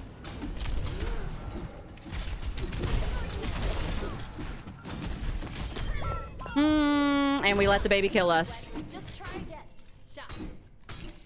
I'll talk about ideal weapon when in between the next duel. Ask me again in between the next duel, and I'll go into it.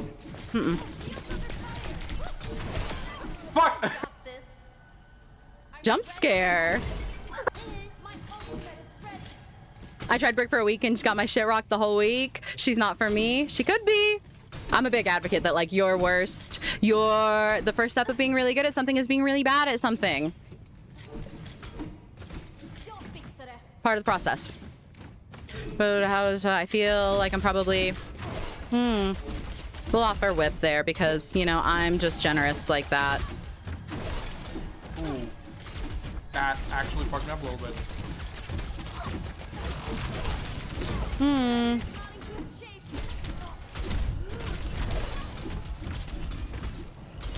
No, we needed a bash. We had a bash sooner. What are some points for environmental advantage that we can take, like, not specific to the maps? Big environmental things are, one, like, you're really, really good at, like, Brig is great on high grounds, like booping someone off a high ground and, like, bashing to safety, you know? But, like, a lot of the space, like, the closer space here is where I'm really, really gonna thrive. When I can dance sight lines and, like, do quirky, weird shit around the map, those are my best spaces to take a duel. It's why the duel immediately changes the moment we swap over here.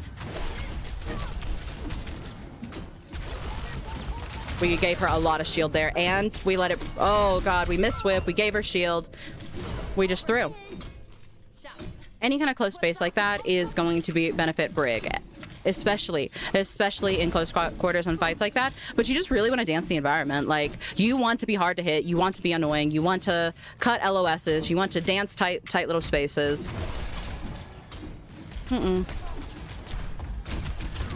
I don't really like how this is set up.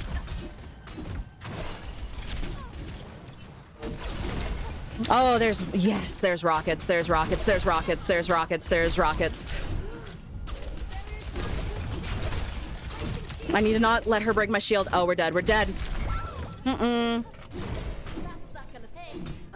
computer all working. Welcome in, son. New PC is fixed, working, everything seems to be good. All right, I'm gonna take Inspiring Strike. Oh, okay.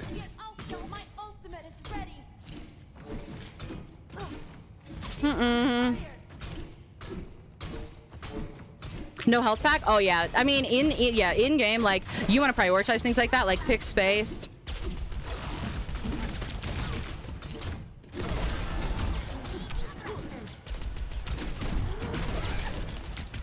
No, I need a split second more to bash. I greeted. I was a nasty, wicked, greedy little rat there. I wanted it so bad.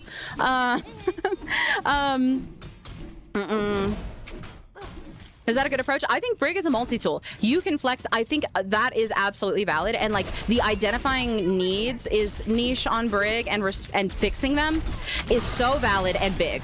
There's missiles.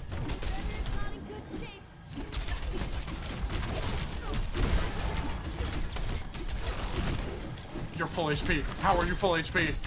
Because I managed my cooldowns better that time. How do you play Brig into open maps like Circuit Royale? I don't like Brig on Circuit Royale. Brig on attack Circuit Royale. Brig on defense Circuit Royale is better. Circuit Royale is one of the maps that I'm going to be least motivated to play Brig. A lot of it is a lot of patience and weird positioning. Weird. It depends a lot on your team. You lose a lot. You sacrifice a lot of agency to your team, like expecting them to contest things that you can't and deal with things. But a lot of it is understanding like really close, weird angles, like a really like an easier approach on Brig, like on attack on Circuit Royale. It doesn't work all the time. Like I said, Circuit Royale is one of my least favorite maps to play Brig on. Is like if you're on attack and you path up through that right side, right? And you know how like at the very end of the stretch of the street, there's another building that has like an opening, like a window where there's missiles. There's an opening where like the window goes out into those stairs to the high ground to the left. Like you can make weird pathing through there and make silly, you know, you want to find like weird close angles to like force proximity. You never really want to play like out in the open, you know. I'll give y'all 4 days more. Come on, can we negotiate? Does it have to be 4? Can we have like, can we trim that down to 2 days?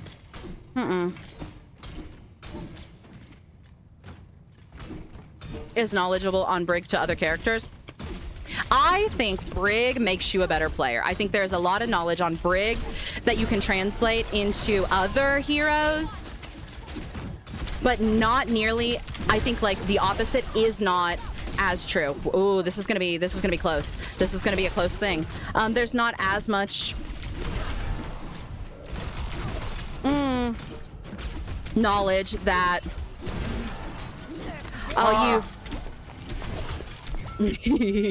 I wanted to not even try to shield it. I wanted to just try to kill Thistle. I won that. We all saw. Let's just be clear. That does not count as a win for him. He cheated. And don't worry, we're about to make sure he knows it too. Surprise! Hi Pona. Oh, Welcome wait, I in. had a remake. I didn't have to. Okay. But I think one of the problems with learning Brig is, and I think a lot of Brig's gameplay loop is not shared with other heroes. Like, you know, if you play Ashe and you try to learn Ana, like a lot of it transfers, you know. But if you play Ashe and you're playing Brig, it's totally different, right? But I do think learning Brig makes you a better like Brig teaches you a lot of restraint and discipline.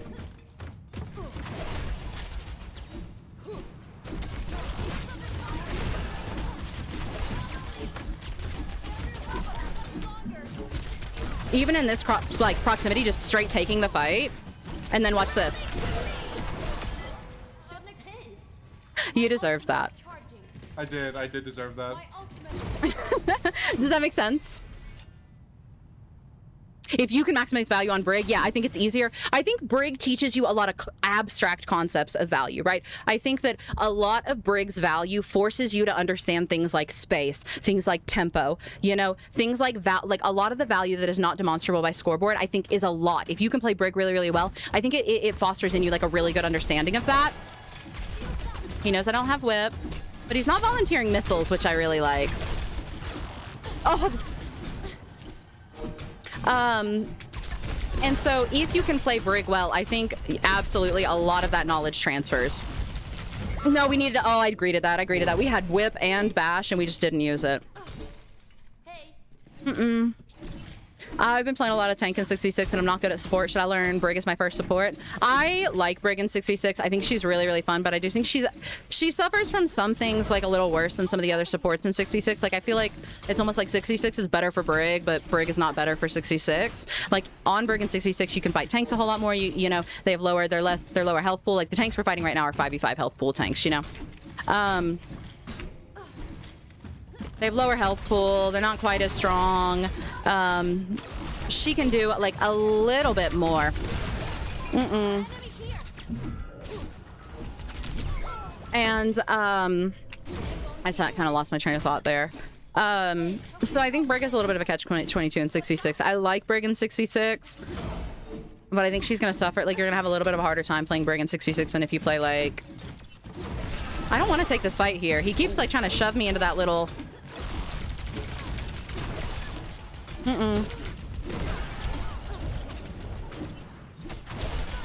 Oh, don't break. Don't let my shield break. Okay, we can recover. We can recover. We can recover. We can recover. We can recover. We can recover. We can recover. I know that we can recover. I know that we can recover. It looks really bad. We cannot recover. Trying to learn Widow? I don't play Widow, beloved. I'm a bad person to ask.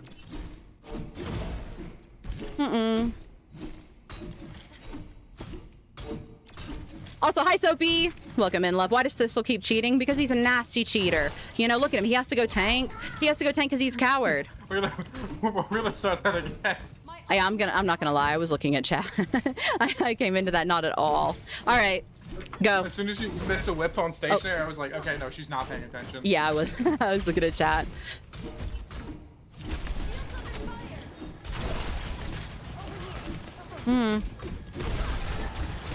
And now he doesn't have missiles, so I'm a little bit better to take this fight for just a second. But we need to get that. We need to get that. Oh, I'm missing so bad. Our shield doesn't break. No, our shield breaks! Oh my god, we bought like a second. We bought a second. I thought we were dead for a second. I stopped and stood still. You know when you use shield, flail. Oh, okay, let me explain that. Hold on one sec. So to explain that, it's like you're talking about when I shield blink and like interrupt the swing like that.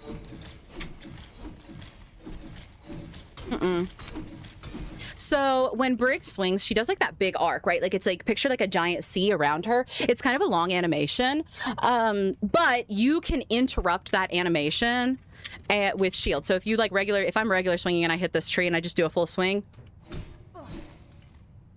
right? It takes a second, but if I interrupt it, the moment I hear, like if I try to hit them earlier in the arc, so instead of letting it fully complete the arc, I try to hit them like here so that it hits them as soon as in the arc as possible. The moment I hear that impact, I can throw up my shield, catch a little bit of damage, and swing a little bit faster, you know? Like...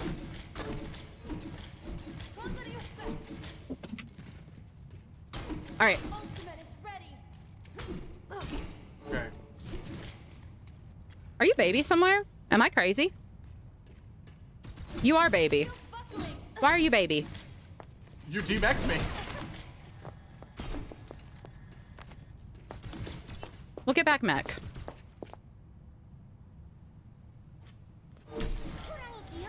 Did you have it that whole time? Were you trying to demech on me? When you said give me a second, I was trying to pause and wait and do the like ambush thing I did the first time. But then when you were explaining it, I passively got mech back and then didn't look. And you said go get mech, and I went, oh shit, I already have it. And I turned away in embarrassment. Okay. I think the break adjustment is incredible and I love it. Get your ass away. All right. We'll run a couple more.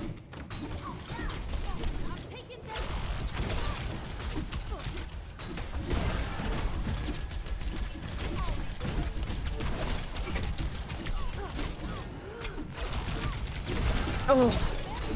Holy shit. Oh, that got bad. That got bad. I'm ready to Orange juice, Sunny D. I'm allergic to orange juice, so. All right. She knows it. She knows that I don't have whip. She is playing a silly game here. That's okay, because like this is where I want to be anyway. So she really did just like kind of. I like that I've decided that we're using she/her pronouns for Thistle now with the diva. But she really did like just like kind of let me get where I wanted to be anyway. And also remember that like the long downtimes in the fights definitely benefit me more than it benefits him. Ooh, he knows I don't have it. We have to use.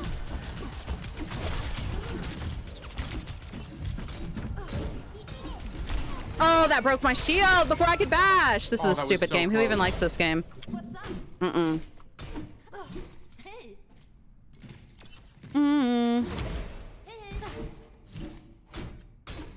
Forever salty that people in high school mocked me for liking Brig because she was bad during Goats meta?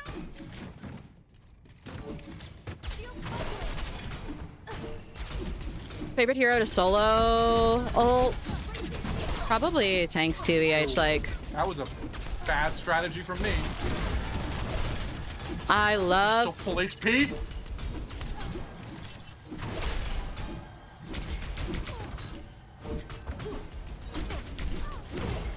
That's not great.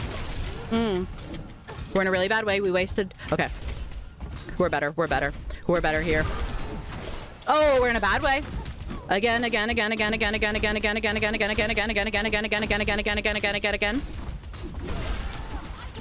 Ugh. We're playing with our nuts right now. We recover.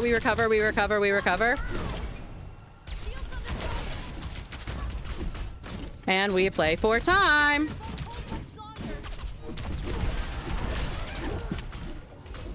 Ooh, this. Ooh, we wasted whip.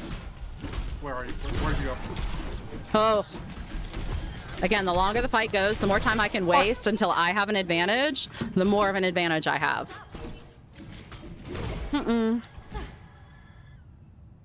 Necessary to switch off Brig if the other support is Mercy. I don't think it's necessary. I think Brig Mercy can work. I think ultimately, I break down every Brig backline in the Brig doc that I'm doing, but like ultimately any backline can work. I think with Brig Mercy, the big thing is like you can eat mac and cheese with a fork or with a knife, but like I fucked up. There's better options. I don't want you there. I'm gonna wind up giving you that health pack on accident, aren't I? Yeah, I let my shield break. I didn't want to whip you because I didn't want to give you that health pack. Motherfucker. Brig Mercy can work. Mercy is able to flex more healing. It can work. But if Mercy is doing a whole lot more healing, then she is not really getting her utility. You know, Mercy can heal or do utility. They just, in a lot of ways, Brig and Mercy interact very similarly in the game to each other. And I don't think a lot of people would think or realize that. Oh, we lose. Oh. We played it weird, though. I don't think a lot of people would realize that, but they fill a lot of the same niche. So I think with, like, Brig Mercy, it's just a lot of redundancy, you know? Combat Medic is the better perk. Hi, Nico. All right, let's run, like, one more here. I recommend Combat Medic and Inspiring Strike for perks.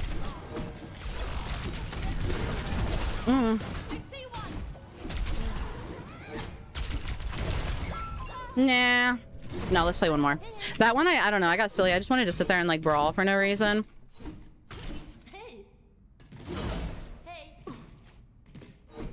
I think she can be viable. Yeah, but viable, I mean, it's the same thing. Like, it is viable to eat mac and cheese with a knife, right? But like, there's better options and you're losing out on a lot of value, right? Mercy is able to output the healing. Like, most double main support comps suffer a whole lot from the fact that they have really slow healing, right? And like usually limited resources to their healing. Die. They usually have limited resources to their healing. Mercy doesn't suffer from that, right? Like, she doesn't have healing on a resource. She can just choose to do more healing, right? But if Mercy is doing healing, she's not providing utility. Mercy can damage boost or she can heal. She can't do both at the same time. And if you are looking for a support who is going to fill that niche, like, there's plenty of other supports who can do healing and provide utility at the same time, you know? Brig and Mercy both force each other to just play unoptimally for each other. Like, They both kind of, there's a lot of redundancy, and if Mercy is playing to do a lot more healing, she's not doing damage boost, so she's not really getting any utility to justify her pick. And if Mercy is aggressively managing space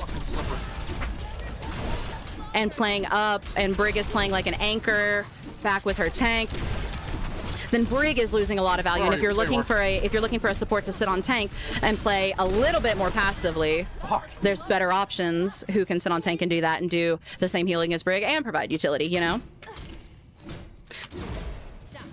So it's one of those, yeah, you can. And in some comps, it doesn't matter. Like, I had a really great Brig Mercy game the other day on Lijiang, and we had like a really great comp for Brig Mercy. But you know, it's just not ideal. But of the double main support pairings, she's, you know, far from the worst. That was a whiff I needed to hit.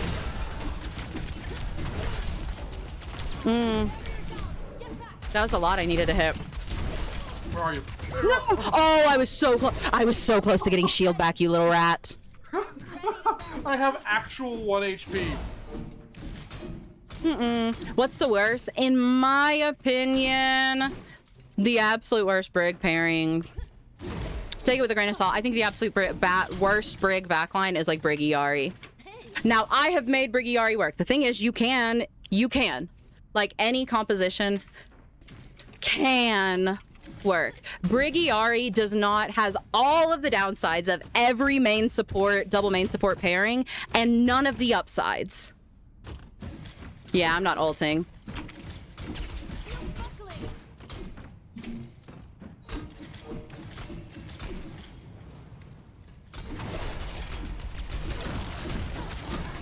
I think I'm like kind of having an easier time hitting him there than he is hitting me. I think he was trying to be out of my reach, but I do think that like helps me a little bit. I don't think that was the move for him.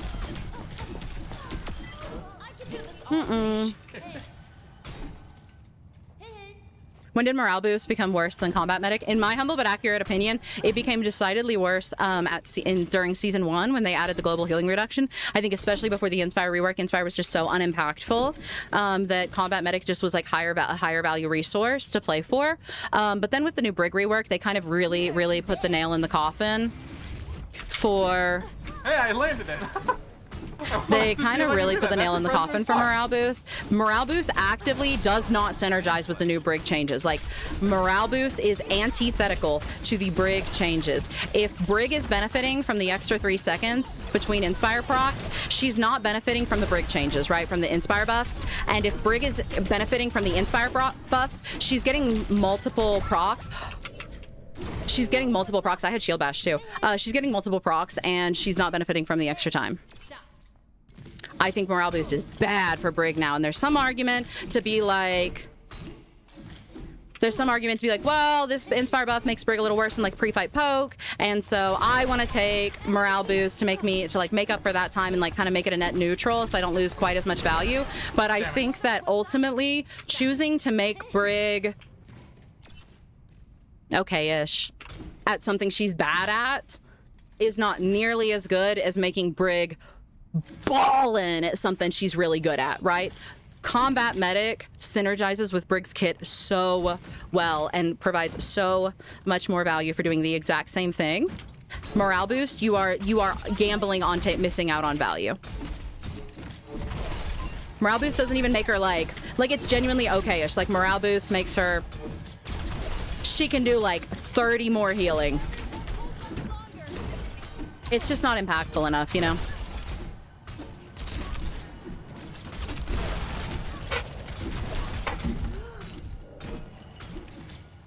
Oh, I got lucky there.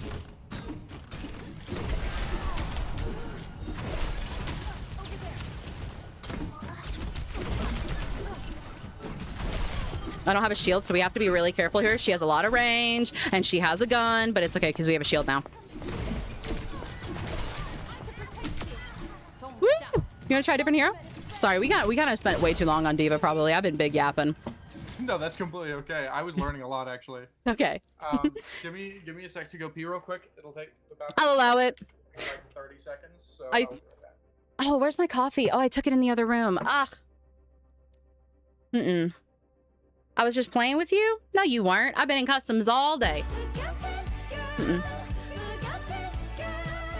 I do think morale boost needs changed. I think that like morale boost, the only in my heart of hearts, and you do what you want. I'm not telling you what to do, right? But the way that I understand Brig and the way that I want you to think about Brig, I think that the only real reason to take morale boost is if you are, especially like if you're learning Brig. I can understand when you're learning Brig and you're not confident on like some aggressive positioning or how to like really greet a lot of those inspire procs or those like that close proximity. Like for easing into and getting your baseline foundation for Brig, I think I can understand taking morale boost there just for like a little bit of safer, assured value without a higher skill expression. Combat Medic does require a higher level of skill expression to get the value. But overall, I think you should be playing to learn Combat Medic, you know? Big hydrate.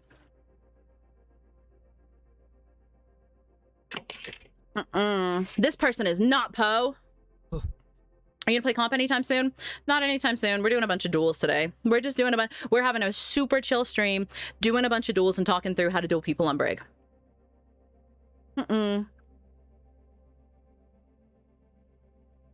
Hey,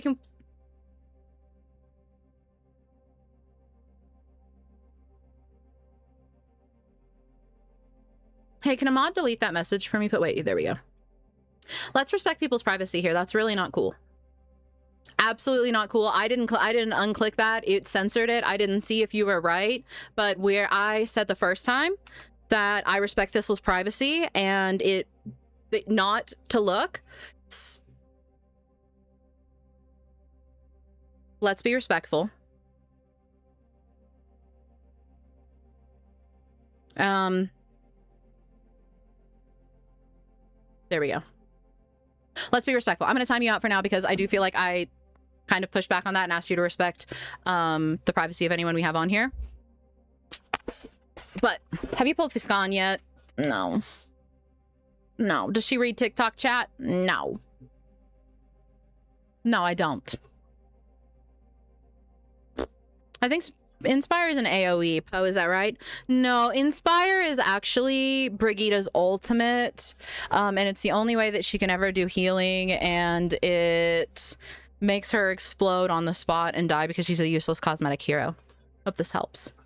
Thank you, Peony. I appreciate it, beloved. Give me 1 second real quick. I am gonna go. I took my big coffee to refill my little coffee into the other room. And I'm gonna go grab it real quick. Is Thistle the funny hazard player you keep posting clips with? Yes. Yes, he sure is.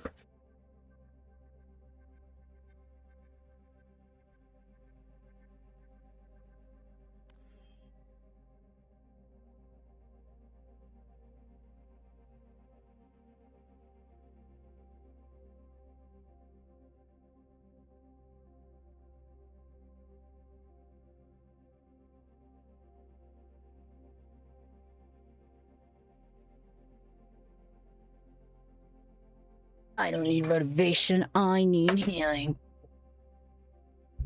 But I love Brig. Don't take me seriously, Aaron. I'm a Brig one trick. I'm just being silly. Just remember, guys, Lifeweaver Petal heals more than Inspire. PSA. It sure does. It sure does. Just remember, guys, Kiri's self-healing from her sub-roll passive actually heals more than 3 Brigittas. Than 3 Brigittas with Inspire active. Fun fact.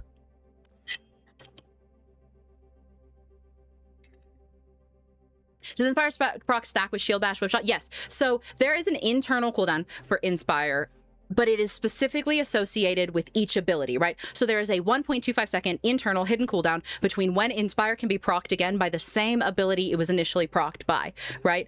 That doesn't matter for Bash or Whip because both of those have 4-second cooldowns, so you're always outside of that, right? It only really matters for your primary swing, and it only really matters now that you have the burst healing on Inspire, right? So what it means is if you just swing continually with your primary fire and you hit someone the first time, you'll proc Inspire. The second time you hit, you're still in that cooldown, so you won't proc Inspire and get the boost. But if you swing, bash, whip, swing, you can get 4 procs within like a second and a half because they start their own instance of Inspire. Hi, Moides. Thank you for the raid, beloved. I appreciate you. Welcome in. How was your stream? TBH, I think Kiri's passive should heal more than 5 Brigs. Right. I am here, by the way. Right. Am I unmuted? No. Okay. I don't trust a man, so I'm gonna trust Poe. Sorry. Thank you, Carmi. And period. And period. Pookie, I just seen a clip of you bashing off the map. I'm giggling. I don't know what you're talking about. That sounds fake. That sounds fake. Release Brig would be OP. Release Brig would be an insta-ban every single game. Every single game. She would never see the light of day in the now. Roller, welcome in. I appreciate it. Thank you. Okay. Okay. Okay. Who am I doing? Is it my pick, your pick, or chat's pick? I picked the last one. I do not need a pick, by the way. You picked Junker Queen. Is there anyone chat wants to see? I'll pick someone's from chat. Release Brig would be the best tank in the game. Ugh, Release Brig. Rhine? Venture? Hazard? Rhine? Oh, that's 2 for Rhine. Rhine? Hey, go Rhine. Ryan? Ooh, Yeah. Okay. Yeah. Okay, we're gonna play to get our little ass I don't beat. know how this is gonna go. I do. I do. You're gonna get your ass whooped, obviously. My ultimate is striking. I'm gonna, like, even if I don't lose, there's a lot of opportunity for me to be embarrassed. Okay. So, the thing with Rhine, this is the You are ultimate gonna Matador. absolutely demolish me in some of these.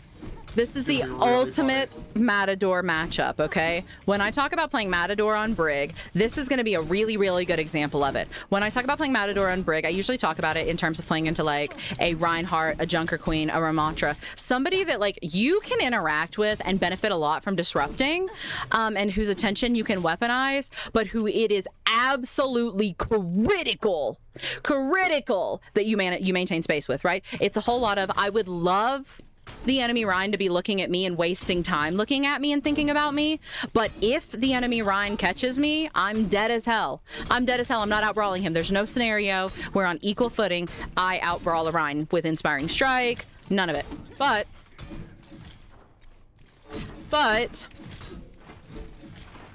I have a lot of tools to negate him and to put into control space. And he has worse tools to do it. So a whole lot of it is Matador. It's Toro, look at me. Look at me. Do not touch me.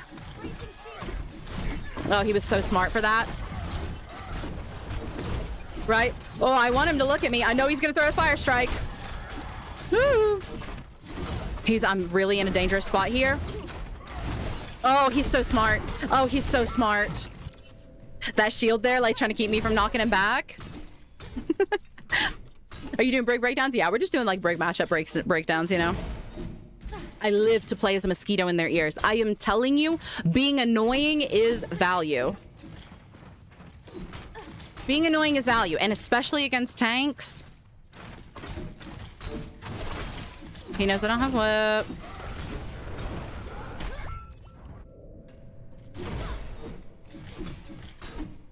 I lagged. That lag got crazy, didn't it? Hmm.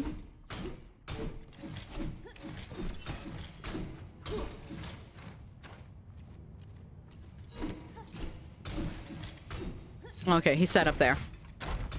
Stop it! You have to let me get into the space, you...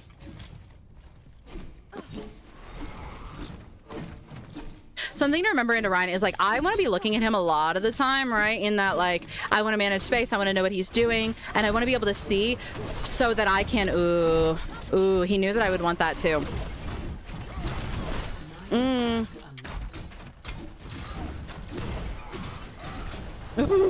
See, now I'm playing with the elevation, right? I'm just trying to make it hard to fucking catch me, right? Using absolutely every advantage that I have. He's so spooky. But like, I love, you know, you want to be looking at him a lot of the time because I want to like, I want to know what he's doing. I want to be able to, ooh, this is a dangerous place for me to be. This is a dangerous place for me to be. That was a really good shield from him. Oh, Lord. Oh, my goodness. We're on the ropes. Okay, never mind. We've recovered. It's fine. It's looking a little bit better. But, oh. But remember that when you walk backwards, you are slower than when you walk forward. So if he is gaining on you and he is really close, full turn your back around and walk away. So that's a lot of Matador, right? Like, and we just threw it, and we just threw it, and we just threw it. I couldn't catch you for the life of me. Toro, Toro. I caught my shoulder on a fucking charge. You know what? We'll go into the mythic weapon. I was very reasonable with my reaction. My concept for mythic weapon for Brigitte. I really want a cat toy mythic weapon for Brigitte. I think it would be really, really cute to make her flail look like a little cat toy and have... Ooh. Nope, we're dead. I think a cat toy weapon for Brigitte's mythic would be really, really cute. I want them to make her flail look like a cat toy. I want it to have like little feathers on it, look like one of those little like string cat toys, you know? You could make it when you hit a whip shot, like make it like a little bell noise, like a little cat toy bell noise. You could make the shield look like scratching board, and put cat toys on it, or like cat food bowls, little treats and stuff. And then bear with me because this is where I'm really gonna cook. Imagine the flourish is you like... Imagine the flourish is you teasing the enemy team, or is you holding up the flail and like jingling it like a cat toy, like a ooh, here, right? Oh, he's so smart. I can't stand him. And so, you know, which would be fun to like look at your teammates and do like little cat toy, like dangle your little cat toy. But imagine with me for a second being able to look at the dive, like being able to stand in your backline and stare down dive on the enemy team and jingle your little cat toy. Ugh. Would that not be art? Would that not be... Would that not be gorgeous? Oh, I didn't mean to get that health pack. Anyway, so that's a whole lot of Ryan, right? Like, I'm not going to be able to fight him. There's no scenario where I'm looking to, like, let him close any space. I am just looking to be slippery and annoying, you know? Toro! Lol.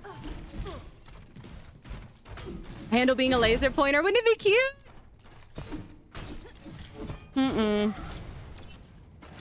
Is shield bashing the charge a bad thing? Shield bashing the charge isn't a bad thing inherently, but like in this environment, I'm not gonna want to do it much because I don't want to get close to him in the first place. And if I shield bash him, he is gonna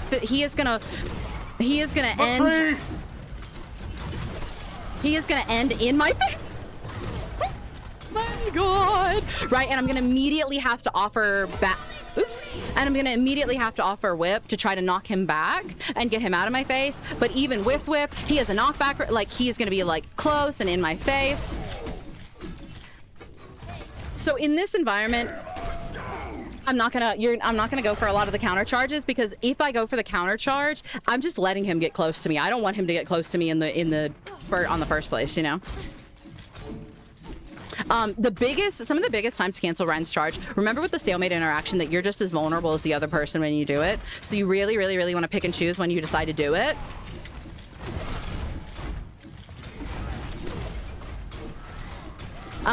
Because you want to make sure that you are not gonna get punished for it.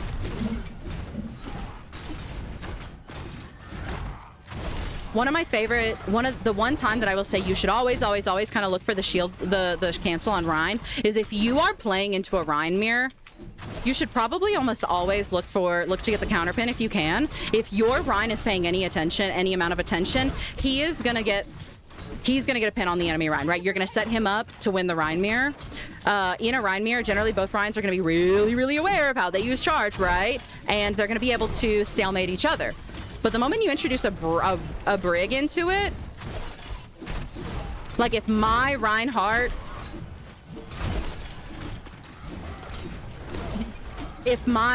sees their Reinhardt fall flat on his ass, he's gonna get a free charge on him, you know? Sorry, I'm like trying to focus here and play my life. And then, while yapping. Toro! This is what I'm talking about. This is what I'm talking about. This is Matador, baby. This is Matador. Mercy needs her for fourth mythic yet. Of my 10 years of Overwatch and several years of competitive experience playing Rhine for a team in GM, I've never had this much trouble keeping up or catching a Brig.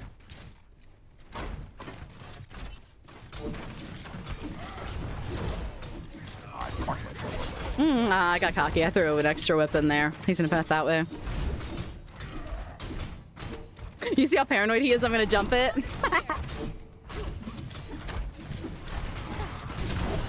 Oh, that was a good shield. That was such a good shield from him. No, he gets me for that. Oh my god, that was such an underrated shield moment from you. My ultimate is charged. Which one? So- The whip block? Yeah. Yeah. Mm-hmm.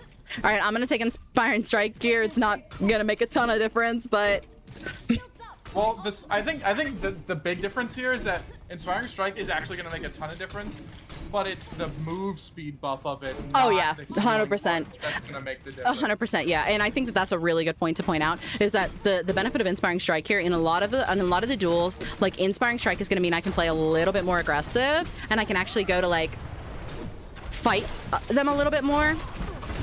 Into Rhine, Inspiring Strike. I don't want to get up on him. I don't want to get up on him. The only time you're going to see me bash into him is if I get him really low, where I'm very certain that I can confirm him in like a hit or two, right? Because he just outbrawls you. It doesn't matter. Like, your sustain from Inspiring Strike does not change his break points like it does with anybody else. He just outbrawls you.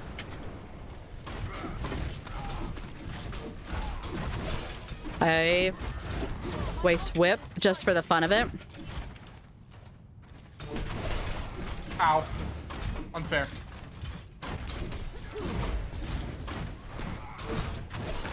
But I fucked up. But the big benefit is the speed boost. Inspiring Strike does give you a speed boost. And lets you maneuver a little bit more, you know?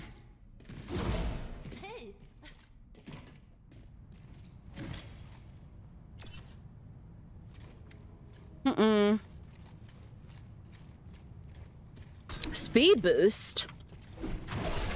I was secret and safe. What do you mean?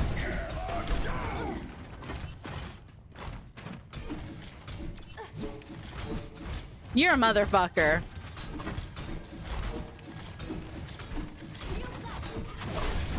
Ow.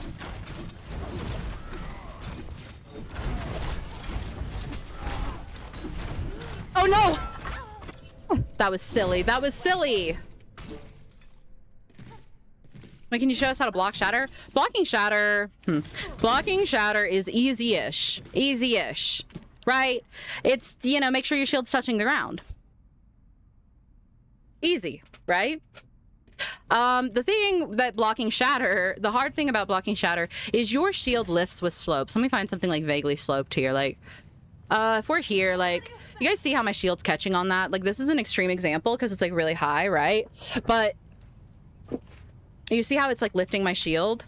Even in like thinking of ones that punish me, like in the winter maps, like on King's Row in the winter maps, there's some random spots on the map that have snow, and it's like a little bit of a snow drift, you know?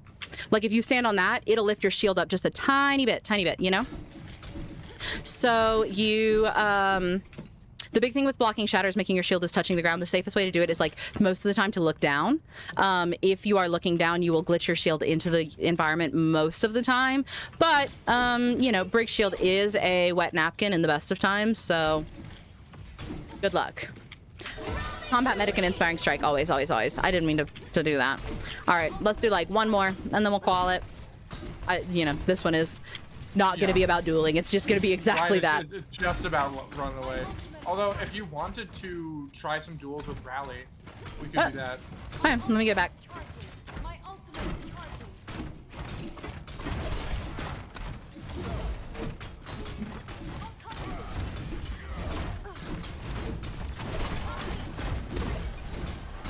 Oh! I sold. Oh, I was late on that shield. Woo! Never mind, I'm very nimble. I don't know if you know this. Uh-oh. Uh-oh. Ah! I sold. All right, we're fine. We're fine, and we reset. Look at that speed. Look at that speed. I'm so fast. I'm so fast.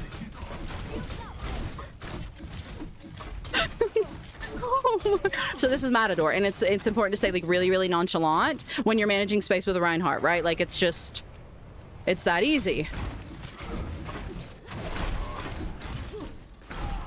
Oh.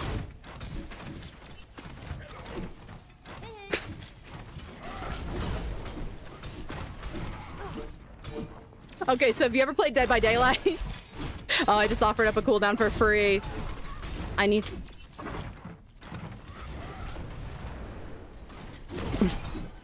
So Ryan is the killer and you're looping. We're just learning to loop. It's just learning to loop. This is how you play Matador.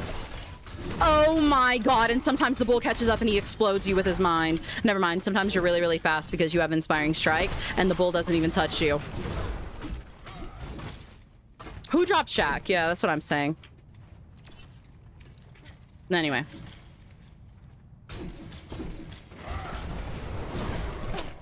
You wanna go someone else? Yeah.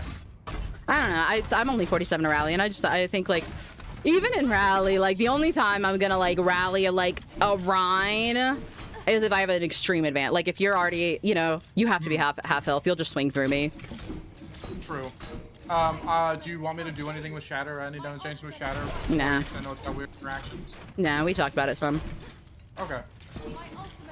Toxic Survivor uses exhaustion perk to loop killer for 5 gens. Is this Dead by Daylight? Yes. Yes. Oh, should I should just restart the lobby, shouldn't I? Yeah, probably. I need to not have Inspiring Strike. What happens when I overcompensate distance and Rhine downs me? Then you just die. So the fun thing about it is the killer is allowed, has a lot more leeway to make mistakes than you do. Your mistakes are fatal. How'd you get old dead hard, Poe? Because I'm a hacker. All right, your pick.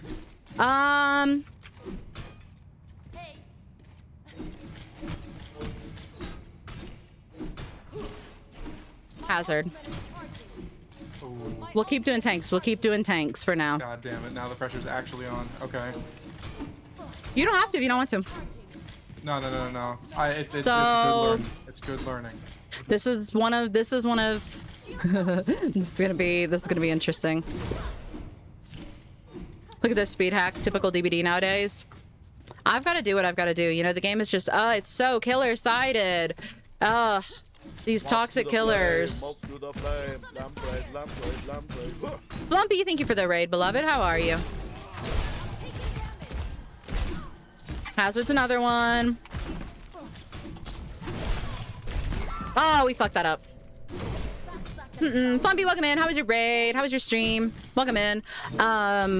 I messed it up. He outplayed me there 100%. He knew that I would know that he was trying to rap, and so he doubled back and he came back that way. He outsmarted me. Hazard's another one that, like, again, this is a 5v5 tank matchup. This is not a duel. This is not a you are trying to outmuscle him and win in a fight. This is you are trying to waste time, punish his resources, and survive a fight. You know, as long as you can. Manage your space.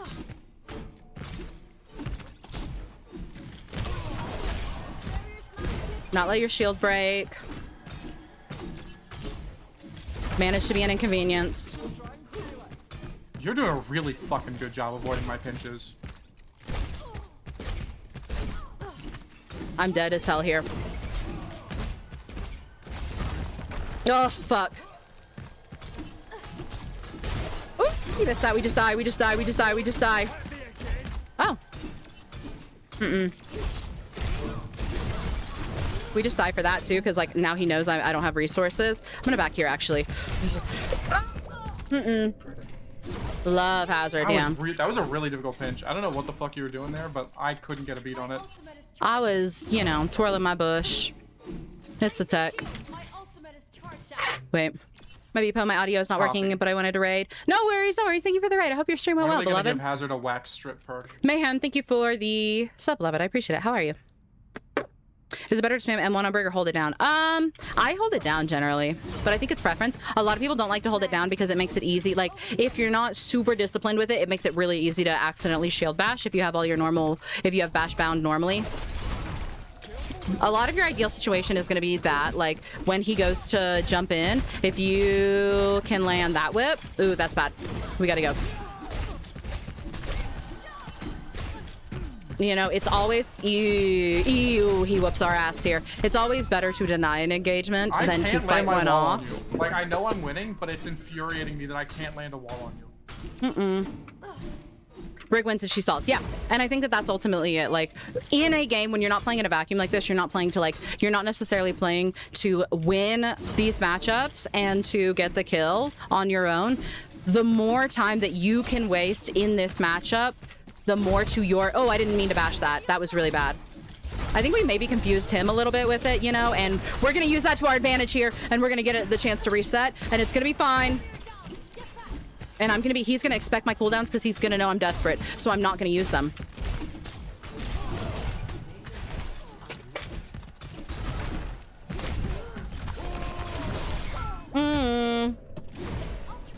Download this app after like 2 years, watch you without TikTok. Let's go, Mayhem!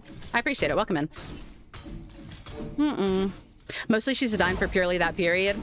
You want to make shit expensive. The thing is, everything in this game is an economy. Everything is an economy, whether it's your cooldowns, whether it's time, whether it's attention. You are spending attention, you are spending cooldowns, you are spending time, right? And Brig exists to make things more expensive, really and truly. Like, she exists to control space and make things more expensive for the enemy team. Whether that means wasting a lot of time, whether that means forcing them to use more cooldowns. You know, like an Ashe up on a high ground is a lot cheaper to clear for a Winston than a Brig up on a high ground with an Ashe, you know? He has to invest a whole lot more and maybe have like more help from his team. Oh no, we're dead. Oh no, we're dead. We fucked up. We're just stalling the inevitable. Oh, there it is. Well, we can maybe be confusing here. Nope, we recover.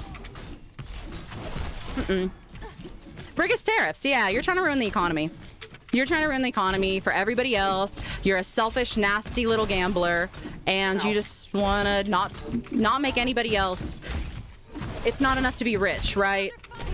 You want to not let anybody else have anything either. Oh, that's bad. He got the pinch on me with the wall. He got the pinch on me with the wall. We're dead. We're dead. We're dead. We're dead. Anyway. But that's also in the that's also without inspiring strike, and it's in that like more open space where he's gonna have a little bit more of an advantage. Let's cycle into the lower area.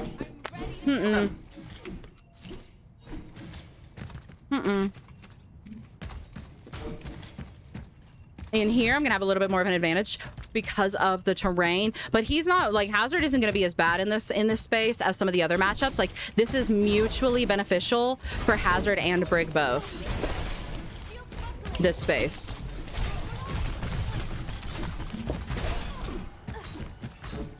It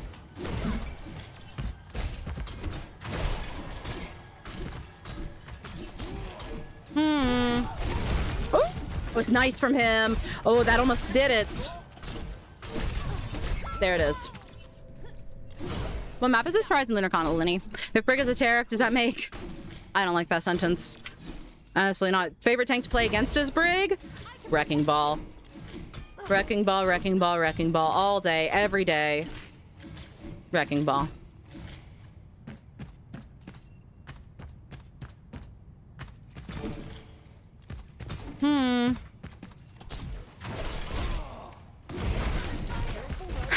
Okay.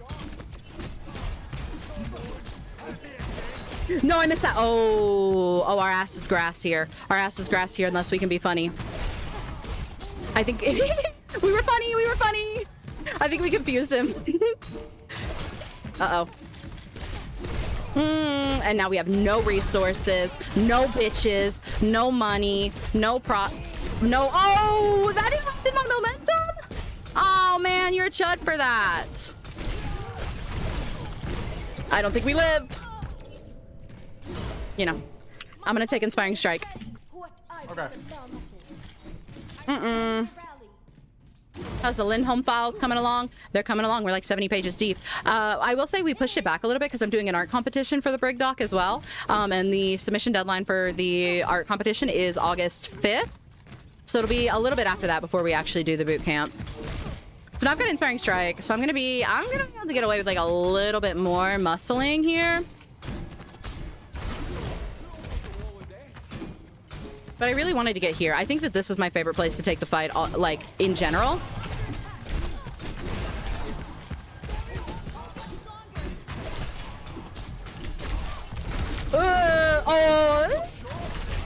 Ooh, if shield doesn't break. If I can, yes, that's good, that's good, that's good. That made all the difference. Oh, our shield broke, our shield broke, our shield broke, our shield broke. He gets a sustain. Ooh, if we had managed our shield a little bit better there. That was close. Hi, Mom. Welcome in. What's your name from map?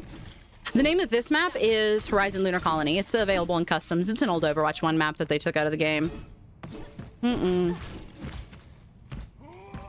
Again, I'm honestly, I don't know if he has definitely probably noticed this by now, but I really want to just like get here. So I'm going to prioritize getting here first because this is where I want to set up to take this fight. And if you're going to do silly little shit on Brig, you should probably decide where you want to be.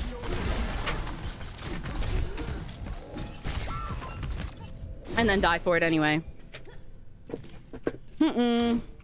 Rip Horizon, I know it was bad, but it was such a cool map. It is a cool map. Part of the nostalgia of wanting to do this. There is so much more valuable for you to be at, I swear to God. What? I want to start over here. I want to start here and let you take that first.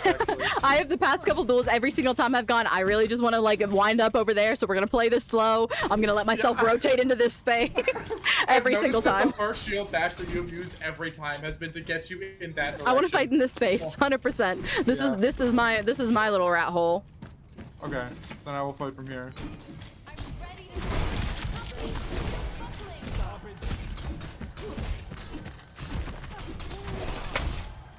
Oh, that was a good whip.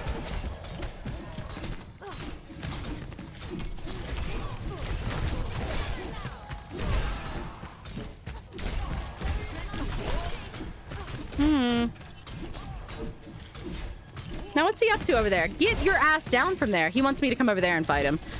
Ugh. We had so much momentum for just a second. Oh, I knocked you into the mega. Fuck. Ooh, sorry. Yes, it is your fault. I booped you into the mega. How could you? We had to take... Ugh! I had to turn around and take that bash, missing the other. Oof. There's the 1v1? Yes! 2 CP. Hazard has to go. I like Hazard. I like Hazard.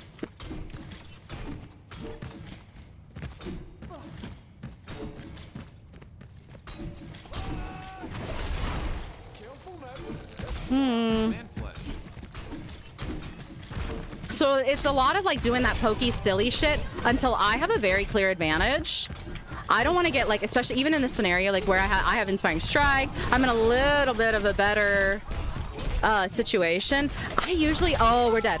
I usually don't want to like get any kind of aggressive until I think I have an advantage. Until I've got him low health. I know he doesn't have cooldowns. You're just gonna play like your little rat shit space. They have 5v5 tank health. This is full 5v5 tank health. Are you allowed to use ult? We're trying to not use ult. We'll use ult here at the end and do it a little differently. I can fly.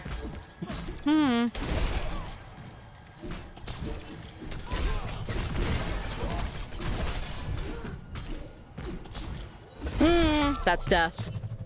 That's the first time I've actually gotten a proper cage on you. Hope they bring back Clash and Quick Play. Yeah, I think we're trying to go through like worst case. So like we start most of these duels we've started on first point, which is a little bit of a worse space for Brig overall to take most fights, and then we move over here into this space, which is like a little bit of a better space, and then we run it with morale or inspiring strike, which is, you know, always going to be when I am like firmest for taking a fight. That's not how I wanted that to go, but it's okay. We can recover from this. And look, I'm back in my little rat hole. You rat. You know I want it. You know, just to like go through how those matchups change and evolve too. I don't want to get walled here. Oh, we're dead. Oh, we're dead. Is Hazard Brig's scariest tank duel? Oh, definitely not.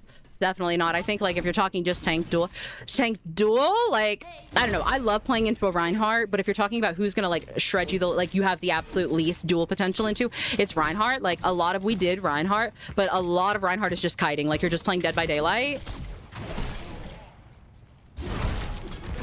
That's wall. That's jump.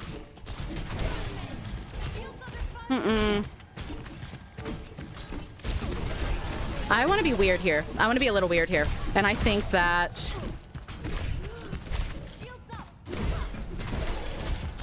that was a mistake.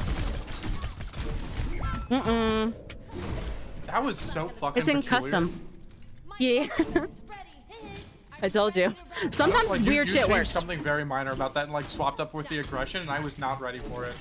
Especially into someone like THISTLE. Like THISTLE is always watching what I'm doing. You know, he's a coach, so he's always watching what I'm doing. He knows how to play into a Brig and punish a Brig specifically, and he pays attention to what I'm doing and watches what I'm doing, and is constantly like adapting and overcoming that. Right? THISTLE is super observant and understands the game on like such a micro fucking level. You know, I need to just, oh Lord have mercy, this is so bad. And there are definitely players who will notice and stuff like who are not knowledgeable in game and will notice things about that. Sometimes just doing something fucking weird that they don't expect you to do, you can get away with so much just because like they're going to be thinking about your best case scenario and what you want to do, and responding to that if they're a really good player.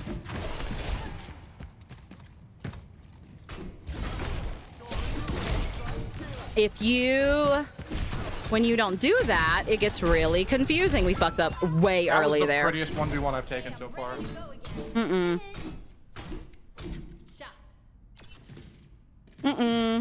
All right, we'll do one more. I think we've thoroughly, and you can swap someone else. Okay. Hold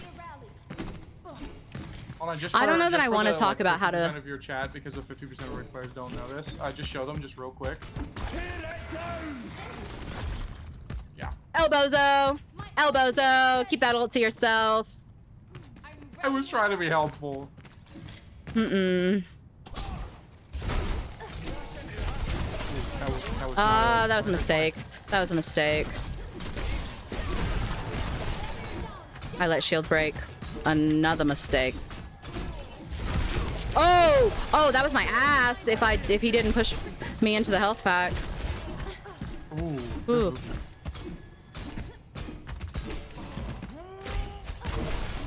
Let's not and say that we did, you know?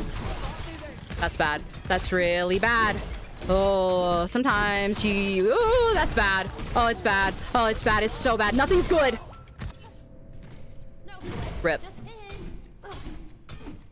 Does Brig's Inspire work on herself? Yes! Absolutely it does. The only thing that Brig doesn't receive from herself that you have to be aware of is in her ult, Brig provides overhealth to her teammates, but she does not get the overhealth herself. But Inspire always. Shouldn't Hazard always win this 1v1? Generally, yeah, absolutely. We're not doing this. We're not doing any of these to demonstrate like how to win a fight, like how to just as Brig kill a Hazard and win a fight. We're showing you how to play well into them. Most of the time, especially if you're talking about dive, you're not playing... Ooh, you just got cheated. You're not playing to kill the dive or like take cool sick ass 1v1s. You're playing to waste their time, waste their resources, and buy time, you know, buy cooldowns, buy space, waste time, disrupt engagements. So it's a lot of it is demonstrating like how to play into these people, how to take these fights, because the longer these fights go on, the more Brig benefits, right? Like, this guy has got to get in, he's got to get value, he's got to figure something out, he's got to get back to his team. If I could get, ooh, we were so close to getting rally, or bash there again. If the more of his time that I can waste in kite, the better, the more I benefit. In a non-vacuum, when you're not playing like in a vacuum in a 1v1 right here, in a non-vacuum in a game, he doesn't have the time to commit like this. Like, there's no hazard. Like, and if he does, if a hazard commits and spends this much time on you, like, your team benefits for that. You know, that's value. I want to do one with... I want to do one with Rally after this. We're in a bad way. This is not an ideal situation. We're going to get to do the one with Rally real soon. Okay. I am... Can you do one where you rally me, please? I was in the middle of saying, I'm gonna rally this one. Oh, you are? Okay, fantastic. Because I'm sitting here thinking, like, I actually think that rally is going to be the thing that, like, if she rallies, she is going to win. Oh, yeah, I mean, that's just rally changes everything, you know? I am going to take my deep leap, though. Just as a heads up, I am going to take deep leap for it. I'm not scared of your deep leap. Okay.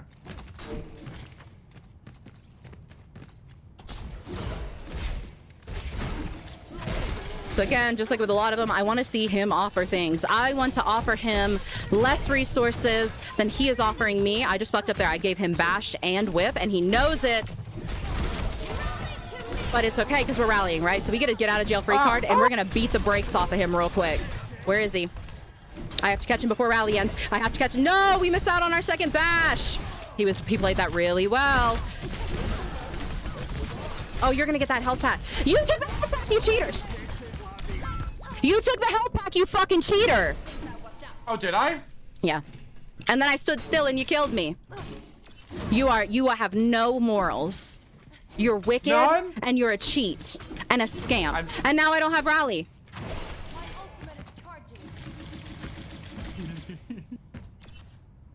You know, that's my fault. That's entirely my fault. Whatever.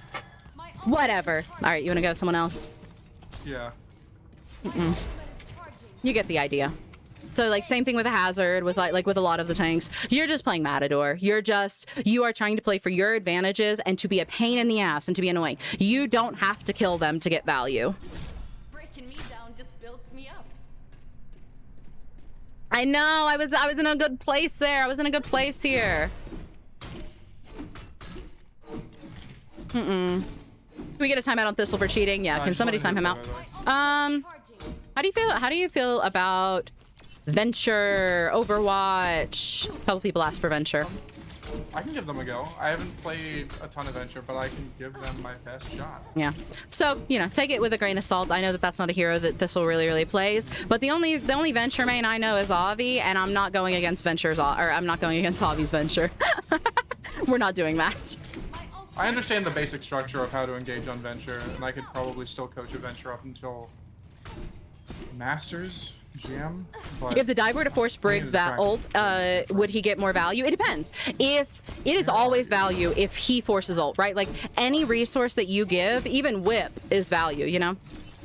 Any resource, give me 1 second before we start. Any resource that you give is value, right? So if he gets rally out of you, you're giving value, right? But it depends, like, what value are you getting for that rally? Because if you can prevent an outcome with rally, like if he was going to jump on you and get the pick and you would have died and your team would have been down and then you guys lose the team fight because you were down, rallying changes an outcome. He got rally out of you, you got the value of not losing that fight, you know? It's all an economy, and you want it to be more expensive for him than it is for you. So if you're using rally, yeah, know what you're getting from it. Hi, Sam. Thank you for the 17 months. Hi, BB. How are you? Welcome in. Are you off work? This is going to be a hard one, right? So we're no longer on tanks, so it's a little bit of a fairer one, right? Venture has a lot of tools to mess up Brig. A lot of Brig's ideal situations. Hold on. Is that better? Yeah. A lot of Briggs' ideal situations are going to be Venture's ideal situations, right? Venture wants close space. Venture thrives in close space. Venture's got movement. Venture does burst damage. Venture has a bunch of abilities that can break my shield. If Venture gets up on me, I can protect you. I'm going to explode. This is also not a fair duel. So, you're going to have to play smart, and you're going to have to waste resources, waste time. If you get the opportunity, capitalize on it. But a lot of the time, like, as far as dive goes, Venture is not your ideal duel at all. Melee does go through shield. All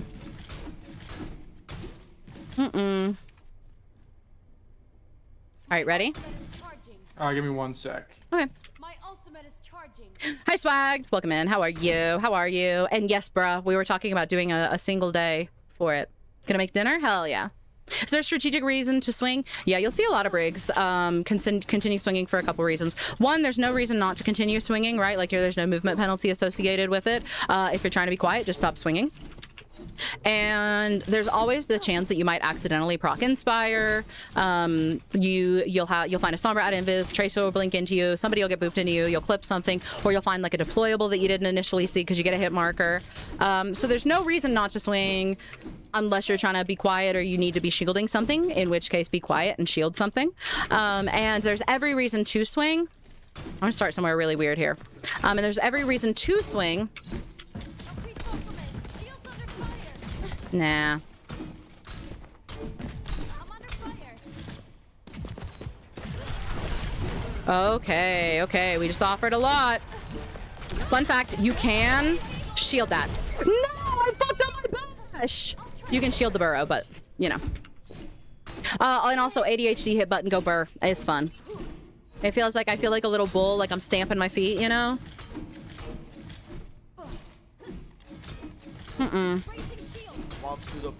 Moths to the flame, elaborate. Oh, hi, Miss Panda. Thank you for the raid. How was your stream? Man flesh.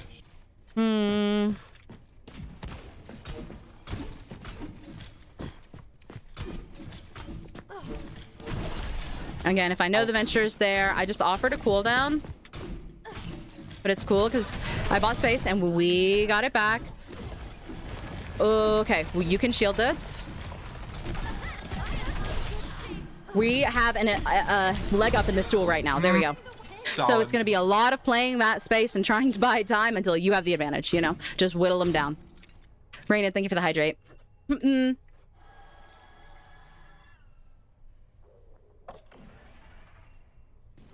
I saw the montage of you falling off the map on Nepal. I don't think that's real. I think that was fake. The haters are trying to ruin my name. I thought the Brig players did it to look intimidating or something. Maybe. I do it because I have ADHD. Always remember that you also always have the... Okay, we're fucking up here. We let way too much hit us there. Ooh, we let way too much hit us there. Holy, we let our shit get low.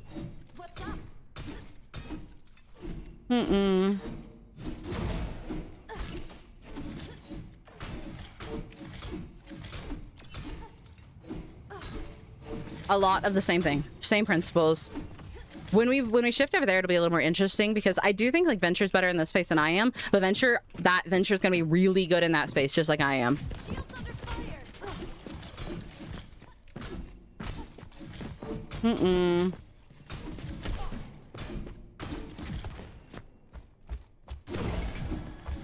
I did just offer that for nothing. I'm getting some recovery on my shield. I let him have a little bit too much of my shield there. But we're both trying to like figure this space out here. I will be back with you momentarily. Okay. Hi, Chummer. Hi, Chummer. Thank you for the 15 months. How are you, baby? I wanted to be crazy here. Sometimes if you just suddenly get aggressive, you'll catch him off guard. Oh, my shield broke. I let that happen. Doesn't matter. Oh, I didn't have my dash yet. I fucked up. Actually, I let my shield break to be like more enticing because I knew that like they'd want it.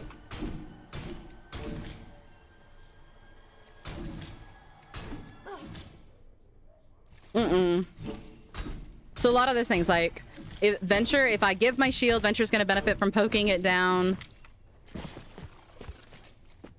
If I let him get on me. Oh.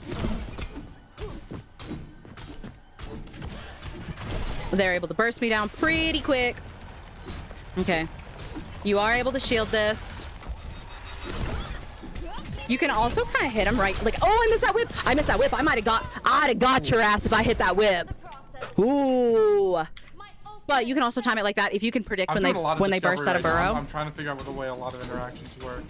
When they burst out of burrow, like I did there, you can immediately bash and like catch them just as they come out. Especially if you have inspiring strike, that gets a lot crazier. All right, you want to try rotating down here? Sure. I'm okay-ish. I start therapy tomorrow after 6 months of waiting. Hell yeah! I'm sorry you had to wait, Chummers, but that's super exciting.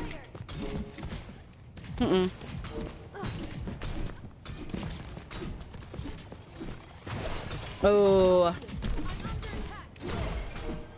It was unfortunate. Oh, come on, Poe. Honestly, he needs to be punishing me harder there. Like, he's a little bit scared to get up on me, I think. But I just offered him 2 super valuable cooldowns. I really think he could have punished me.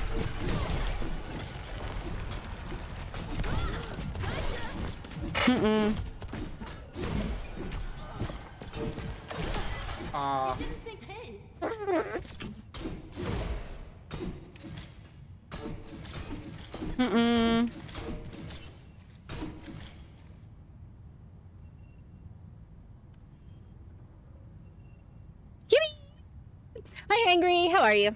Welcome in. I might need to play a lot more like Brig. Also, bear with THISTLE, because THISTLE is not a Venture player, you know? This is going to be one of those heroes that THISTLE is really, like, doesn't have a lot of time or comfort on, but THISTLE is also a really, really smart player who knows how to play into a Brig, and really good at problem solving. Nice. Oh, no! Did I knock them into the health pack? Hi, Gray. Welcome in, love. How are you? Thanks for catching a stream. Are there any pay-to-win Brig skins? Yeah, if you wear any of my favorite skins, you immediately get a buff just from my energy being with you. So, you know. Let's do like one more, and then we'll take Inspiring Strike.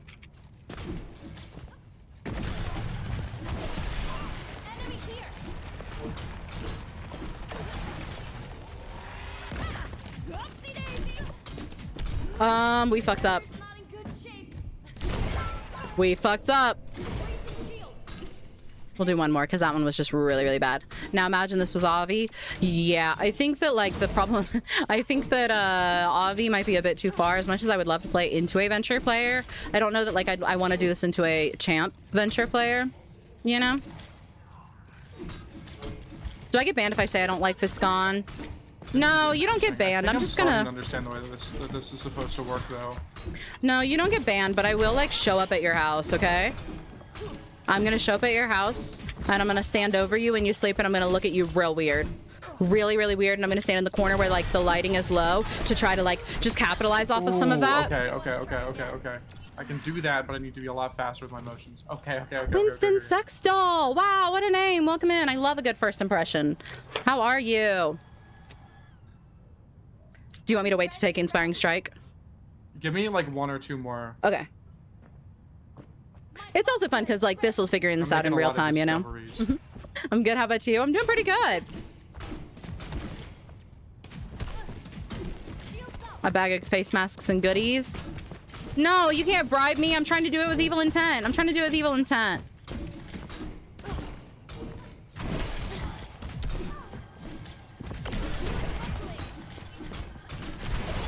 Ooh, okay. No!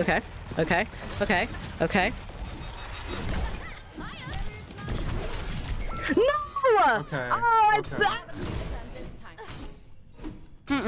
I've got some reactions. I'm going around saying hello to all the big Overwatch streamers. You think I'm big?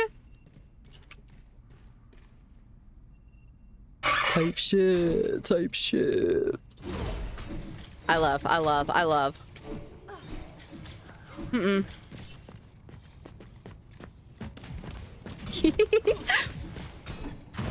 Ah, that's bad.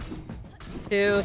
Yes! Get predicted, nerd. Okay, so I did lose my shield for that, which is really, really terrible. I don't know that this will realize I lost my shield for that. I think he might have been a little more aggressive if he realized I lost my shield.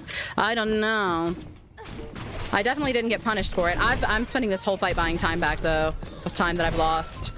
We made way too many mistakes and we got away with it for way too long. That's our industry plant. Yup.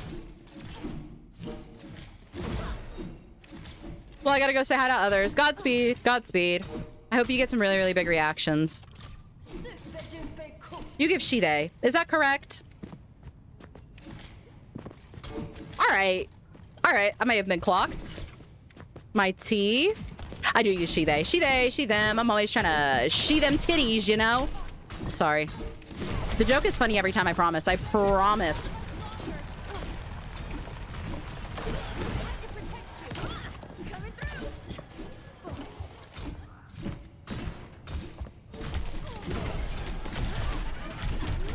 I didn't want to. I got aggressive there, but I did not want them to get the global, the healing. Dig down time. I'm picking it too much. Because I knew that it had been a second. Like I got them like half, and I didn't want them to recover and start recovering health. And I had the advantage because I have Inspire, so I was always recovering health. You know. So that was like one of those, one of those openings where like you suddenly go, oh, I can get really aggressive here. You know. If I get really aggressive here, I can maybe make something happen. Hi, Bacon. Welcome in, love. I'll catch up with some of the chats in just a second. I see some longer messages I'd love to read.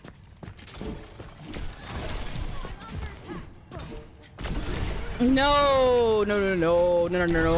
Terrible for the tour. Oh, I was so close. I was so close. I should have bashed first. I'm a nasty, greedy little rat. Every time. Yeah, am I allowed to take Inspiring Strike yet? Yeah. There have been a couple times that I've broken your shield, I think, but I've like heard it break, and I play back because I want to see what you're gonna do, so that I can like learn. It's like, because basically like you and a lot of other players, whenever something is lost from them, they have a default response. So I've always been like breaking your shield and then sitting there and waiting to see what happens, just so that I can watch and see like, what is she gonna do? So I feel like there are a couple of those that I just should have won if I had like full W key, but oh Absolutely. My god, it's so interesting to watch your reaction to it because it teaches me further how to play into you in general, not just play Venture. Lemon is my favorite. Cinnamon rolls Mog. I love lemon. So we have Inspiring Strike now. So, I'm actually just going to be a lot more arrogant. Watch this. Yeah. What the fuck? Oh, I didn't realize how that worked. Okay. Have we done Zen yet? We have not done Zen yet. We can absolutely do Zen. Zen or Torb. Torb is miserable. Torb is miserable. I don't want to 1v1 a Torb. Man, I'm gonna get my ass beat 1v1ing a Torb. Unless he just like can't use unless he just can't use turret. There's no scenario 1v1ing a Torb feels good. I'll try it, of course. Don't get me wrong. I 1v1'd a Rhine, but I'll do that. Torb's a nightmare. I hate playing into a good Torb, man. That man stinks.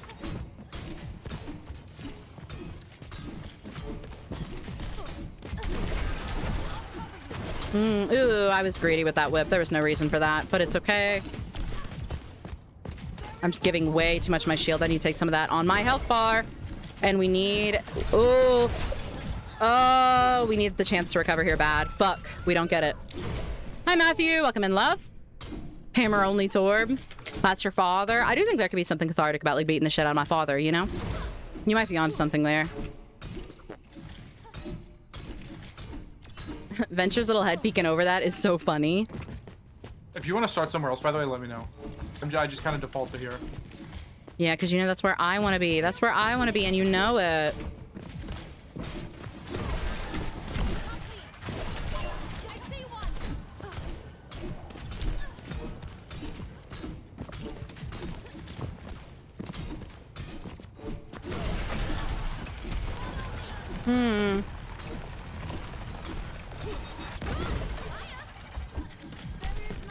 I gotta be careful here. Okay. Yeah, we lost. Personally, I want to be where the people are. I want to see him dancing. God, I got accepted into the vet tech program. Let's go. Lexi. I'm gonna force him out. I'm gonna go sit over here. Vendetta, please. I struggle a lot. We can absolutely do Vendetta. That's probably a good shout. Like, that's another one that THISTLE doesn't play. So, you know, give it a little bit of grace. I won't be playing with I won't be playing against a Vendetta main. But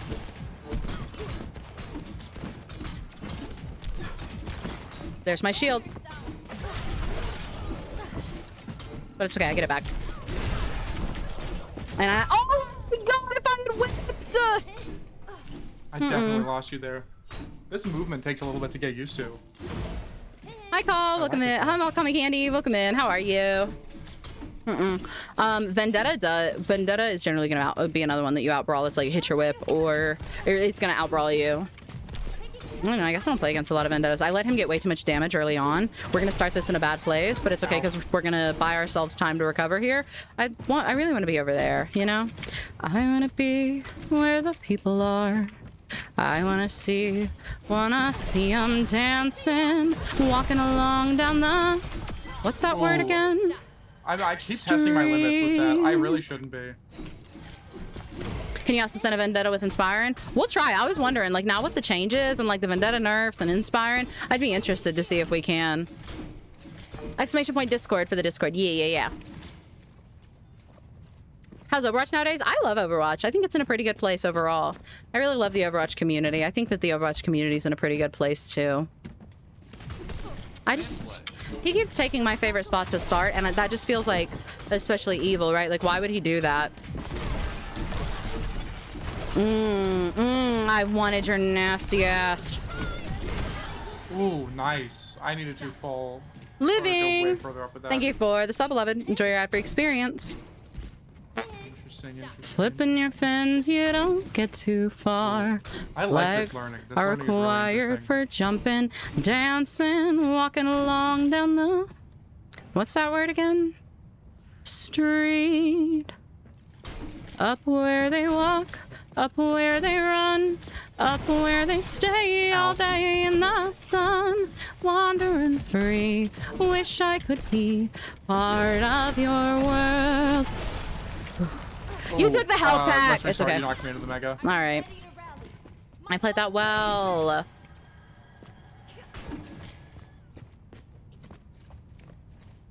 Betcha on land, they understand, For the record, I think but you they won that don't one, though, by the way. reprimand their daughters.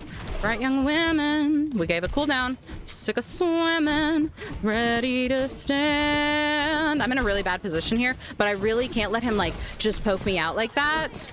He was getting way too much on my shield and my health bar, so I had to do something quirky and get out of his range for just a second. Get down from there. Get down from there.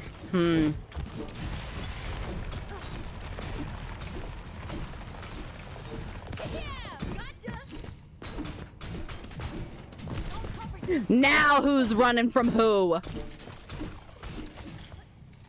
He's gonna recover here from that. Ugh.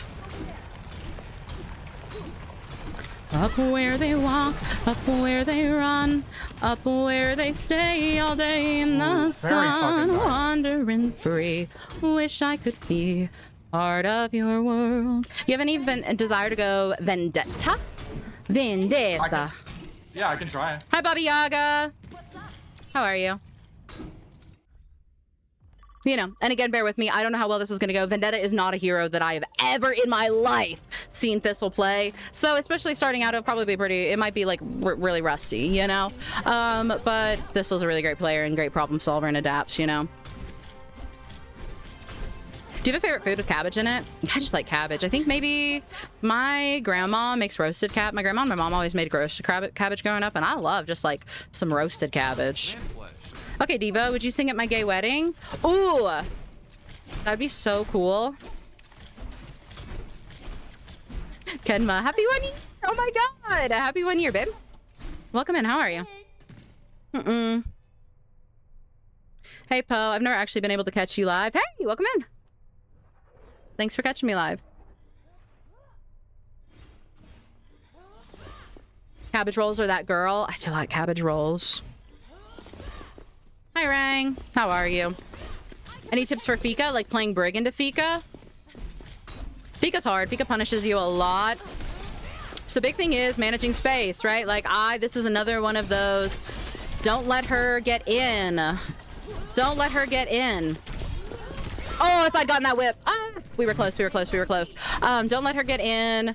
You want to wear her down, waste her time, capitalize when she's low. We're probably in a better place than when she first launched to like take this fight, but you're going to be looking for her, looking to deny the engagement. It's always better to deny an engagement than to respond to one. A lot of Briggs 1v1s will look like that. But it's pretty high consequence. Playing Brig into Fika, you're gonna get punished a lot, right? We die. She has a lot to like mess you up and play out of your reach. Big things for playing Brig into Fika is hitting your whip. Like if you can hit that cat suddenly taking 70 damage while up in the air is scary. That's a huge chunk of its health pool, and it's probably gonna like want to go like lick its wounds, you know, go hide behind a wall and lick its wounds. And cat kind of can have a long recovery time if they use all their fuel to get out. So you can always force out pure per making them recover, force out their fuel, whatever. This is and then if you can get them on low ground, like if you can get them somewhere that didn't stop your momentum in the slightest. I can't stand it here. Oh, that was good weight. That was a good weight. But if you can get them low, I love ulting the cat. Oh my god, if I catch them out in a small space and they're like not, you know, out of my reach, I kind of think I could have took that fight, honestly. I maybe played a little too slow. Wouldn't that have been cool? Oh, we just die. We just die. We just die. Oops, I accidentally deafened. He's just a man. Hit him with your car. Agreed. Spooks, thank you for the prime. I appreciate it. What map is that? Horizon Lunar Colony. And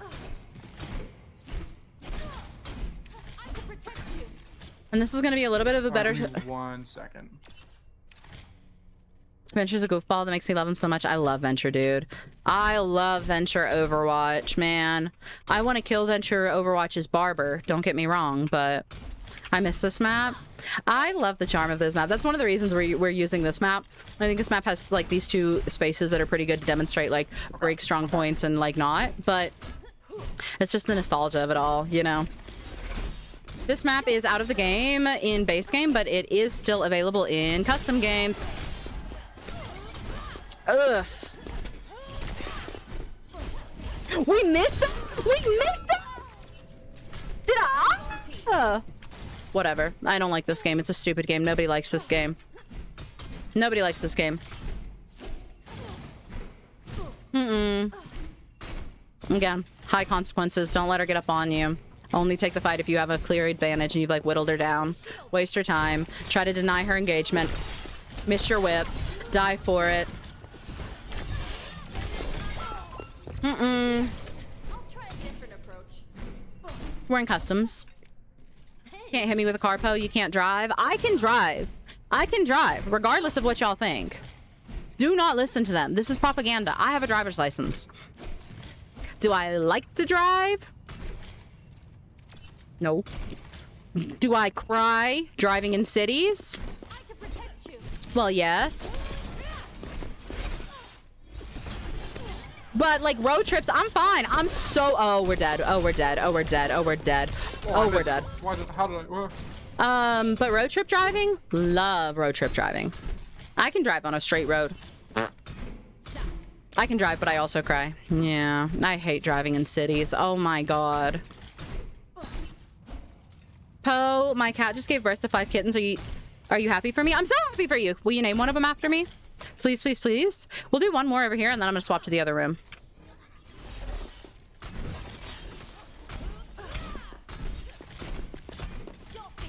So a lot of those sound cues, I'm just trying to like make sure I have a strong understanding of where he is. Oh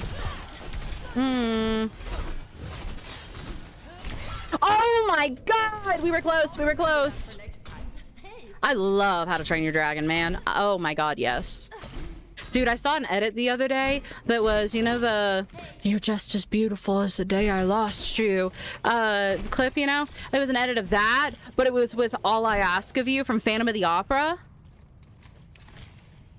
Crying in the club right now. Crying in the club. Yeah, you can get a stalemate on Vendetta when she does the spinny thing. I don't want to. I don't want to. I never want to. If I had my way, if I could just like put my grubby little hands on the game from a dev perspective, one of the first things I would do is take out the stalemate interaction between Vendetta and Brigitte. I think it benefits Brigitte and Vendetta both to not have it. I hate the interaction. She does, hold on one sec. She does that animation. It lasts for forever. It has a massive, huge, insane like hitbox, and almost every single time that I get a stalemate with a Vendetta, it's not, I am not trying to. If I turn around and fully bash away and she's doing that shit like 5 feet away from me behind me, it's gonna give me a stalemate. It's gonna register as impact and it's gonna give me a stalemate. I hate the Vendetta Brig stalemate interaction. But beyond that, you don't want to get a stalemate. Like a stalemate with Vendetta, stalemates are always dangerous. Like in an actual game, you're so freaking vulnerable if you get a Vendetta or if you get a stalemate. But into a Vendetta, it's a whole lot like Ryan when we were talking about not wanting the stalemate with Ryan in like this environment, like in a 1v1 setting. Because if I take the stalemate, then I have let her get on top of me. We are both going to stand up and she's going to be actively in my face and I'm not going to have bash. I don't want to let her get that close to me. I don't want to let her get that close to me. All right. Okay. It's gonna be a little bit of a better environment for me to take this fight in, but it's really like Vendetta's. It's a little bit of Vendetta's ideal too, you know. Muna, thank you for the 10 months, beloved. I appreciate it. How are you? Vendetta doesn't have the correct energy. Like, get away from me. Yeah, I don't know. I hate the Vendetta. I hate the Vendetta stalemate interaction. Oopsie, sorry. I feel like every time I've ever gotten it, it has been accidental and it has been wildly punishing. For Brig to suddenly fall on her back, I want to take this weird. For Brig to suddenly fall on her back in the middle of a fight is like so damning. Oh, we messed up. It's so damning. It's so damning. You're just gonna explode. We're gonna do like 1 or 2 more and then I'll take Inspiring Strike. I'm not really putting on a good showing here. I keep messing up. Thoughts on Game of Thrones starting this week's episode with Brig gameplay? I think that could be big. I think that Game of Thrones House of the Dragon needs to look at the beginning of the stream and watch my rant and reflect. I want a written apology.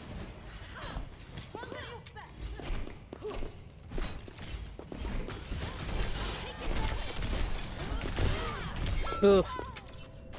I kind of want to just like try taking it there. We don't have Inspiring Strike. I'm very nervous about when you get Inspiring Strike. I'm pretty sure you're just going to be beating me for all of these with Inspiring Strike.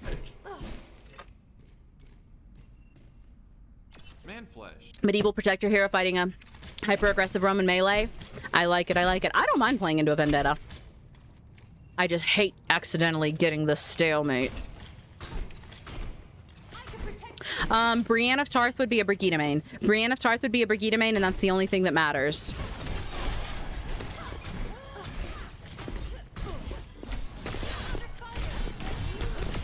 Oh, that was really solid. That was close. Woo! All right, I'm gonna take Inspiring Strike. Okay. Eternally Crew, thank you for the sub, beloved. Welcome to the club. Enjoy your ad-free experience. Don't take Vendetta duels till you have Inspiring Strike is what I'm hearing from this. Oh yeah, and a lot of your duels are going to be that. Like your duel potential, the amount that your duel potential shifts once you have Inspiring Strike is actually unreal. Hi Jazzy, welcome in. How are you? Oh, nice. How was your stream? Welcome in. Hi. How was your stream? Welcome in, Raiders. I feel like she'd be Ryan too. I think she's just too like, she's so supportive and noble. I think like the support. Brienne of Tarth would play Brig, and that's, you know, ugh. Dunk would play Reinhardt. Tyrion would play Sombra. Oh, I fucked up. Hmm.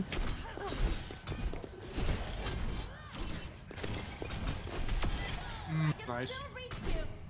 Hi, Jazzy. How are you? How was your stream? Who can you get into a stalemate with? The only stalemates are, all of the stalemates are by melee heroes who have a like melee impact movement ability. It is Reinhardt, Doomfist, Brigitte, and Vendetta that can achieve a stalemate. Any combination of those I'll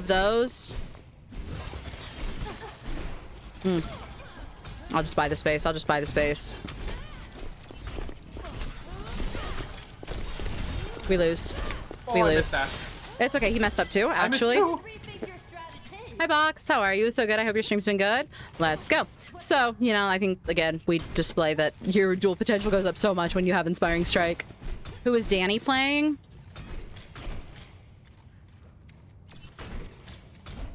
I think there's a temptation to say Danny would play Onron. But I think Danny as a tank makes so much sense, you know?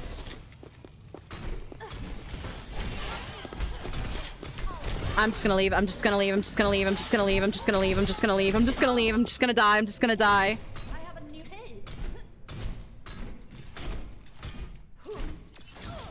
hit. Danny actually a Genji player? Danny Malga also. Okay, you guys are gonna think I'm crazy here. You guys are gonna think I'm crazy here, okay? I think Daenerys would play Malga.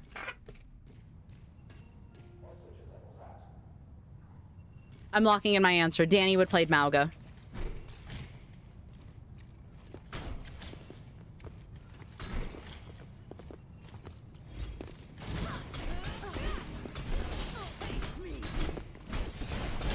Oh, that's bad. Oh, that's bad. Oh, that's bad. Oh, that's bad. Ooh, that went bad. I missed that down strike. I missed that down strike. Hey, you wanna know something funny? What's up? I thought I had Inspiring Strike this whole time. Work smarter. I have not. I only just took Inspiring Strike. Huh. For the past, like, couple duels, I thought I had Inspiring Strike.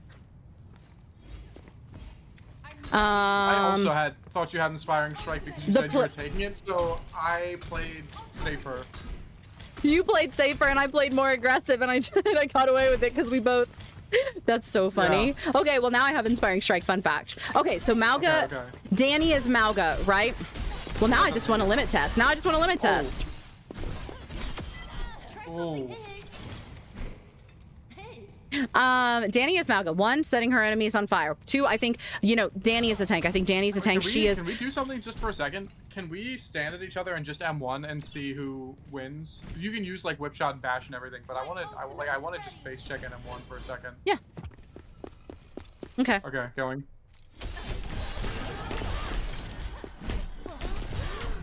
And flash. I'm getting used to this. That's interesting. That's fucking interesting. Okay. So when you do have Inspiring Strike, you fucking win. Yeah, just if we stare it down, we win. Don't even gotta be strategic about it, really. As long as you don't miss. That's Shield beats that's good to sword, know. bucko! Yes. Yeah.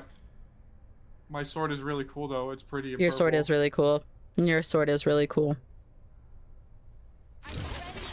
See, here I was thinking Danny would play Onron, but I guess I get Onron, but I think Danny's such a tank. Like, inherently, Danny is such a tank. Like, I do it for them.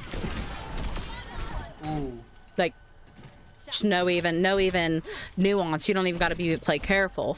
I think that Danny is such a tank, like steamrolling it for the people, you know, and setting her enemies on fire, and also like the bull rushing. Like, so much of Danny is like, I refuse to play like the silly games. I am just gonna roll you the fuck over, you know.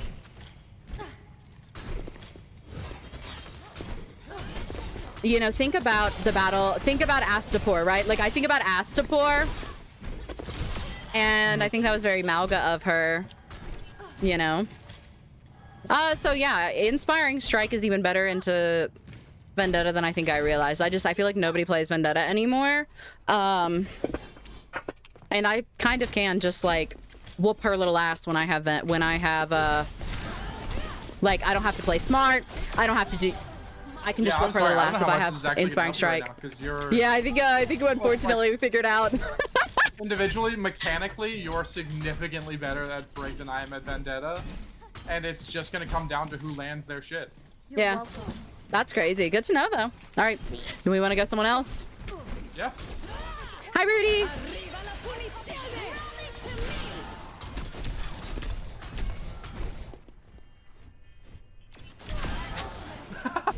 Hi, Rudy. Thank you for the 5 gifted, beloved. I appreciate it. Domina Daenerys. No. No. Is it because she's mother? If you got gifted stuff, be sure to pass on that love. Thank you. Yeah, did that help at all? A lot of it is like until you have Inspiring Strike, you're not looking to take that fight. You're looking to like wear him down and push him back, look for her abilities, and trade. And trade and trade and trade. With so many of these, if I throw whip and we don't get it, like, you know, I have way less room for mistakes. Who else would we want to see? Who would be fun? We could do...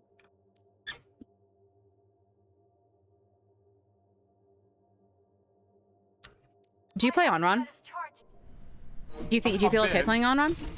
I'll feel fine playing whatever you want me to play. It's just gonna be a case of me having almost no time on run. Go Onron. Okay. Big thing with Onron is she has like kind of two different movement abilities. She has one where she gets iframes. She turns into like a bunch of little like a little fire thing, and she moves around. Wait, real quick before you do that, I mix up which name is which of her 2 abilities. One of them is Dancing Inferno. Is that the one where she turns into little fireballs? This is Dancing Blaze. Dancing Blaze. That's Inferno Rush. Inferno Rush. Okay, I was mixing them up. Okay. Can you come do Dancing Blaze in front of me again? Okay. Now, hold on one sec. Let me get... Do your other one and just like kind of try to come through me. All right. So when she is using, I really do the first one again.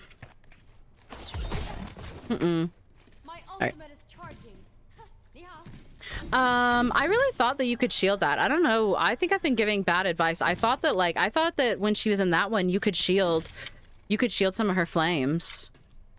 I really thought that in that, I feel like I've been dueling Onrons wrong. I really thought that like that first ability that you could shield it.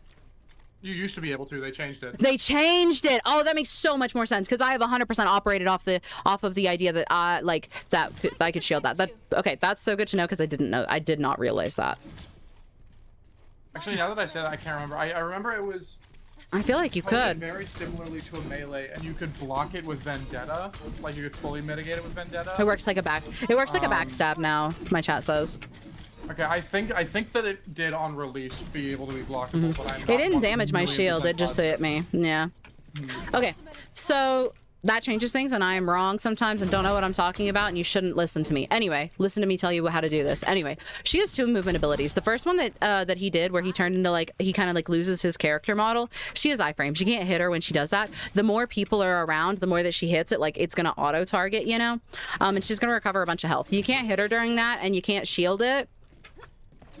Before I would say like that one's better to hold up your shield because you can shield it and you can't hit her anyway, right?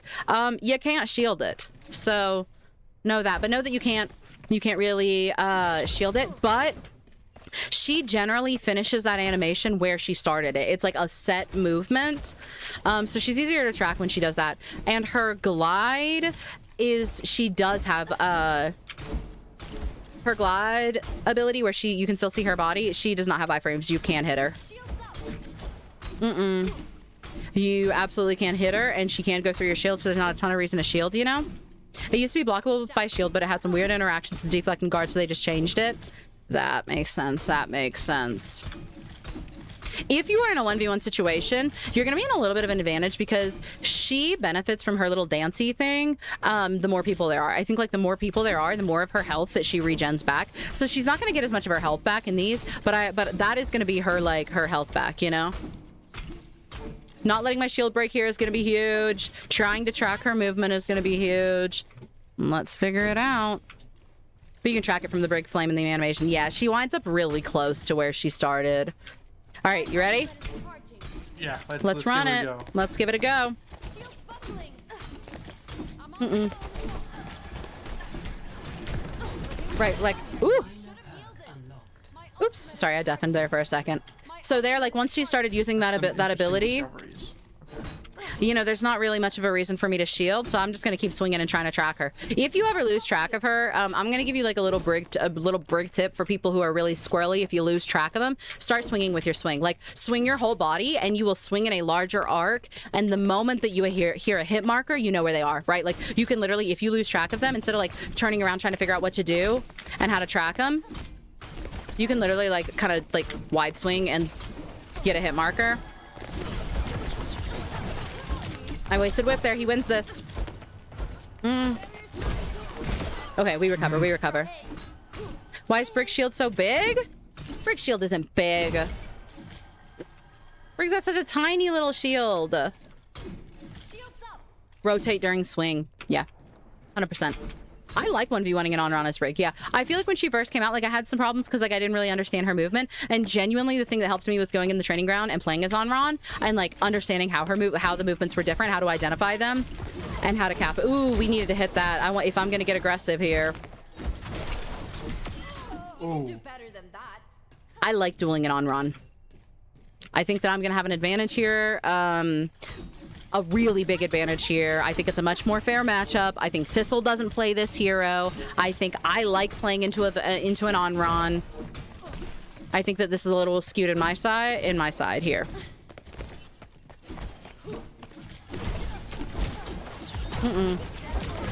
Ooh, we missed that. And I'm burning. And I'm burning. Oh, Yippee, yippee, yippee. You can fan her flame. You can shield her flames. You can hit her when she's moving in her big one. Brick shield size is normal. Girlfriend size even. And that's what I'm saying. We don't have to do this one too long because... Oh, okay, well...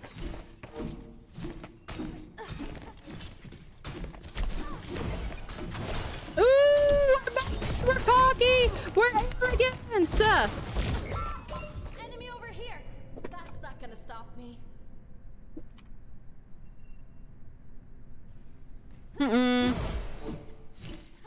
Reaper can take down a Brig easy. We can do Reaper next.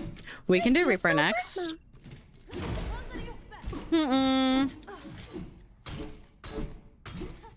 What the freak? All right, you wanna... I think that, like, we don't have to do this one a little, like, very long. yeah, we can move it down. I don't mind either way. I think I'm making some movements and some discoveries, but I think ultimately the case with a lot of these flankers, like the Genji, the Onron, the Tracer, like in a vacuum, you're gonna be able to beat them so easily, especially when it's not a like really, really good one on it. Yeah, I think, I mean, and that's the thing, like, over there in this space that she's not great at, and without Inspire and Strike, I'm, you know... I like a Brig, but I really like Brig and On-Run. And I was trying to clarify that. I was like, remember, like, I think this is a much fairer matchup. I like Brig into On-Ron. THISTLE doesn't play On-Ron. What, did you take her perks? Take whatever you want. Okay. And then I'm just gonna go ahead and take Inspiring Strike, because I don't think, like, I don't think we need to drag this out. Okay. If all shots are hit, and that's gonna be your big one. Like, she needs to poke me out here before I can catch her.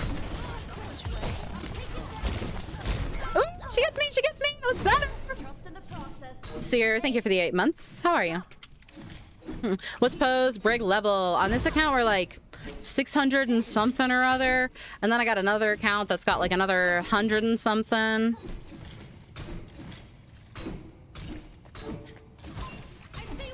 Any value she can get poking me out at first. Like if I can show her my shield, if she can get me on fire, if she can take away one of my resources, bait me into being aggressive and going after her like that. Ooh, nice. Goblin milkers. Hi, cheese goblin. Yeah, goblin milkers. I'm learning some of these. Some of these are a lot closer than I. Does this have any on-run tips? I can ask if you want, but take it with a grain of salt that THISTLE doesn't play on-run, but that he is a coach and he is widely knowledgeable, you know? We can do Cassidy. I'm not falling for that, Kool-Aid. You got me before. But, like, I have a little bit of the advantage here, you know? It's less... In a lot of these, it's, like, far more me kiting them until I have an advantage. And here, a lot of the time... well, we just offer that up for free. We're egoing. Oh, we missed. We're bad. We're bad. We're ego and we're bad. Like I said, we'll do Reaper. We'll do one more here. Do you have... I know you don't really play on-run, and I front-loaded that and stuff, but do you have any tips for on-run, for playing on-run, if somebody wanted them?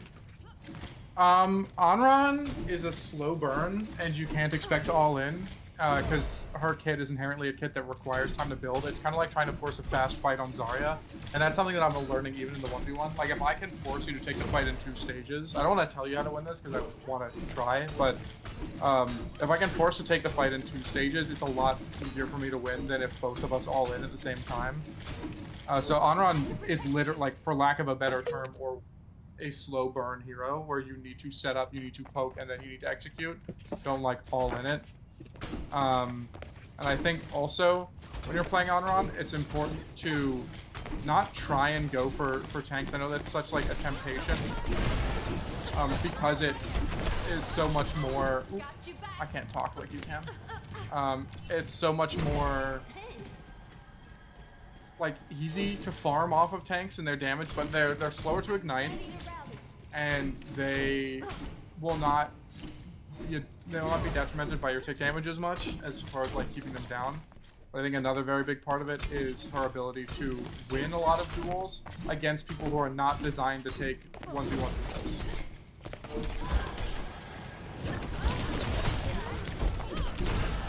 Woo! And I'm like also just being much more aggressive here and forcing it. Unfair, especially against like DPS. So it's important to remember that you can take those duels. You just want to like set it up and stack the odds in your favor. It's about cheating the duel and making it harder for them than it should fairly be. A lot of the time, taking weird angles, slow executes. Don't try and force things fast. I would say are the big things. I think. Sim's miserable. Sim can be a big problem for Brig. 100% Sim can be a big problem. All right, I'm gonna stop being greedy and aggressive, and I'm gonna be smart and aggressive.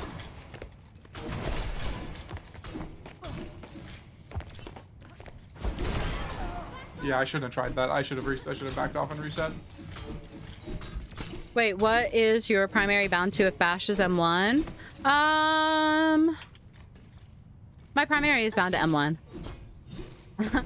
Bash is only M1 when you hold up shield, right? Like you can't primary when you're, you know? On-run is a new hero. Yes, yes, yes. You wanna do like one more here? Yeah. Like, I can be confidently aggressive. Like, really and truly, when you're like taking duels like this, like, I should never be chasing her anyway. Like, in a game, like, if I'm giving you advice for in a game, I should never be, like, chasing her or greeting, hopping up on her for the most part. But on Brig, you can pretty confidently, like, stand your ground, you know? Oh, we're dead. Unless you miss all of your abilities. Sim wins the long drawn out game, so the roles are reversed. You need to kill her as fast as possible, 100%. The more that, especially your shield, like, holy shit, dude. You can't show your, you can't show, like, you cannot give any amount of your shield to a Sim. Hi, cool. Welcome in, love. How are you?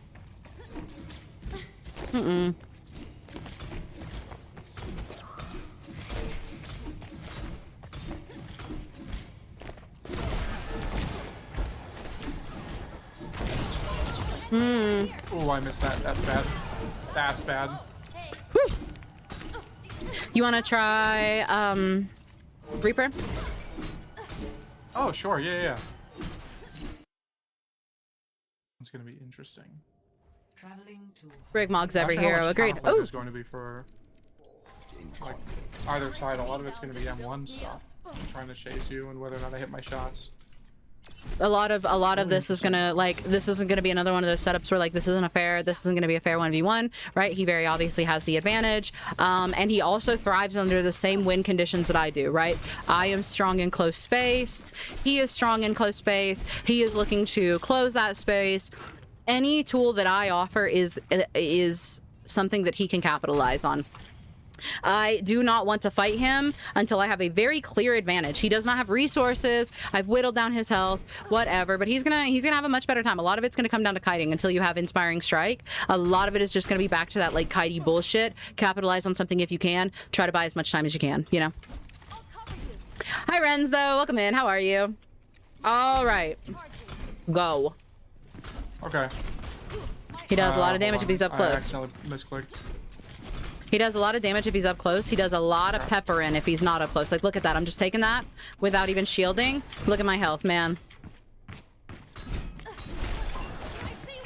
But he wants me to show my shield. The more that I show my shield, the better. He wins if he can break my shield before he closes space.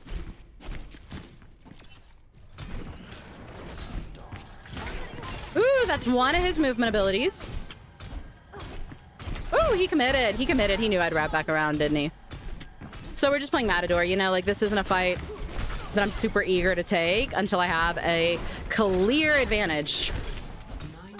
I want to be a rat. I want to be a rat. I want to be a rat. Ooh, now he doesn't have an ability. Ooh, if we hit that whip, but we didn't hit that whip. Oh.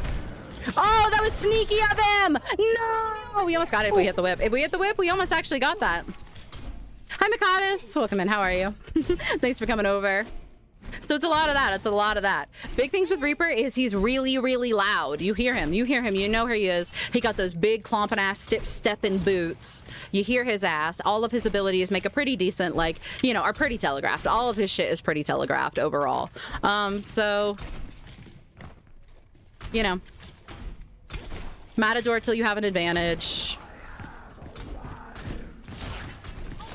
Oh my goodness gracious, Poe, pull your head out your ass. We got a little Inspire here. We can recover. Just a sec. No, we can't because we're dumb and we let him do that and we didn't even turn around for it. And I'm going to give him way too much of my shield for that. And we're going to suffer. Bro's wearing clawed hoppers. Bro is wearing clawed hoppers. Bro's wearing tap shoes. Hey, WG. Welcome in. How are you? How are you? Welcome in.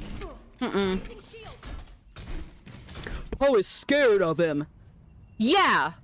Yeah, I'm playing a support into a tank buster. You should be scared of him. That is the message here. The message is if you are playing Brig and you are in a game, you are scared of Reaper. You are a nasty, conniving little rat, and you want to capitalize on your nasty, conniving little rat advantages. Because you are a Reaper and Brig and Reaper, no, sorry. You are a rat and Reaper is a subway train. If he hits you, he's gonna run your little ass over. I'm not using health packs. We're just playing for it. Hey, WG, how are you? I love Brig. The Brig rant. Send it. Yes, you should be scared of Reaper.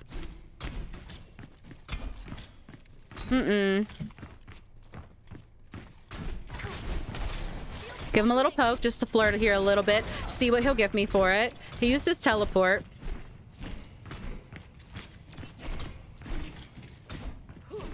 Ooh, we're doing a lot of this back and forth here, aren't we? Oh, he got a lot on my shield there for just a second. Ooh, okay. That was a mistake. We cannot afford another one. We have to buy ourselves time to recover. I just wanted to be weird and aggressive for a second. Catch him by surprise. I a little bit think it worked.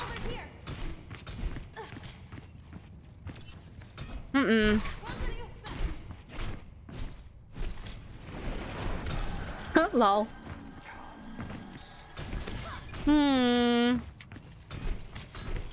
Oh, at this point, the devs have healed him.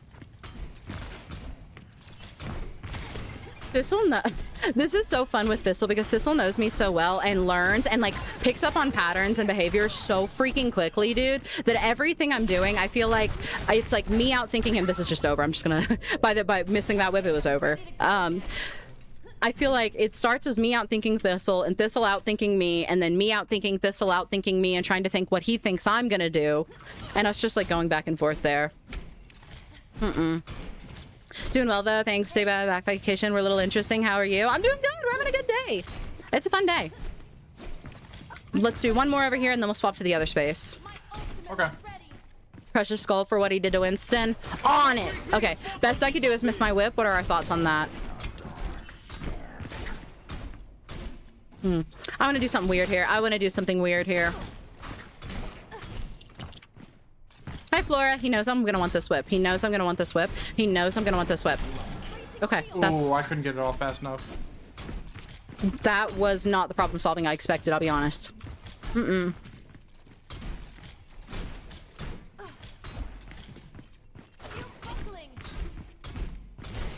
is bad advice. Nobody listen to Galaxy in the chat right now. Again, you are not looking to brawl with a Reaper on Brig. His movement only matters if you have an advantage in the fight. Like, if you're trying to capitalize on something because you gained an advantage and you want to take the fight and you know he can't get out, if he is full health, it does not matter. He will out-brawl you. You do not fight him man-to-man. You fight him like a nasty little rat. You fight him the way a rat would fight a pit bull, you know? Sorry, Galaxy. That's Reaper propaganda right there. We're in a bad way. I need shield health. Rally B Blossom, when is a good time to do it? I love canceling Blossom with Rally. Brig.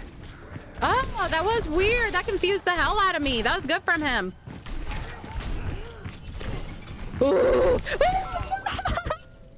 I have to raid and run, but I'm so entertained. Yeah, thanks, AWG. Have a good rest of your day.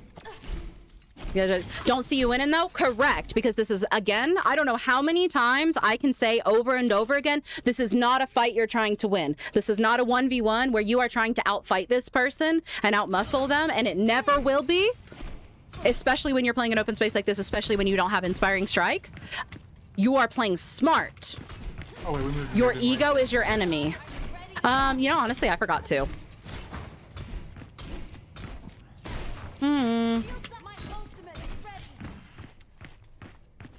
And again, Brig benefits from time.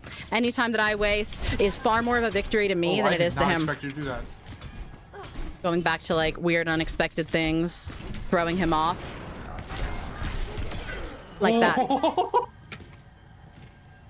That's what I'm talking about, an advantage. My shenanigans didn't work out for the me. moment that I had a better, I realized that I had outplayed him and I had an advantage in that fight, I want the fight. I'm gonna get aggressive. But that's because I'm a selfish, nasty, vile little rat who wants to win.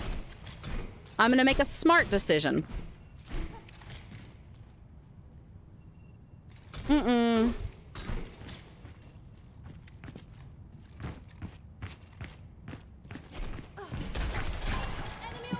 There was a world where I accidentally gave him that health pack with that. I really want to rotate to this space. There we go. Oh, that was good from him. Oh, that's my ass. That's my ass. That's my ass. That's my ass. That's my ass. That's my ass. Or not. My ass is very slippery. I don't know if anybody knew that about my ass.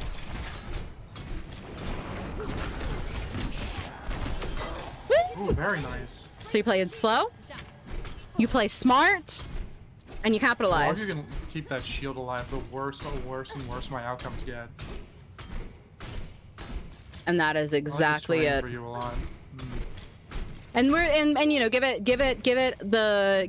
also remember that this is my better terrain. And for once, this is not, you know, in a lot of these matchups, this has been like Vendetta's better terrain. This has been Venture's better terrain generally.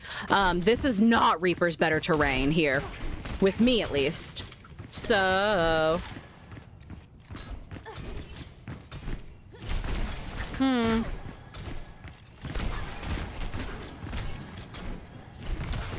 Oh, we had to hit that. We had to hit that. god, we had to hit that! There was a wild! Hey, Mm-mm. shot.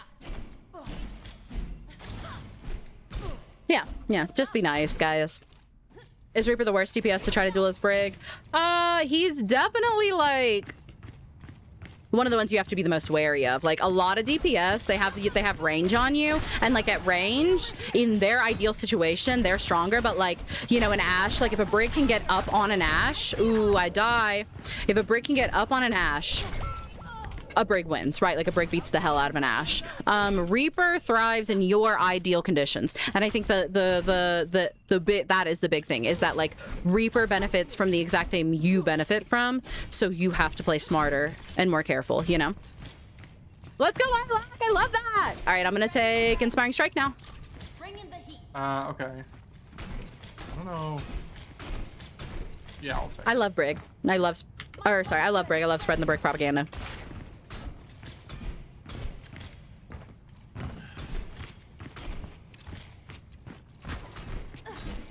Am I crazy? He did some weird shit. I don't know what he did there, but it worked, man. I did not. Ooh, that was such a good dodge from him. We're mind gaming the hell out of each other. I have not gotten any Inspire value yet. Or Inspiring Strike, rather. He is in a much better place in this fight right now. I really have to figure something out, or I'm done. Oh, I think we've got a moment to breathe. We earned a moment to breathe.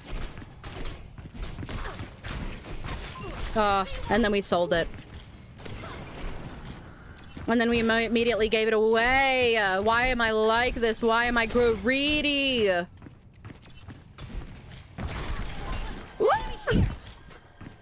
Most matchups depend on the condition. Absolutely. And most matchups, you want to play for your condition. You want to play for the best opportunity for you, and you want to play for the worst opportunity for them, right? And part of, you want to scam them. You want to scam them.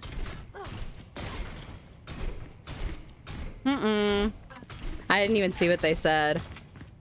I'm gonna be honest, like, I know that you guys are frustrated with them, but the way that they were talking really gave me child, if it makes any of you feel better. Like I don't think that wasn't a grown-ass adult, you know? So I think that, like, they're just a little silly.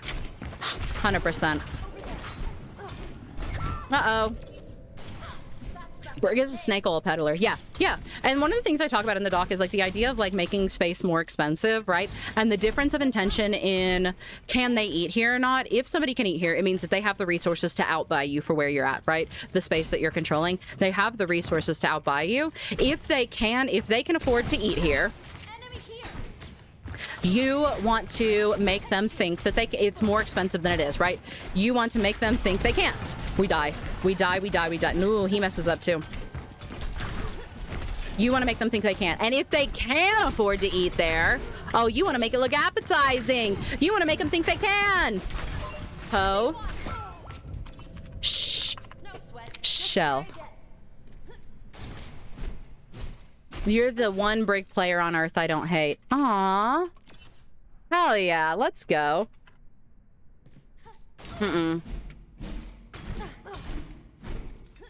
Hell yeah. Watching your plays makes me want to learn Brig, especially Zona. I love that. Not to brag or anything, guys. Shell says I'm the only one. All right, let's lock in here. Ooh, and by lock in here, I mean throw this fight early.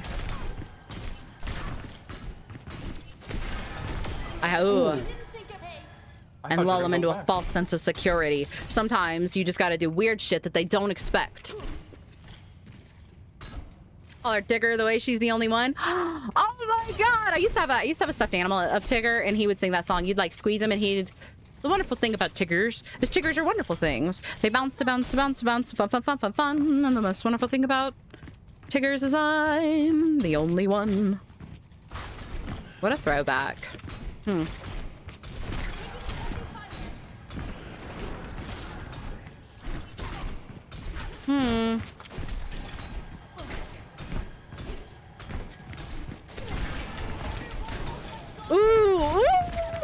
There was a world, there was a world, there was a world, and I sold it. And I sold it! I missed my whip!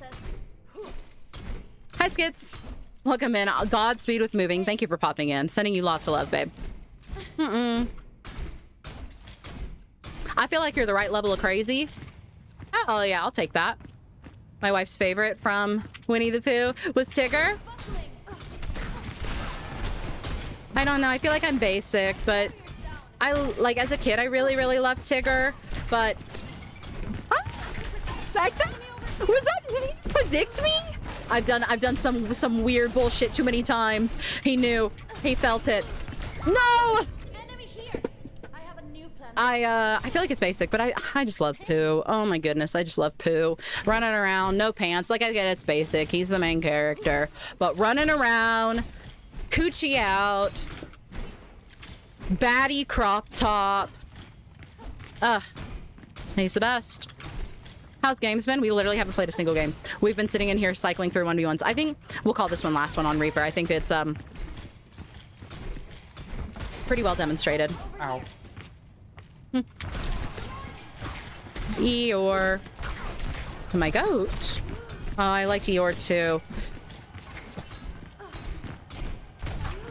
That was weird. Too early. I'm surprised I got away with that. Huh. No, I wanted to walk on you. I was actually about to get aggressive. How dare you make a better decision when I'm at an advantage? Nice. I can land a big enough shot there. Yee! You wanna get someone else? Sure. No period. Love Pooh, but Eeyore is such a vibe. Eeyore is such a vibe. I think I want to be Pooh. What did we want? We wanted to, did somebody say Cass? I love dive, but I hate teammates who don't capitalize off of it. Fair. Can we do Cassidy? Sure. What code is this? No code. It's just like a custom. We just went into a custom game, added Horizon Lunar, made it skirmish, and then added made sure that it had 5v5 health pools for tanks, and made the perk gain 500% or something. We did do Vendetta. We did do Vendetta skits, and I realized Brig is stronger into Vendetta than I realized. Once Brig has Inspiring Strike, dude, you do not have to be smart. You can a little bit just out-brawl her. So the thing with Cass, we'll fight this first, and then I'll tell you the thing. You didn't fall? I missed all of those. I'm not gonna lie, I turned around really cocky because I thought you fell off the stairs. I turned around and started to walk away, and all of a sudden you were there. If you hadn't missed those shots, not only would you have killed me, you'd have made me look like a fool. Okay, good thing I missed then.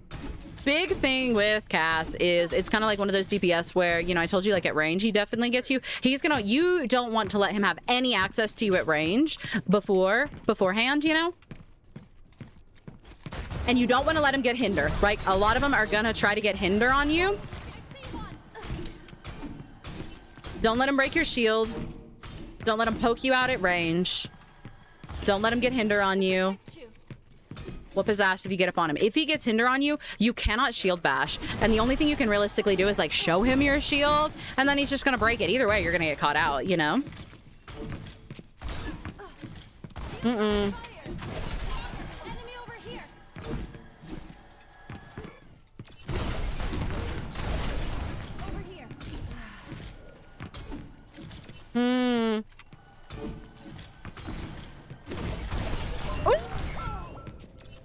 I was really hoping you hadn't recovered enough that the whip would kill you. If I could just bash and get the whip. Close the space. Yeah. Oh! It was close. How much health did you have? Be honest. 10. My ultimate is charging. Mostly play most, I'm a jack of all trades. I play pretty much every hero except BAP. I don't know, I just can't hit people. Fair. I am the opposite. I think that THISTLE tends to be a jack of all trades, and I tend to be like really, really good at taking one tool and making it work. Like Actually. Okay. brute forcing. Oh, we got him off. Huge. Good comms.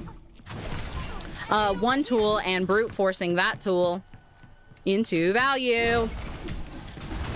Ooh, there was a world. There was a world. There was a world. He's so low. I want it. I want it so bad. I want it so bad that it's actually... Oh my god. We have to believe. I need to just recover. I need to recover.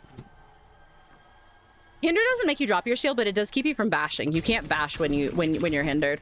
So, like, it takes away your movement option. See, I'm at a really big disadvantage here, and I'm gonna have to give a lot of my shield for it, right? Because he has gotten set up. I have given him time to get set up on a range, on, like, a long sight line. Ooh. Now he doesn't have hinder. I'm gonna be a little better to close the space. Ooh. And we're gonna miss our whip, and we're gonna get shot, and we're gonna die for it because I can't afford to make some mistakes. A lot of casts throw hinder. Yeah, hinder, cast with hinder is such a pain in the ass, dude. The big thing with hinder is trying to block it. You can block it, but it's very easy to get around a shield. He just has to throw it over your head. Like, if he throws it over your shield, he still gets you, you know, like... I do not play Lifeweaver, no, not even a little bit, I fear. So this space, I'm gonna struggle to like take a little bit from him because he's in a really, really good place. It would be better if I could knock him off the high ground. Him giving me these stairs is kind of nice. I have to be a little cheeky. Get myself out.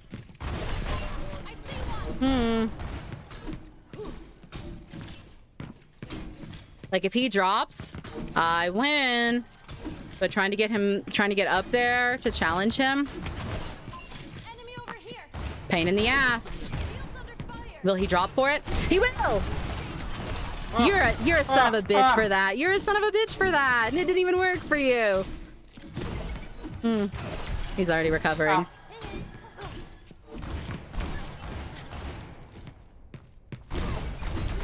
Oh well. Hinder makes me want to uninstall the game.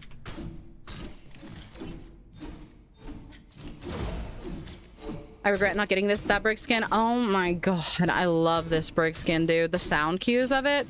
Your greed sickens me. Yeah. Yeah. But I wanted it. Godspeed, cheese. I appreciate that. We need to make this space, so I'm gonna greed my positioning with a cooldown. Never ideal, but it's fine because it's a really quick cooldown, and we're in such a bad way here. This is bad. I'll remember that for next time. I eat da poop sock. Welcome in. Thank you. I appreciate it. Welcome in.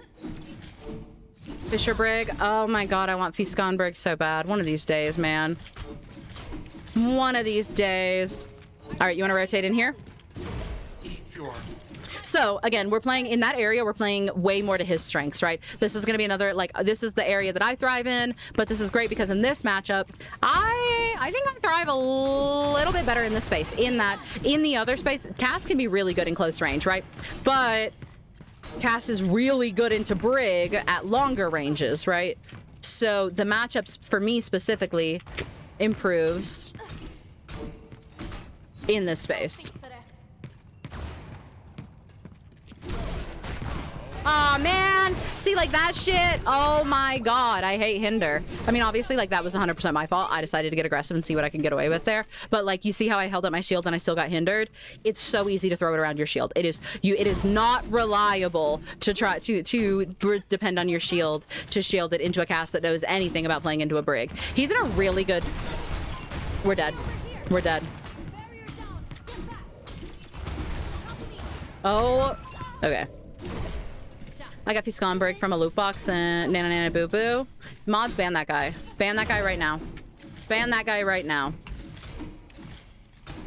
Remove hinder from the game. Love Tyrion Drake. Oh, it's one of my other 3 favorites. I love Tyrion Drake. Let's be weird here, right? He knows that I'm here. He's at an advantage right now at his range. So, no, he moved. Never mind. That changes my plan. Is he going to come over here? Why can't I get him to volunteer? Does he want to volunteer? Does he want to volunteer? Does he want to volunteer? Do you want to volunteer? Do you want to volunteer? Do you have any interest in volunteering? Ooh, I threw a whip. I threw a whip. Oh my god! Ooh, he volunteered. Hinder! And now look, we traded spaces. We're so cute. Look at our nimble little toes. I want him...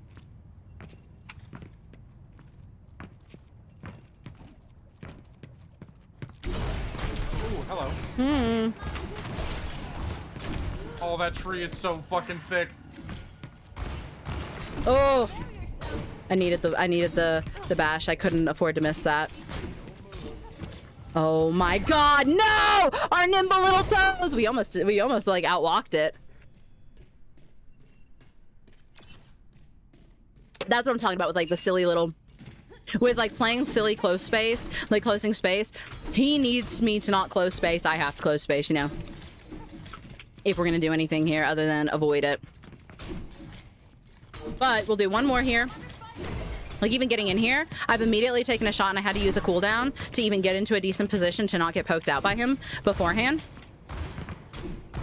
Really and truly, I need... Oh, okay. Does that hinder you through your shield? Yeah. It very often does. It's so easy. Like I already had like said, don't rely on shield for hinder. Like really good casters are just gonna throw it around your shield. It doesn't really matter. You can try to block it, and sometimes you'll get away with it. But ultimately, like, all right, at least we're opening here a little bit better. We didn't even take a shot here. I want to be where he is so bad, and he knows it, and he knows it. I'm gonna greet another bash there and get here because this is where I want to take this fight. And you know what? Why should he be able to tell me where I'm allowed to take my fights? I want hinder. I want hinder, and I want to give nothing for it. I want to play as patient as possible for hinder here. He's going to use hinder. He's going to use... sorry. And I'm going to immediately sell my advantage.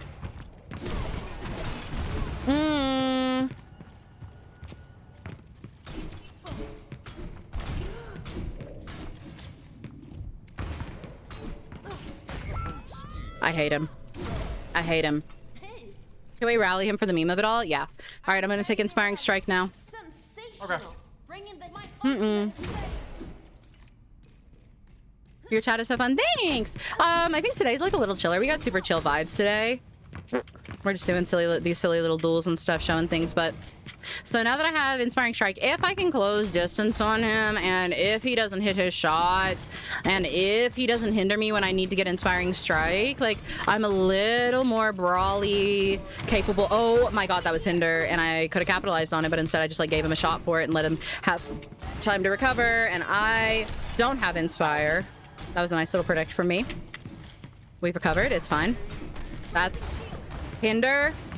So here's what we're... Oh, God. I just don't want to be here. Really and truly. Our shield is down. He knows. I need to stop greeting.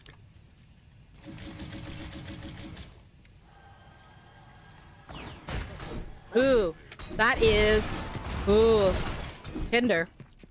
We're still in a weird little way. He keeps fanning the hammer and getting my shield, which is like obviously not ideal.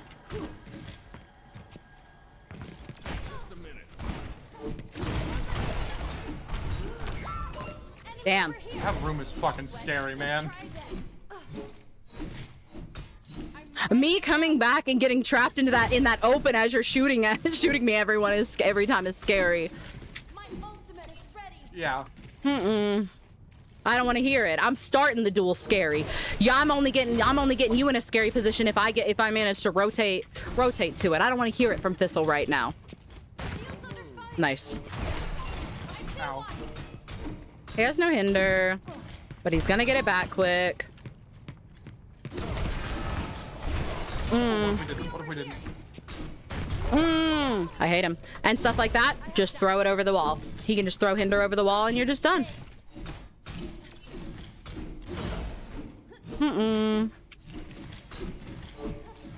Thistle on jetpack hat when? Right.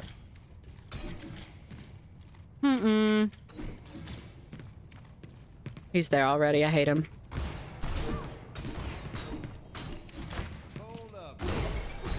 Oh! We fucked up so bad there. Oh, that was terrifying. That burst of aggression, that was terrifying. Brig seems so weak. Why play her? Because she's not weak. Because she's actually like one of the best supports in the game. She's just very, very hard. She's not as universal as some of the other supports in the game. And her value is not... Most people don't understand how her kit works. Most people don't understand. And he's gonna fucking set up there like an asshole. Ow. Why did I do that? That was a bad idea. Mm-mm. Enemy here. I'll remember. I mean, I'll sub in. Right. Mm-mm. I fear Barbie Blaster is stronger than her kit. I don't ever want to insult anybody. I'm sure that you're probably really intelligent and just trolling, you know, but like, baby girl, you're setting yourself up for you're setting yourself up here for it a little bit. Like, Oh. I'm gonna assume that you're rage baiting, because I want to believe the best of you, and I want to believe that you know more about this game than you're letting on.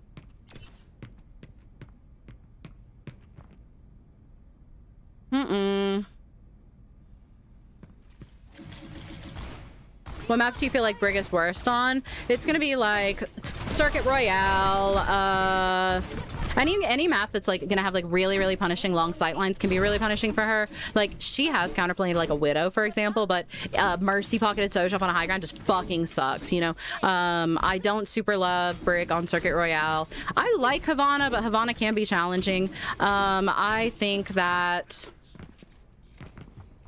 it's like he's not even letting me set up at this point. I can't stand him. We're just gonna sit in this room. Fine. Fine. Come on. Walk in here. But Hollywood on attack. I don't love Brig on Hollywood attack. Oh my goodness. Hollywood on attack is a pain in the ass. There is Hinder. Oh fuck.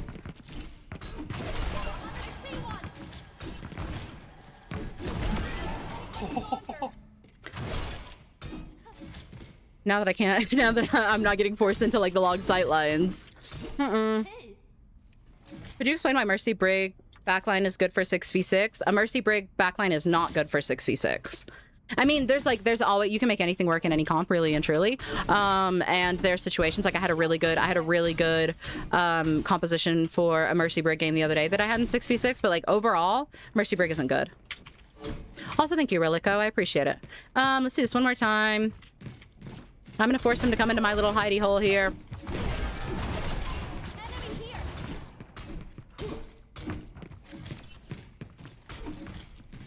Can you try something for me? What? It very much feels like there's moments where you could absolutely just W key me. Because I'm running out of bullets and my reload speed is so slow. The next time I try and like peek you, if you see me roll away, can you just hard push me, like hard commit, if you see me like be forced to roll away from you when I peek you? Sure.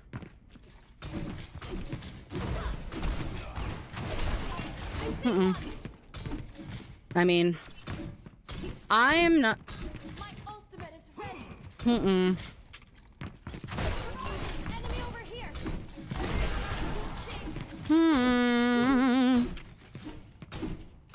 Like I can't hard commit him if I have low shield health or no cooldowns, you know? Like it's death sentence. I'm not gonna offer anything. What comp is good with a Mercy? Mercy is a main support and it's gonna pair best with other flex supports. So like, you know, Mercy Kiri, Mercy Ana, Mercy Juno, Mercy Bap are all gonna be like more secure choices.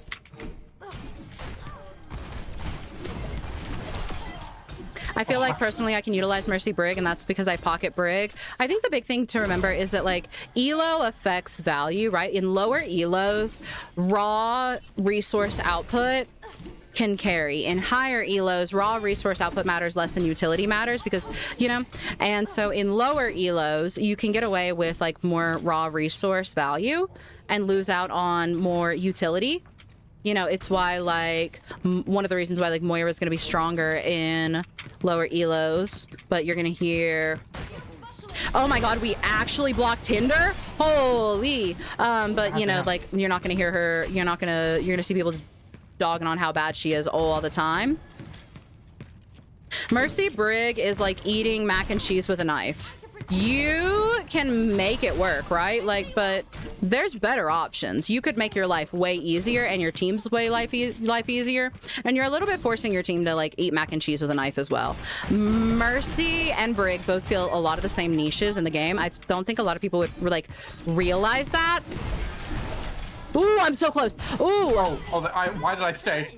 I think Mercy Mercy and Brig fill a lot of the same niches. I don't think like a lot of people realize that. There's a lot of redundancy in a Mercy Brig backline. But another one of the big things is Mercy's utility is her damage boost, right? And Mercy provides the most value and justifies her pick the most the more that she can damage boost and the more that she is playing to enable somebody else, you know, doing somewhere, right? Brig plays best when she is pairing with somebody else, when she has another support who can do the bulk of heals. Ooh, especially like the bulk of heals on tanks. And she can fill that niche of playing to help pressure space and like partner with somebody on her team, right? So Mercy is looking to play like with a DPS, you know, on an off angle, for example. And Brig also wants to play with her other support or on an off angle with like a DPS, you know? So in a way, they're both filling that niche, right? But if Mercy doesn't suffer, a lot of main support pairings, double main support pairings, suffer from a lack of healing. Like it's slow, it's usually slower heals, it's usually more resource heals. I think Mercy, the thing with Mercy is you can heal, right? Like you're not stuck on resource heals. A Mercy can flex into healing far more for her team, right? But Mercy can heal or provide utility, right? She cannot do both. Mercy, very nice. Thank you. Mercy I was not patient enough for that. Mercy can damage boost or she can heal, but she cannot do both at the same time. And if Mercy is picking up the slack of healing and pocketing like a tank a whole lot more to make up for a Brig, the Brig pairing, then Mercy's not getting full value out of her kit, right? Like she's not really justifying her pick. If you're looking for somebody who can just like put out a little bit more healing, there's other options who can put out healing and provide their utility, right? You can go Ana, you can go Kiri, you can go Bap, and you can do healing and provide your utility at the same time, right? But if a Brig is like playing to anchor for the tank and play on point, Why am I getting aggressive now? And play on point and help support her tank, like that's not really what Brig is good at either. And there's better options. Like I could go Ana, or I could go Kiri, or I could go like anyone else and sit on point better and heal my tank and provide value, you know? So you can make any comp work, right? Theoretically. And I've played Mercy Brig, and you can make Mercy Brig work.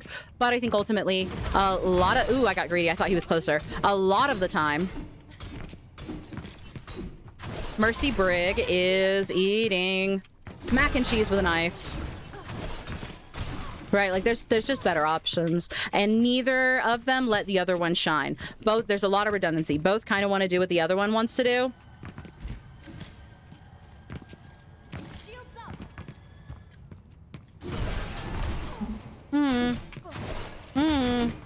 Why am I offering? And so it's just not ideal. Brig support duo tier list. I could absolutely do that. In the Brig doc that I'm working on right now for my Brig bootcamp, we're in a bad fucking way here, huh? Woo! Woo! He needs to.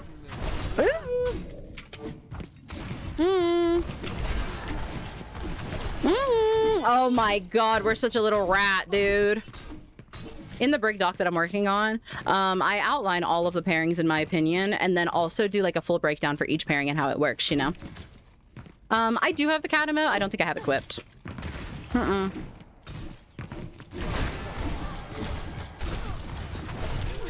I'm so arrogant. I'm so arrogant. I deserved that. All I had to do was hit a whip. All I had to do was hit the whip.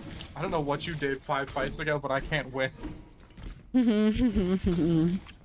Does that make sense? That was big yapping. Juno is good with Brig. I think Brig's absolute like base strongest pairings are gonna be like Brig Ana, Brig Juno, Brig Kiri. I really like Brig Lifeweaver and Brig Bap, but I don't think they're just like as S tier as Ana, Juno, Kiri.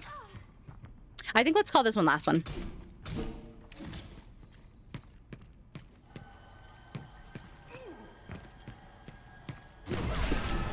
I don't want to push him into the... There we go. Yes. Oh, I just fucked up stupendously. James's fault. Yeah. Good old whip and grip. That's controversial. Look, let me tell you. Lifeweaver and Brig, that's a very controversial take. But I have a friend who is like a crazy, crazy good Lifeweaver. And I am telling you, we could make you a believer of it. We could make you a believer of it. I think that we can probably call it. Okay. And in fact, I think we're gonna like call it entirely. Okay. Thank you for the duels, Thistle. I appreciate it. This was a lot of fun. I hope you had fun. Thank you for your insight as well as your... Oh, I just full left. I don't know why I thought it would take me to the lobby. I'm actually dramatically offended right now. I'm writing a letter to my publisher. No! Come on, man. Don't. Maybe. Please, maybe. man. Just be cool. Do me a solid. All right. All right. I will catch up with you later, Thistle. All right. Bye-bye. Bye-bye. All right. Everybody give lots of love to Thistle. He was wonderful and, you know, beat the hell out of me and let me beat the hell out of him today. I know we went through a lot. Today was a little bit crazy. We got a little bit of a late start. We had a little bit of a hiccup partway through stream. But I thought this was like just a cool, fun, chill, no pressure stream idea to just hang out and yap, you know? I hope you guys enjoyed it. Juno Brig is always good. Yeah. Welcome in, Pistachio. Give a chamba, please. What's a chamba? Mercy Park with it. Anna Brig is so fun. Ugh, I love Anna Brig. Anna Brig feels so good. Brig Mizu games have been somewhat of the most fun. I think Brig Mizu is a pairing that like it's a pairing that's going to suffer, right? It is a pairing that is less than ideal, but it is a pairing that in the right situation can be so freaking fun, dude. It really does have huge synergy potential as long as you understand like what like its fall offs and whatnot. I'm gonna try that with my partner sometime. Oh, well, if you want to buy a diva when you see her as Brig. Oh yeah, I want to beat the tar out of a diva. I see a diva, I want to bonk that lady. These days, my most played are definitely like Brig, Anna, and then probably Juno. If you just go by hours overall, like Mercy's gonna be my next highest on hours. In Overwatch 1, I played a god-awful amount of Mercy, and at the very beginning of Overwatch 1, I played a whole lot, or Overwatch 2, I played a whole lot of Mercy. So just base hours, it's Mercy, but like, I definitely have not played Mercy consistently in years, you know. I would not pretend to be proficient with her. Poe time is over. Poe time is over. Shout out to Thistle. That was our lovely, wonderful coach, Thistle. Shout out to him for joining and for doing all that. Everyone say thank you, Poe, for dealing with my ass for hours on end and coming back with lovely, even after she had a hiccup. Shut up. Thank you, Thistle. I appreciate it. Self-love. Self-love. I am kind and deserving of the good things in my life. My whimsy and passion are endearing, not overwhelming. Brig Lucio, if we have Ryan JK Hazard. You know what? My guilty pleasure support mashup backline. I go over this in the Brig doc. I have a whole separate section. I have a whole separate section specifically defending this support backline because it's my guilty pleasure, because I love it so much, and it's not gonna work in most of your ranked games, and it is really hard to pull off. But God, when it works. Oh, when it works. Brig Zen. Oh, it's terrible. It's terrible. You shouldn't try running it. Oh my God, but it's so fun. Oh my God, is Brig Zen. Can Brig Zen be so silly? Brig Zen is evil. Brig Zen can be fun, and I get it. You know, but the thing about a glass cannon, right? The thing about a glass cannon is if everybody just explodes and your cannon doesn't break, then it's fine, right? Like, as long as your cannon doesn't break, then everybody, you know, like, everything explodes. It's great with the ball, yeah. You play it with something, you play it with like a lot, especially if you play with like a lot of momentum, play it with a tank that has like a lot of movement, a lot of momentum, their own sustain, and is really willing to like help keep up that pressure and like keep the ball rolling. Oh! Gorgeous Brig Zen with Ball Tracer, 100%. Genuinely, like, one of the funnest fucking games I've ever played. It's one of those games that it was so fun that like a year later it stuck with me. It stuck with me because it was just the most ridiculous fun. It was a Brig Zen game on Kings Row, and we played Wrecking Ball Brig, Tracer, and I think our other was either like a Sojourn, maybe Sojourn or Cass. Oh no, I'm thinking of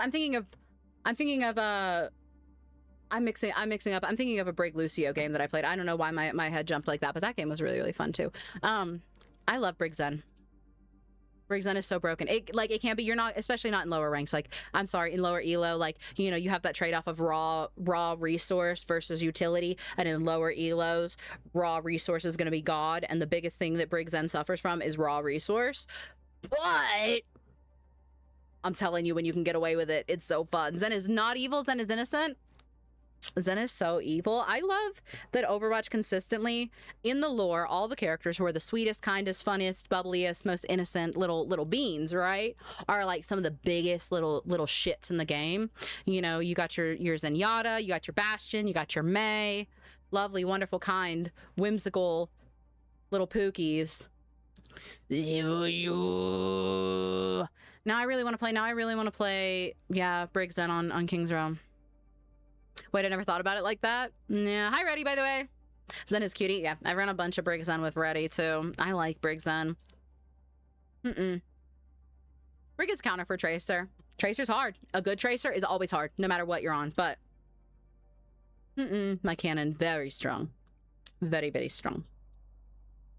They need to give Zen free flight and give Anna a roll later. You're going to get Reddy started. Reddy's going to agree with you. Zen's just a little guy. Make float base kit. I stay with the team and don't flank. Easy. Right. Right. Everybody stretch. Good. Alrighty, we're gonna go ahead and end there, I think. Thank you guys for tolerating a little bit. Did you guys enjoy this? Was this fun? I don't know. We had a nice little chill stream. I know we had a hiccup partway through and that was the whole thing, but like, other than that, I thought this was a lot of fun. You know, nice chill day to not sweat or stress and just have a silly little time doing duels and thinking like THISTLE and I trying to outthink each other. No, that stretch voice line was on point, dude. I loved that shit. Why did they ever get rid of it? You know what? If we wouldn't duo with him, we'll throw him a bone. We're gonna raid Shell Bebop. Not gonna lie, it was fun to see how you approach 1v1s on Brig. Yeah, a lot of 1v1s on Brig are a war of attrition. If you have Inspiring Strike, you're a little bit more aggressive. If you don't have Inspiring Strike, you're trying to be a slippery little rat. You're trying to be a slippery little rat and you're trying to outthink the other person and out-sustain them. Anyway, have a beautiful, gorgeous, wonderful rest of y'all's day. If you're in the TikTok chat, the stream will just end. If you're in the Twitch chat, please stay for the raid. Go tell Shell Bebop hi. Give him lots of love. He's a big Reinhardt player. I know he's playing Sigma right now, but don't even give that any credence. He's a big Reinhardt player. Give him lots of love. Have a beautiful, gorgeous, wonderful rest of y'all's night. If you want to catch another stream, I'll be live again tomorrow at 12-ish MST. I think we're playing with Cinna and THISTLE. I hope to see you guys there. Have a beautiful, gorgeous, wonderful rest of your night. I already said that, blah, blah, blah, whatever. Check out my TikTok. Bye.